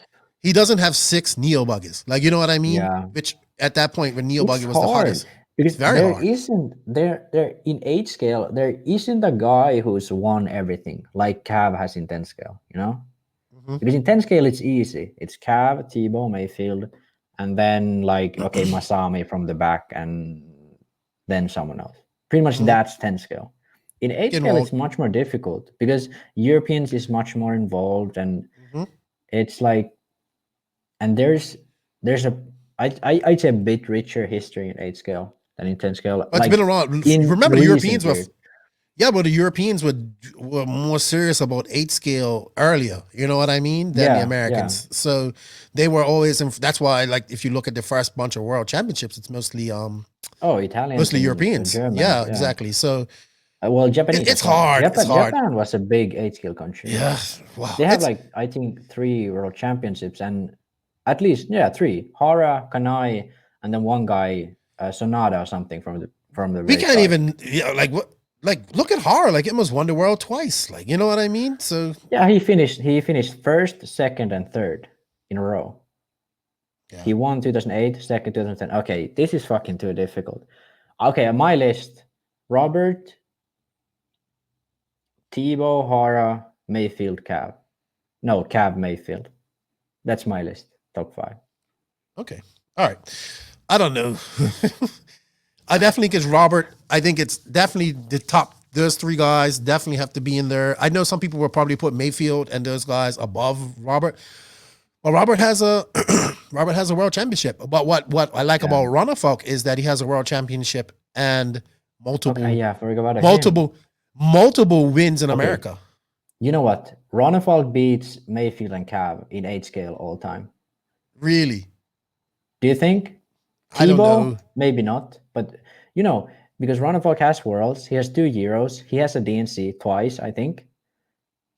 So, like, what is there that Mayfield has more than Ronnefolk has? Nothing really. Same with Cav. What Tebow has is 6 Neo Buggies, which is fucking incredible. And Mayfield only has 2 national wins in buggy. So because Mayfield had that spat where he wasn't finishing races. You know what I mean? Yeah, and he ran old Associated for a long time, which wasn't a very good car. That's a good question. We're gonna have to do a video about that. He always. Yeah. All right. Definitely. All the people we mentioned are in the discussion, though. What do you guys think? Who would be your top 5? 8 scale. We'll put 8 scale because this is predominantly 8 scale. Yeah, I'll go my final top 5. Robert, Hara, not in order, but Robert is number 1. The rest is not in order. Ronnefolk, Hara, Tebow, and damn, the 5th one's hard because it's Mayfield or Cav, or then some of the old guys, like someone like Iguan or something like that. Yeah, it's hard. It's really hard. So many.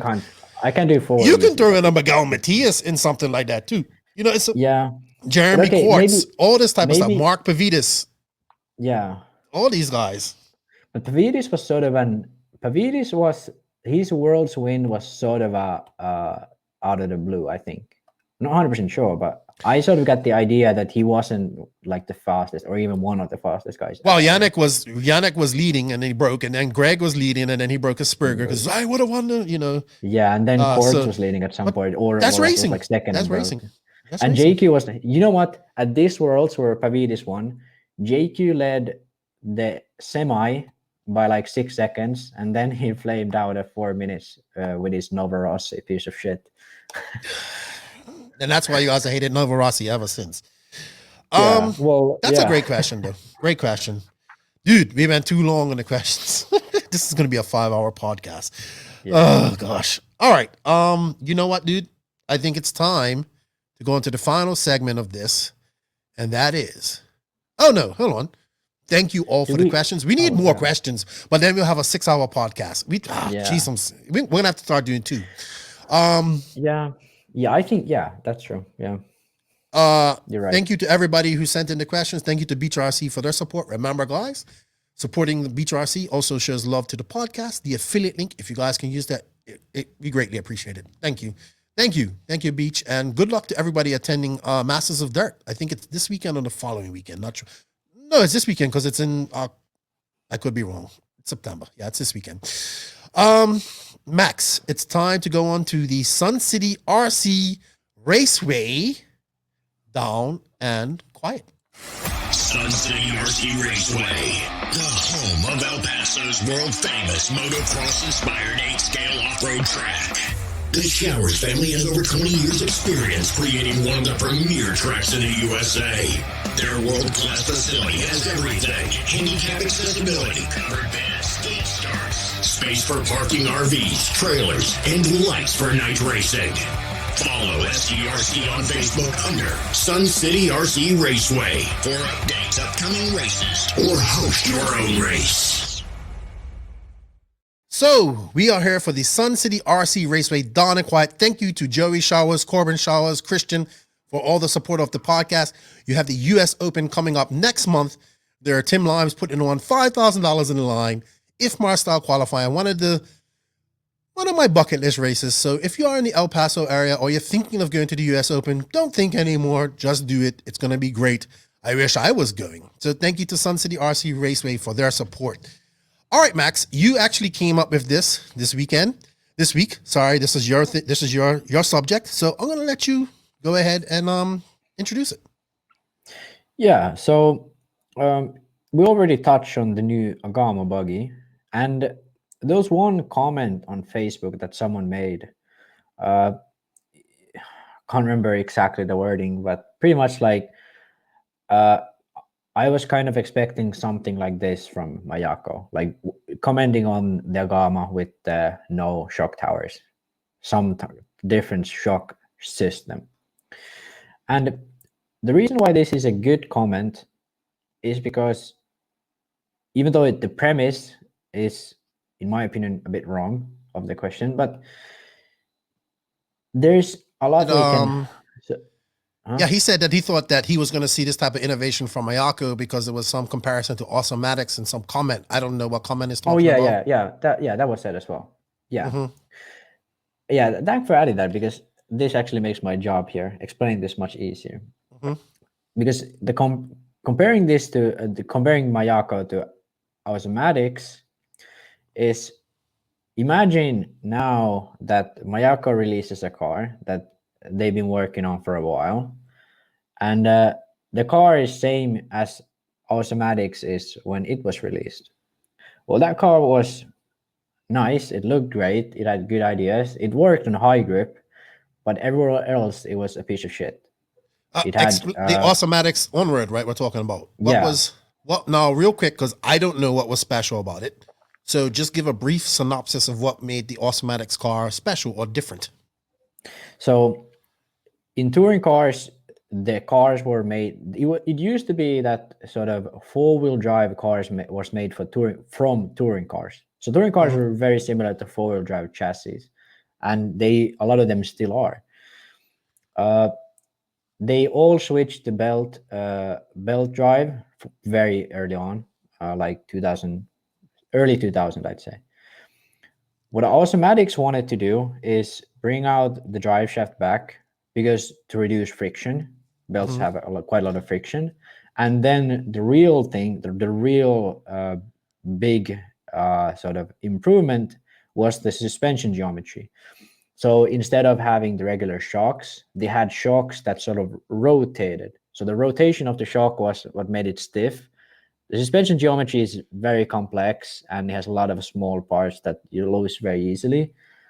And so it's sort of like, okay, the guy who designed some freaking rockets for Russia or something. He's like a crazy smart engineer guy. Yeah. So the suspension geometry is very, very complex, and the reason why it's made so very complex is to get all the weight really, really low on the car. So the highest point of the car is the spur gear. So also on top of that, what they did, that instead of having regular wishbones, they had carbon fiber wishbones, and then they had a 5-point suspension. So you can adjust the caster, and you can adjust, even in the rear, you can adjust the toe-in from the links. So almost everything of this car was different. Now, the car was really good on high grip because the center of gravity was so low, but the drive shaft made the car really sort of squirmy on power, because the belt spins in the same way as the car does. So you get more drive from that. The drive shaft spins the different way, spins sideways, so it doesn't give you more drive. So on lower grip tracks, on pretty much any other track than high grip carpet, the car was actually pretty bad. And they worked on the car for, let's say, 5 years, until they had the car working everywhere. And right now, in the last, let's say, 2 years, the Awesomatics has been the best touring car out there. Someone might argue no, but I'd argue it is the best touring car out there. Now, the key to why I'm explaining this, and why this has anything to do with Dagama, and why this has anything to do with 8 scale, is there was a designer who was very good at designing. But the issue is he didn't know how to make a car work. He probably doesn't know too much about car mechanics. He could know, but at least he didn't make the car work at the first go. It took him 5 years. He had team drivers. He probably had a lot of money behind him because there was no way he was selling a bunch of them. So with a lot of money, with a talented designer and great machining capabilities, whatever, all the parts are very, very good quality. And still, it took him 5 years to make a car that was a winning car because he tried to make something new. So now let's imagine Mayako releases a new cantilever system or whatever, and tries to make something that's completely new. There is no way that car is made good in, let's say, the 2 years that this Mayako car has been developed in. It takes at least five to make this car anywhere near good if you innovate a lot to it. So for automatics to be from a shitty car to a good car or even a best car, that gain is, let's say, 2 to 4 tenths a lap. That took 5 years. Now imagine you want to have a new car like Mayako here, and you want to make it the best car out there. And what you have to do it is, let's say, well, we can compare it to the Black Edition because JQ is the designer. So Black Edition, some might say it's worse than the top cars right now. Some might say it's at that same level. I'd say it at the same level as Mugen, Associated, Kyosho, whatever. To get ahead, if Mayako is getting ahead, with a new system like the cantilever suspension, you would have to spend 5 years and you'd be 2 tenths ahead. Now, you have to take into account all these other companies have their 5 years as well. And if you want to make the best car and you want to release it so that you can make money selling it, there is no good way to make anything too innovative. You have to keep some kind of structure in it. Now, let's put it this way. Mayako, if, like, let's imagine, I know for a fact that Mayako isn't planning on building a cantilever suspension system anytime soon. But now let's imagine that JQ was really into that type of suspension and he wanted to develop it. What he could do is release the Mayako now, start developing this another suspension system, and release that 5 years from now while driving this car and testing the other one. That's one way to do it, and that's the best way to do it. And I would support anyone doing that. But why would a company have two cars at the same time, selling the other and only testing the other for 5 years, paying people to drive it, paying people to test it, paying people to design more parts for it, and paying for all the prototyping costs, only to get 2 tenths ahead? And then they still sell around the same amount of buggies because people don't like the fact that it's the suspensions, the shocks are really hard to take away from the car or something really dumb. So to get all this sort of what I've gone through now and make it to one simple point. This industry relies, especially the racing industry, relies on people buying the car. And for people to buy the car has to be relatively good priced. It has to be easy to wrench on. It has to be durable, and it should be pretty fast as well. But that's not even like the first priority. And for the company to make this work, they have to minimize costs. And how do you minimize costs is you don't do anything too crazy. You keep it in a certain box. And what you do is you look at other companies and look at the mistakes they do, and then you fix those mistakes for your own car. Now, if you innovate, what you have to do is you do the mistakes yourself, and then you spend 5 years finding them. But now we have other brands, other cars, and they've done something to their cars. They've fixed some things, and you can take advice from that and build a good car, and that's what you release. And I know for a fact that's Joseph's ideology.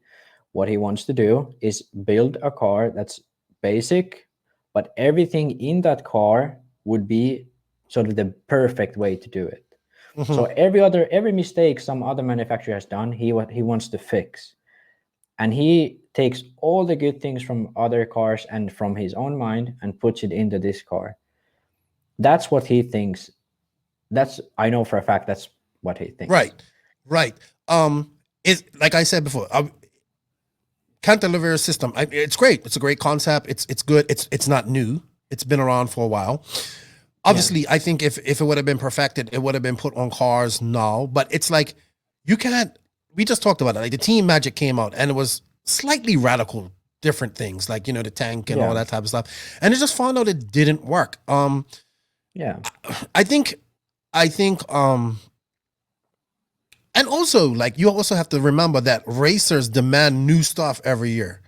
And we need a new like look at X-Ray. People complain like X-Ray brings out a new car every year, but people buy that stuff. You know what I mean? Yeah. So as racers, we didn't have nothing. No, we want this and we want that, and because we want new. And I just think it's such a risk. And I think there's other things in that we can fix in our platforms besides just having gimmicks. No, I don't think NEMA is going to come up with a cantilever system car. Maybe they're going to try it out, see if it works and stuff which they can. But I agree with you. Like for a company to come out and have a completely, there are some 10 scale cars that are doing this, but they're like crowdfunded, type of stuff. And I don't think the people are really trying to do this to make money. But obviously they want to make money, but at least pay for their costs. Yeah. But and it comes down to I think people need to really listen to this podcast too, because I think people are under this illusion that the RC industry, that these companies are selling 100,000 units a month or every quarter or something like this in kits, and it's just not like that. It is not like that. I think maybe it's 1,000 kits a quarter, if that. For some companies it's way less than that. Because RC is just so small. Yeah, there are very good reasons for why HP has gearboxes from 10 years ago. And there are very good reasons why a lot of, even Kyosho has still pretty much the same cars as they did over 10 years ago. All they did was the rear end geometry slightly changed, and they did some dumb changes that probably weren't even better. So, and the reasons why they've done that is just to make it appeal as a new car, to sell it more. Right. But it's because people need to understand that we aren't like this industry, and people who put time and effort into this, it's not like F1 where you have so much money as you want to have and you can try anything you want and you can do anything you want. It's trying to make the best of what you got. That's what RC racing is. And if you want to make an Automatics in 8 scale form, you either need a hell of a lot of money and time and willingness to do it, or what you need is a fanatic fan base that pays for all the costs, so you can have employees in your company and you can have stuff like that. So now let's put it this way. If you are a person back at home and you want innovation in RC and you want sort of new things to happen, don't buy cars just for the sake of it, and don't sell the car if it isn't good right away. Joseph talked with Billy Easton a while back, and in Serpent they had the rear shocks in the 8 scale car. They had the rear shocks in front of the shock tower, and for the next car they switched it to behind the shock tower.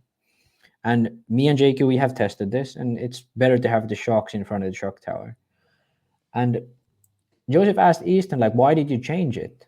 And Billy said, I didn't heard it myself, but Joseph told me this story. And Billy said that people were complaining about it because it was different from the rest. Yeah. I could see that. He said he said it was better to have the shocks in front of the arm, in front of the shock tower. He said it But was it's different. better. But It's different, and people don't like it. Exactly. People thought that was the issue that was in the car. There were 10 or 20 or even 50 other issues in the car, which didn't make it a really good car. But that one thing was good, but people thought that innovative good thing was bad because that was the only thing they could see that was different from other cars. So that's the issue. It's like people, when you see innovation and that innovation doesn't work straight away, that's a piece of shit then. That's like what people think. And that's why there's no point in doing any great innovation unless you're 100% sure it works. Yeah, and it's money. You look, man. People don't sell. Look. You know why we don't have innovation in RC too? Because these companies have to reuse molds and do all this type of stuff. Like you said, HP using 10-year-old gearboxes and all this type of stuff, because we're giving so many bloody deals out there, right? That we're not, these companies, I don't think they're making much. They may make profit off parts, but I just don't see them making parts of the kit sales and all that type of stuff. Because it's come to the, I notice I always come back to this point. It comes down to, we're just giving away too much in RC, and I know a lot of people depend on this to race and all that type of stuff. The deals, it's coming more like the race is in the pits. Like, oh, I got the bigger deal and all that type of stuff. But if we didn't have these deals and we had more people, then these companies can afford to do more. Like, for instance, what we do here on the podcast, if this was probably in a different industry, there would be no, oh, I gotta save up money to go to a race next week. There would be no, oh, I gotta go have another job to pay my bills to do this and do this at the same time or whatever. There's no way I could survive off the money that this podcast and RC makes here.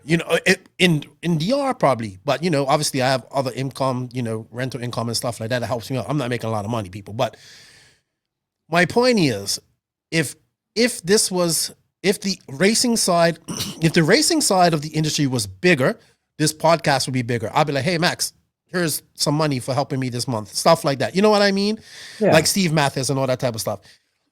It's like I was talking to somebody about Mark Santamaria, how he's on 70,000, and I think that's great. And how I was like, hey, imagine if 1,000 of Mark's subscribers on like 1,000 new subscribers on Mark Santamaria's YouTube channel became hardcore racers tomorrow. That would greatly affect the RC market in America. Like, I'm not saying in one region, maybe it's 100 new guys in each different region or whatever. People think it's a joke. That would greatly affect RC worldwide. It would affect RC worldwide. And imagine if 10,000 or 20,000 of his subs became RC racers, hardcore RC racers, like tomorrow, like if we had a genie, 10,000 to 20,000 new racers tomorrow would boom the RC industry beyond what we could even think of right now.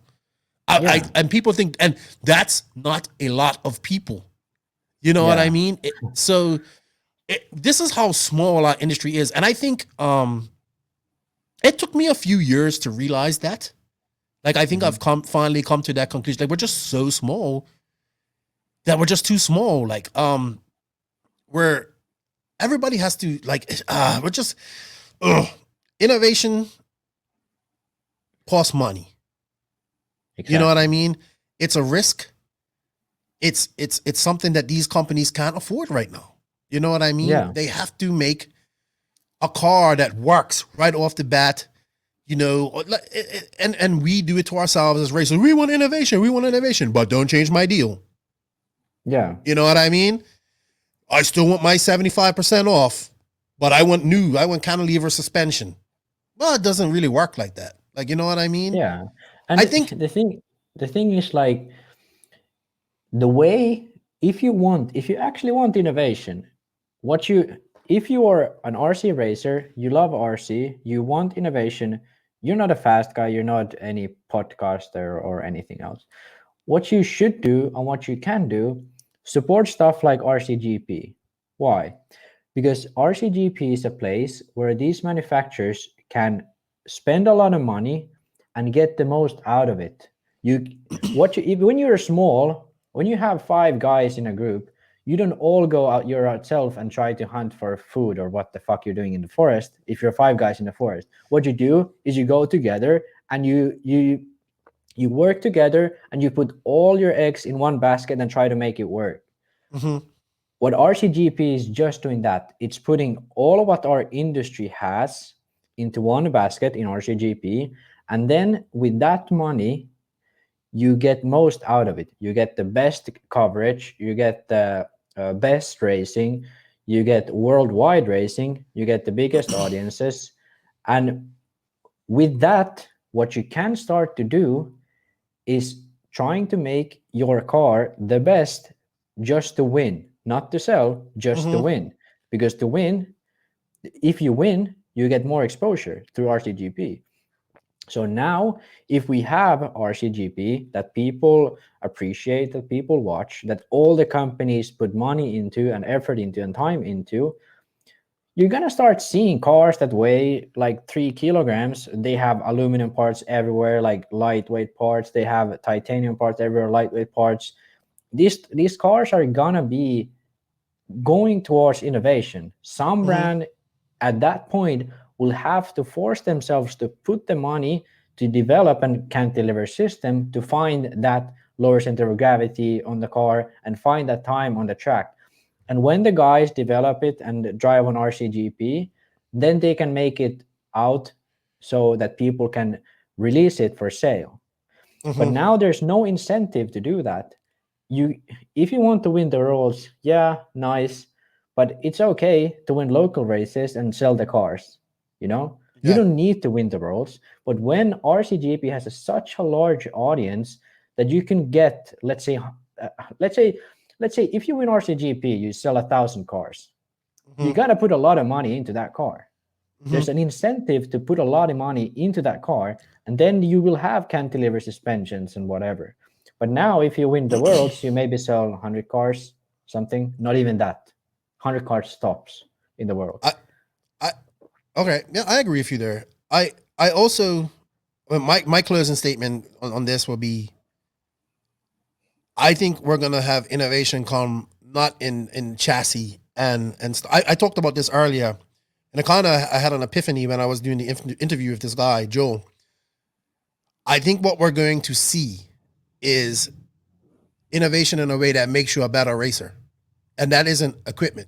That is, eventually like more durable cars and all that stuff, but things to help you understand what you're doing to your car and like apps, like this app, which I realize, which I'm going to use when I get back to racing. You really need to have a look at this app and see how good it can be for you. And I think these are the type of things, even I know people's like, oh, you're doing a promo for JQ's course. Things like JQ's course. That, like, people, the RC industry is so far behind. What JQ is doing with that course is nothing new. It's done in other industries all over. Right now, it's been going on for about 5 years or longer. It's just that JQ's been doing the first one. This is the innovation that people really probably should be focused on, because it's going to make them a better racer, a better mechanic, and all that type of stuff. It's not cantilever suspension. It's not having up umpteen million different adjustments that you can do and all that stuff. It's how are we going to make RC racing easier? Does that make sense? How do we make RC racing easier for that new person who isn't so when we have these 10,000 guys that come in from Mark Santamaria's bridge, which is MSN, which I think is great. You know what I mean? Like that door that, oh, this is RC racing. Wow, this is cool. We need to focus on innovation to make RC easier for that person who's coming in through that door or just discovering RC for the first time. We need to figure out how to make it innovative so that those people stay. I know, look at my arm all messed up. I like talking with my arms. But we need to make it more innovative and easier for that person to figure out how to be fast, not faster, but to learn the basics and be good on a track easier. And that's going to come through technology. And that comes through, this is what this is going to change a lot for RC because in this, you can hold so much power. You just need to apply. I am not swinging on JQ's nuts. I am not swinging on JQ's nuts. If you take the Invisible Speed book, I've had people literally message me because they don't really know how to get a hold of JQ. They message me and say, mate, I cannot explain to you how much this book has changed my racing. Yeah. This is the innovation that needs to happen in RC because we need to become better racers. We need to learn more setup. We need knowledge, us as racers, but we also need that basic, make it easier for those new guys. So while we want innovation, and then 15 years from now, we can see cantilever suspension. We can see different things like this. We're putting the cart before the horse. We're still trying to be innovative in a shrinking market when we should be making innovations to make things easier, promote RC, and just make it easier. Like, honestly, the potential that this Sold Out app has, I did not realize the potential to actually sit down and talk to this gentleman, and he showed me the different things. And I was just like, wow, like you're making all those notes. Go on this app, and I guarantee you that you won't ever make notes again. But here's the thing. It's the premium of that is $2.99 a month. RC racers will complain about that. Yes. Why should I have to pay $2.99 for that? Because it's something that's going to help. That will probably be one of your best tools that you can use at a track. More than 30,000 sets of tires and titanium screws and multicolored washers and having your pit all matching. Get that app. Learn how to make RC easier for you, and then we'll make it easier for new people. That's my spiel on that. Yeah. That was a good spiel.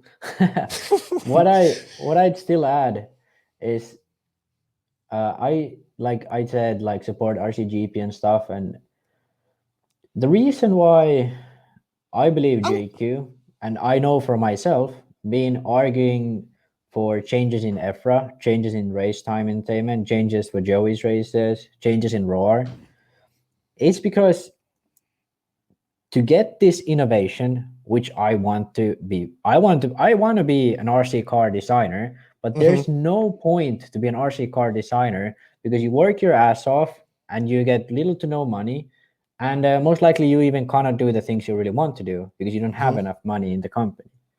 So to get to the point where people can design RC cars that are innovative, are so much ahead, and to actually do something cool, do something great, we need to have an industry that can supply for itself. And to have an industry that can supply for itself, we need exposure to get more people in. We need good racing to keep the people in. And we need to always expand and expand and expand. Right now, what we're doing is we have a cow and we're milking it. And when the milk runs out of the cow, we're done. Yeah, then we start to eat the cow. And then we're eating the cow is away, and then we starve to death, Yeah. So that's what we're doing right now. What we need to do is go to our fucking neighbor and say, hey, you have a male fucking cow. Let's make more cows. Yeah, let's make more cows. And you know what we need to do is and I'm going to say this because as a person that doesn't have a track to race, we need to support our local tracks, or, you just have to. And trust me, RC can die. It can die in a region. This country is living proof of RC dying. 3-4 years ago, when I met JQ, RC was healthy here. RC was healthy. When I say healthy, we had 30, 35 maybe entries. That's decent for her. You know what I mean? That's good. We had 3 tracks at that time. That's 4 years ago. And now it's dead. Completely dead. Nothing. Nobody's doing it. We have a track. I'm trying to get guys. I know I should have helped out a little bit more, but I'm busy too. And the track's kind of far away from me. But it can die in regions. And now and this is the second time it's died here. So it's now we got to start all over again. You know what I mean? And it's just frustrating. But yeah, And I that's think we're looking. one thing I'll add is if RC was more present online, sort of when you go on Facebook, you always see RC, and it's not like a crappy video filmed from the pit lane. It's an actual like professional video cameras and exciting racing with commentary and all that. You do get excited when you watch a good RC race. You're like, yeah, I want to go to the track today. You know, when you don't see RC racing for a while, you just watch some movies or YouTube, or maybe you get excited from other sports because you see them online. People start to lose the interest in RC because they don't get it enough. Most people spend most of their days online. So if RC is non-existent online, like these race time races have been for a long time, it kills RC anywhere else. They're on there, but like he doesn't have really the video quality. I mean, no, but it's better than nothing. It's Nothing, there. but it's something. You know what I mean? Yeah, I know what you mean. Yeah, but it's not like if you watch the live from like Sick Cross from this, what do you call it? SIC from this year. You're not gonna be excited to go to the track. No, just like I didn't watch, and that's why I couldn't watch Ricky Weekend because there's no moving cameras. It's like I'm not even worried about this. Yeah, I get that. I get that. And that's the thing. Like in DR, RC racing could have survived even if people locally weren't that interested. RC racing could have survived in terms of like the online thing. There could be like a few guys who watch the RC racing online, discuss it, and then one day they're just like, hey, I got this plot of land, let's build a track. But now that's what I'm trying to do now. Now there's nothing. So it's like, yeah, that's the thing that really needs to change.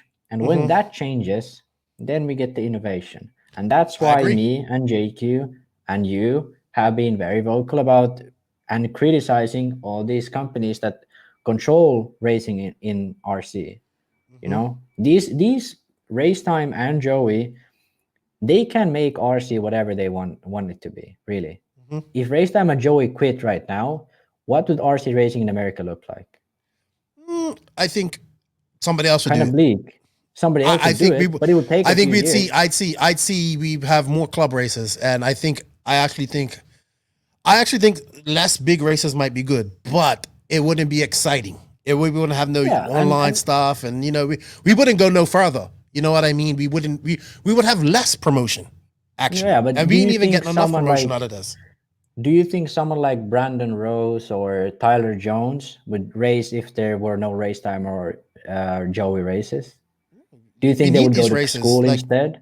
Yeah, exactly. So obviously something else is going to replace it, but that'll take a few years. Yeah. And that's the thing. Maybe it's time to start demanding more of these race promoters than just, hey, here's my money. Thank you for a race. Let's put something back into the industry. I'm not saying that they don't. I mean, Joe's been around for a long time. Dave's been around for a long time. At least Dave listens and all that type of stuff. And he wants to do things different. And now Joey's got an actual track. So maybe their mentality will change on a lot of things. So I say them because they are rightly the two biggest probably RC promoters in the world right now. So yeah, easily. There's all the other races in Europe are just the club. Hey, really. What if AMS? All right, I know we're going off on a tangent. What if AMS is a fucking hit, great success, and he's like, wow, and I hope it is too. And people finally realize, oh wow, we can, and then that's how things change. And innovation can come in many forms, man. We think it's only supposed to come in a physical chassis. We need this type of thing. I think innovation has to come from other forms right now to make RC bigger. Max, we've been talking for almost 4 hours. Woo. Yeah, it's been crazy. I know, but it was a lot to talk about. By the way, I'll give props to Dave though. Like he's the first one to try something out, and I hope it works well. It should work. Look, it's worked before. Jeff complained about his trophies. He got new trophies. He takes pride in his. I'm not into the monsters and all that stuff. I don't really care about that stuff, but he is, and he takes pride in that. The long jump competition, all this type of stuff. Dave is actually there all day long. Like if you ask him, he'll do something for you. All that type of stuff. His crew and his team put on the best indoor races I've ever been to, and they do it with a smile, and they're happy, and all that type of stuff. And he has a great product, and he does listen. So I do give him props for a lot of that. I'll say this as well. I think we have given Dave sort of a bit too much shit, like personally, because of the fact that the region where he's from, this is the culture in it. The culture is open practice, racing till sort of midnight. But you know what, Max? He just did what people wanted at that time, and now he's like, he always took pride in it. But the thing is that the culture around him, this was like the best sort of idea then, you know? And guess now what? When there's better ideas, he's taking advice from them. Well, that culture, and he sees that. Slowly but surely, which is the slow super tanker that RC is, believe it or not, what we've kind of been saying for the last 3 years, or what JQ's been saying forever, I believe people are starting to understand it. I think people are starting to listen. And the seeds are planting. So the tanker is turning. It just probably started that, and all right, let's do a starboard turn. Starboard's that way. I don't know. I can't remember. Starboard port. They just started turning that wheel. We still got a long way to make that 180 and turn around. So that's the best analogy I can use. But yeah, it's good to see Dave. And to be honest, like, it takes a lot of guts to do this. By then, really. But then he kind of, like when he does the whole, not the cap race for Southern Nats and then opens it up. But I kind of understand that, and I don't. But yeah. At the end of the day, Dave has to make money, and when it stops being profitable for him, then these races stop, and then we piss and moan about that. So as long as he's making money and these races stay around, and he wants to do innovative things, or just try different things, I'm all for that. And hopefully Joey sees that too, but I don't think so. I think it's just gonna do. You can't, because this is the big money making races. His own thing always. Yeah, Joey, Joey does his own thing. Hey man, we can only different. Yeah, there's room for both. I have no definitely yes. I think open practice. There needs to be East Coast, West Coast. It's because the people are very different. Even if it's the same country, the people are very, very different. Oh yeah, I agree. I love going to the Southeast. I love going to California too, but I like going out there and I like hanging out. But I definitely like the people. I like the people in all the places. But the South just has a very friendly atmosphere, and when you go there, it's just a little bit more laid back. I want to say, you know what I mean? And California's California, man, and it's cutthroat. So it's laid back there too. Don't get me wrong, it's laid back there. It's laid back, but in a different way. Yeah. Max, we've been going for a long time. It's late. I've been up since 3:00 this morning. I had a long day ahead of me. Thank you for your time, Max. Thank you, Zach, for your time. I greatly appreciate it. Thank you all for listening and joining in on the podcast. Thank you to to Race Time and the racers at Southern Nats for giving us some entertainment this week. It made my weekend. I was kind of like, this is boring, and then wow, that's exciting. So because it didn't have really the coverage that I wanted, but it got me excited. And yeah, I mean, kudos to Mason Fuller for doing it. Shout out to Dakota Fenn. Hey, Mugen Mafia, don't worry. Mayfield's still the best right now. He still has the best record in 8 scale right now for this year. I mean, you can't win them all, guys. You can't win them all. Come back at AMS. Let's see what Mayfield does at AMS. Oh, he's coming back with a vengeance at AMS. Watch. Mayfield's going to wipe the floor. I'm predicting Mayfield to win AMS. All 3. Is Tessman going to be there? I don't know. Probably I have to check. What is Tessman doing, by the way? He has to go. I haven't heard of him in a while. No, well, you see, the regulations in Canada are so different. He has to go quarantine for 14 days and all this type of stuff. So he's probably going back to Canada. I don't know. I think he's going back to Canada. I don't know if he's going to come back for this year. I mean, it's pretty much say the season's over for him. Anyway, fucking guys. COVID, man. Yeah, I know. Fucking COVID. Hey, I hope you guys enjoyed this episode. We did go long. check out the So Dialed app. It's really cool. If you have any questions, hit up Joe. He'll add your car, anything. You know, he said, I'm thick skinned. We're thick skinned. So you can criticize us all you want. That's good to her. Hey, NNRC squad, you guys wherever you're racing this weekend, have fun, guys. Be careful, be safe, send it without responsibility. Have fun. And if you see somebody struggling at the track, a new person, go over and introduce yourself, make friends. You know what? Make a new friend at the track this week. That's what you do. If you go to the track this week, make a new friend, because you never know what that person might be. Just go talk to somebody new. Make it good. RC is awesome. Thank you to the patrons of the NNRC. Can't do it without you guys. You guys got early release yesterday of the podcast. And yeah, man, thank you guys. Well, early release of the main interview. I can't do it without you guys. If you wish to be a patron, you know where the link is. Or hit me up. And of course, thank you to our awesome sponsors that are Mayako, Hitec RC, Beach RC, TNR Fuels, Tekno RC, Lugs Racing Tires, JQ Racing, Papa Willis Traction Tonic, Donathan RC, Manscaped, Sun City RC Raceway, Racecraft USA, RCGP, House of RC. Have I missed anybody here? No, it doesn't look like. JQ Threads, RCMX, I don't think they exist anymore. Yeah, it was a good podcast. A lot of talking. Max. Do you think people are still listening? We'll be going for like 4 hours. I think they take a week to do this. You have some people that will just put this on. You just have some people that will put this on and listen to it while they're ranching, while they're traveling. I understand. And I apologize. We're trying to get shorter podcasts, but it was going to be kind of hard to have a short podcast with such a race like Southern Nats and everything else that kind of happened. So, yeah. Last week sorry, was a big guys. weekend for RC, really. Yeah, it was. In RC world, it was. It was. And you know what? Kudos to Efra and RC Racing TV for doing what they done. I know Efra doesn't like me right now, and that's fine. I have nothing against them. They banned me from commenting on the Facebook post. But when they do good things, I commend them. So great job. I think that's good. I don't know what the ultimate plan is, but I'm willing to see what it works out to be. So at least they're doing something, unlike Raw. Oh, call to action to all my RC people out there. The elections for the odd number regions of Raw are up. You can email Raw or message Raw and nominate somebody for that region. Come on, guys. Let's join Raw. Hey, let's get people in there. Let's fix it. It's going to take a couple years.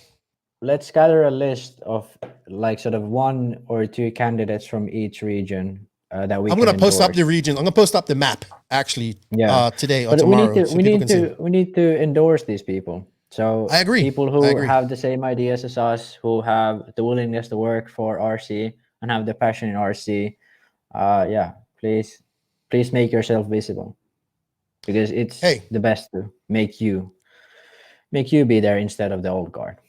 All right, Max. Well, you know what, Max? Go do some university things. Hey, remember, guys, showing the sponsors some love, shows the podcast some love. If you wish to support any of the sponsors, links with coupon codes are all in the Linktree link and also in the written description of the podcast. Hit that Linktree because I pay for that and I want to see the analytics that come through there. That's why I'm pushed. Like I pay for that. So it's not much, but it puts everything under one cap, and I think it's a really cool tool. Hey, Max, anything to say before we leave? Nothing much. Keep it fun. Keep it fun, people. Nitro's the glory. E-Buggy pays the bills. If you ain't grinding, you're sliding. Lefty and Max are out. Peace out. Thank you for listening to the No Name RC podcast. We greatly appreciate all the support and love from you, the listeners. Without all of you, none of this is possible. Special thanks to our patrons on Patreon. If you wish to support the podcast further, you can at patreon.com/NNRC podcast. As a patron, you will receive early releases, special content, and Patreon-only giveaways. Also, please follow us on Facebook, Instagram, and our website, www.nnrcpodcast.com. Remember, Nitro is the glory, but e-buggy pays the bills. If you aren't having fun, it doesn't make sense. And if you ain't grinding, you're sliding lefty out. Nitro is the glory. Nitro is the glory. Nitro is the glory.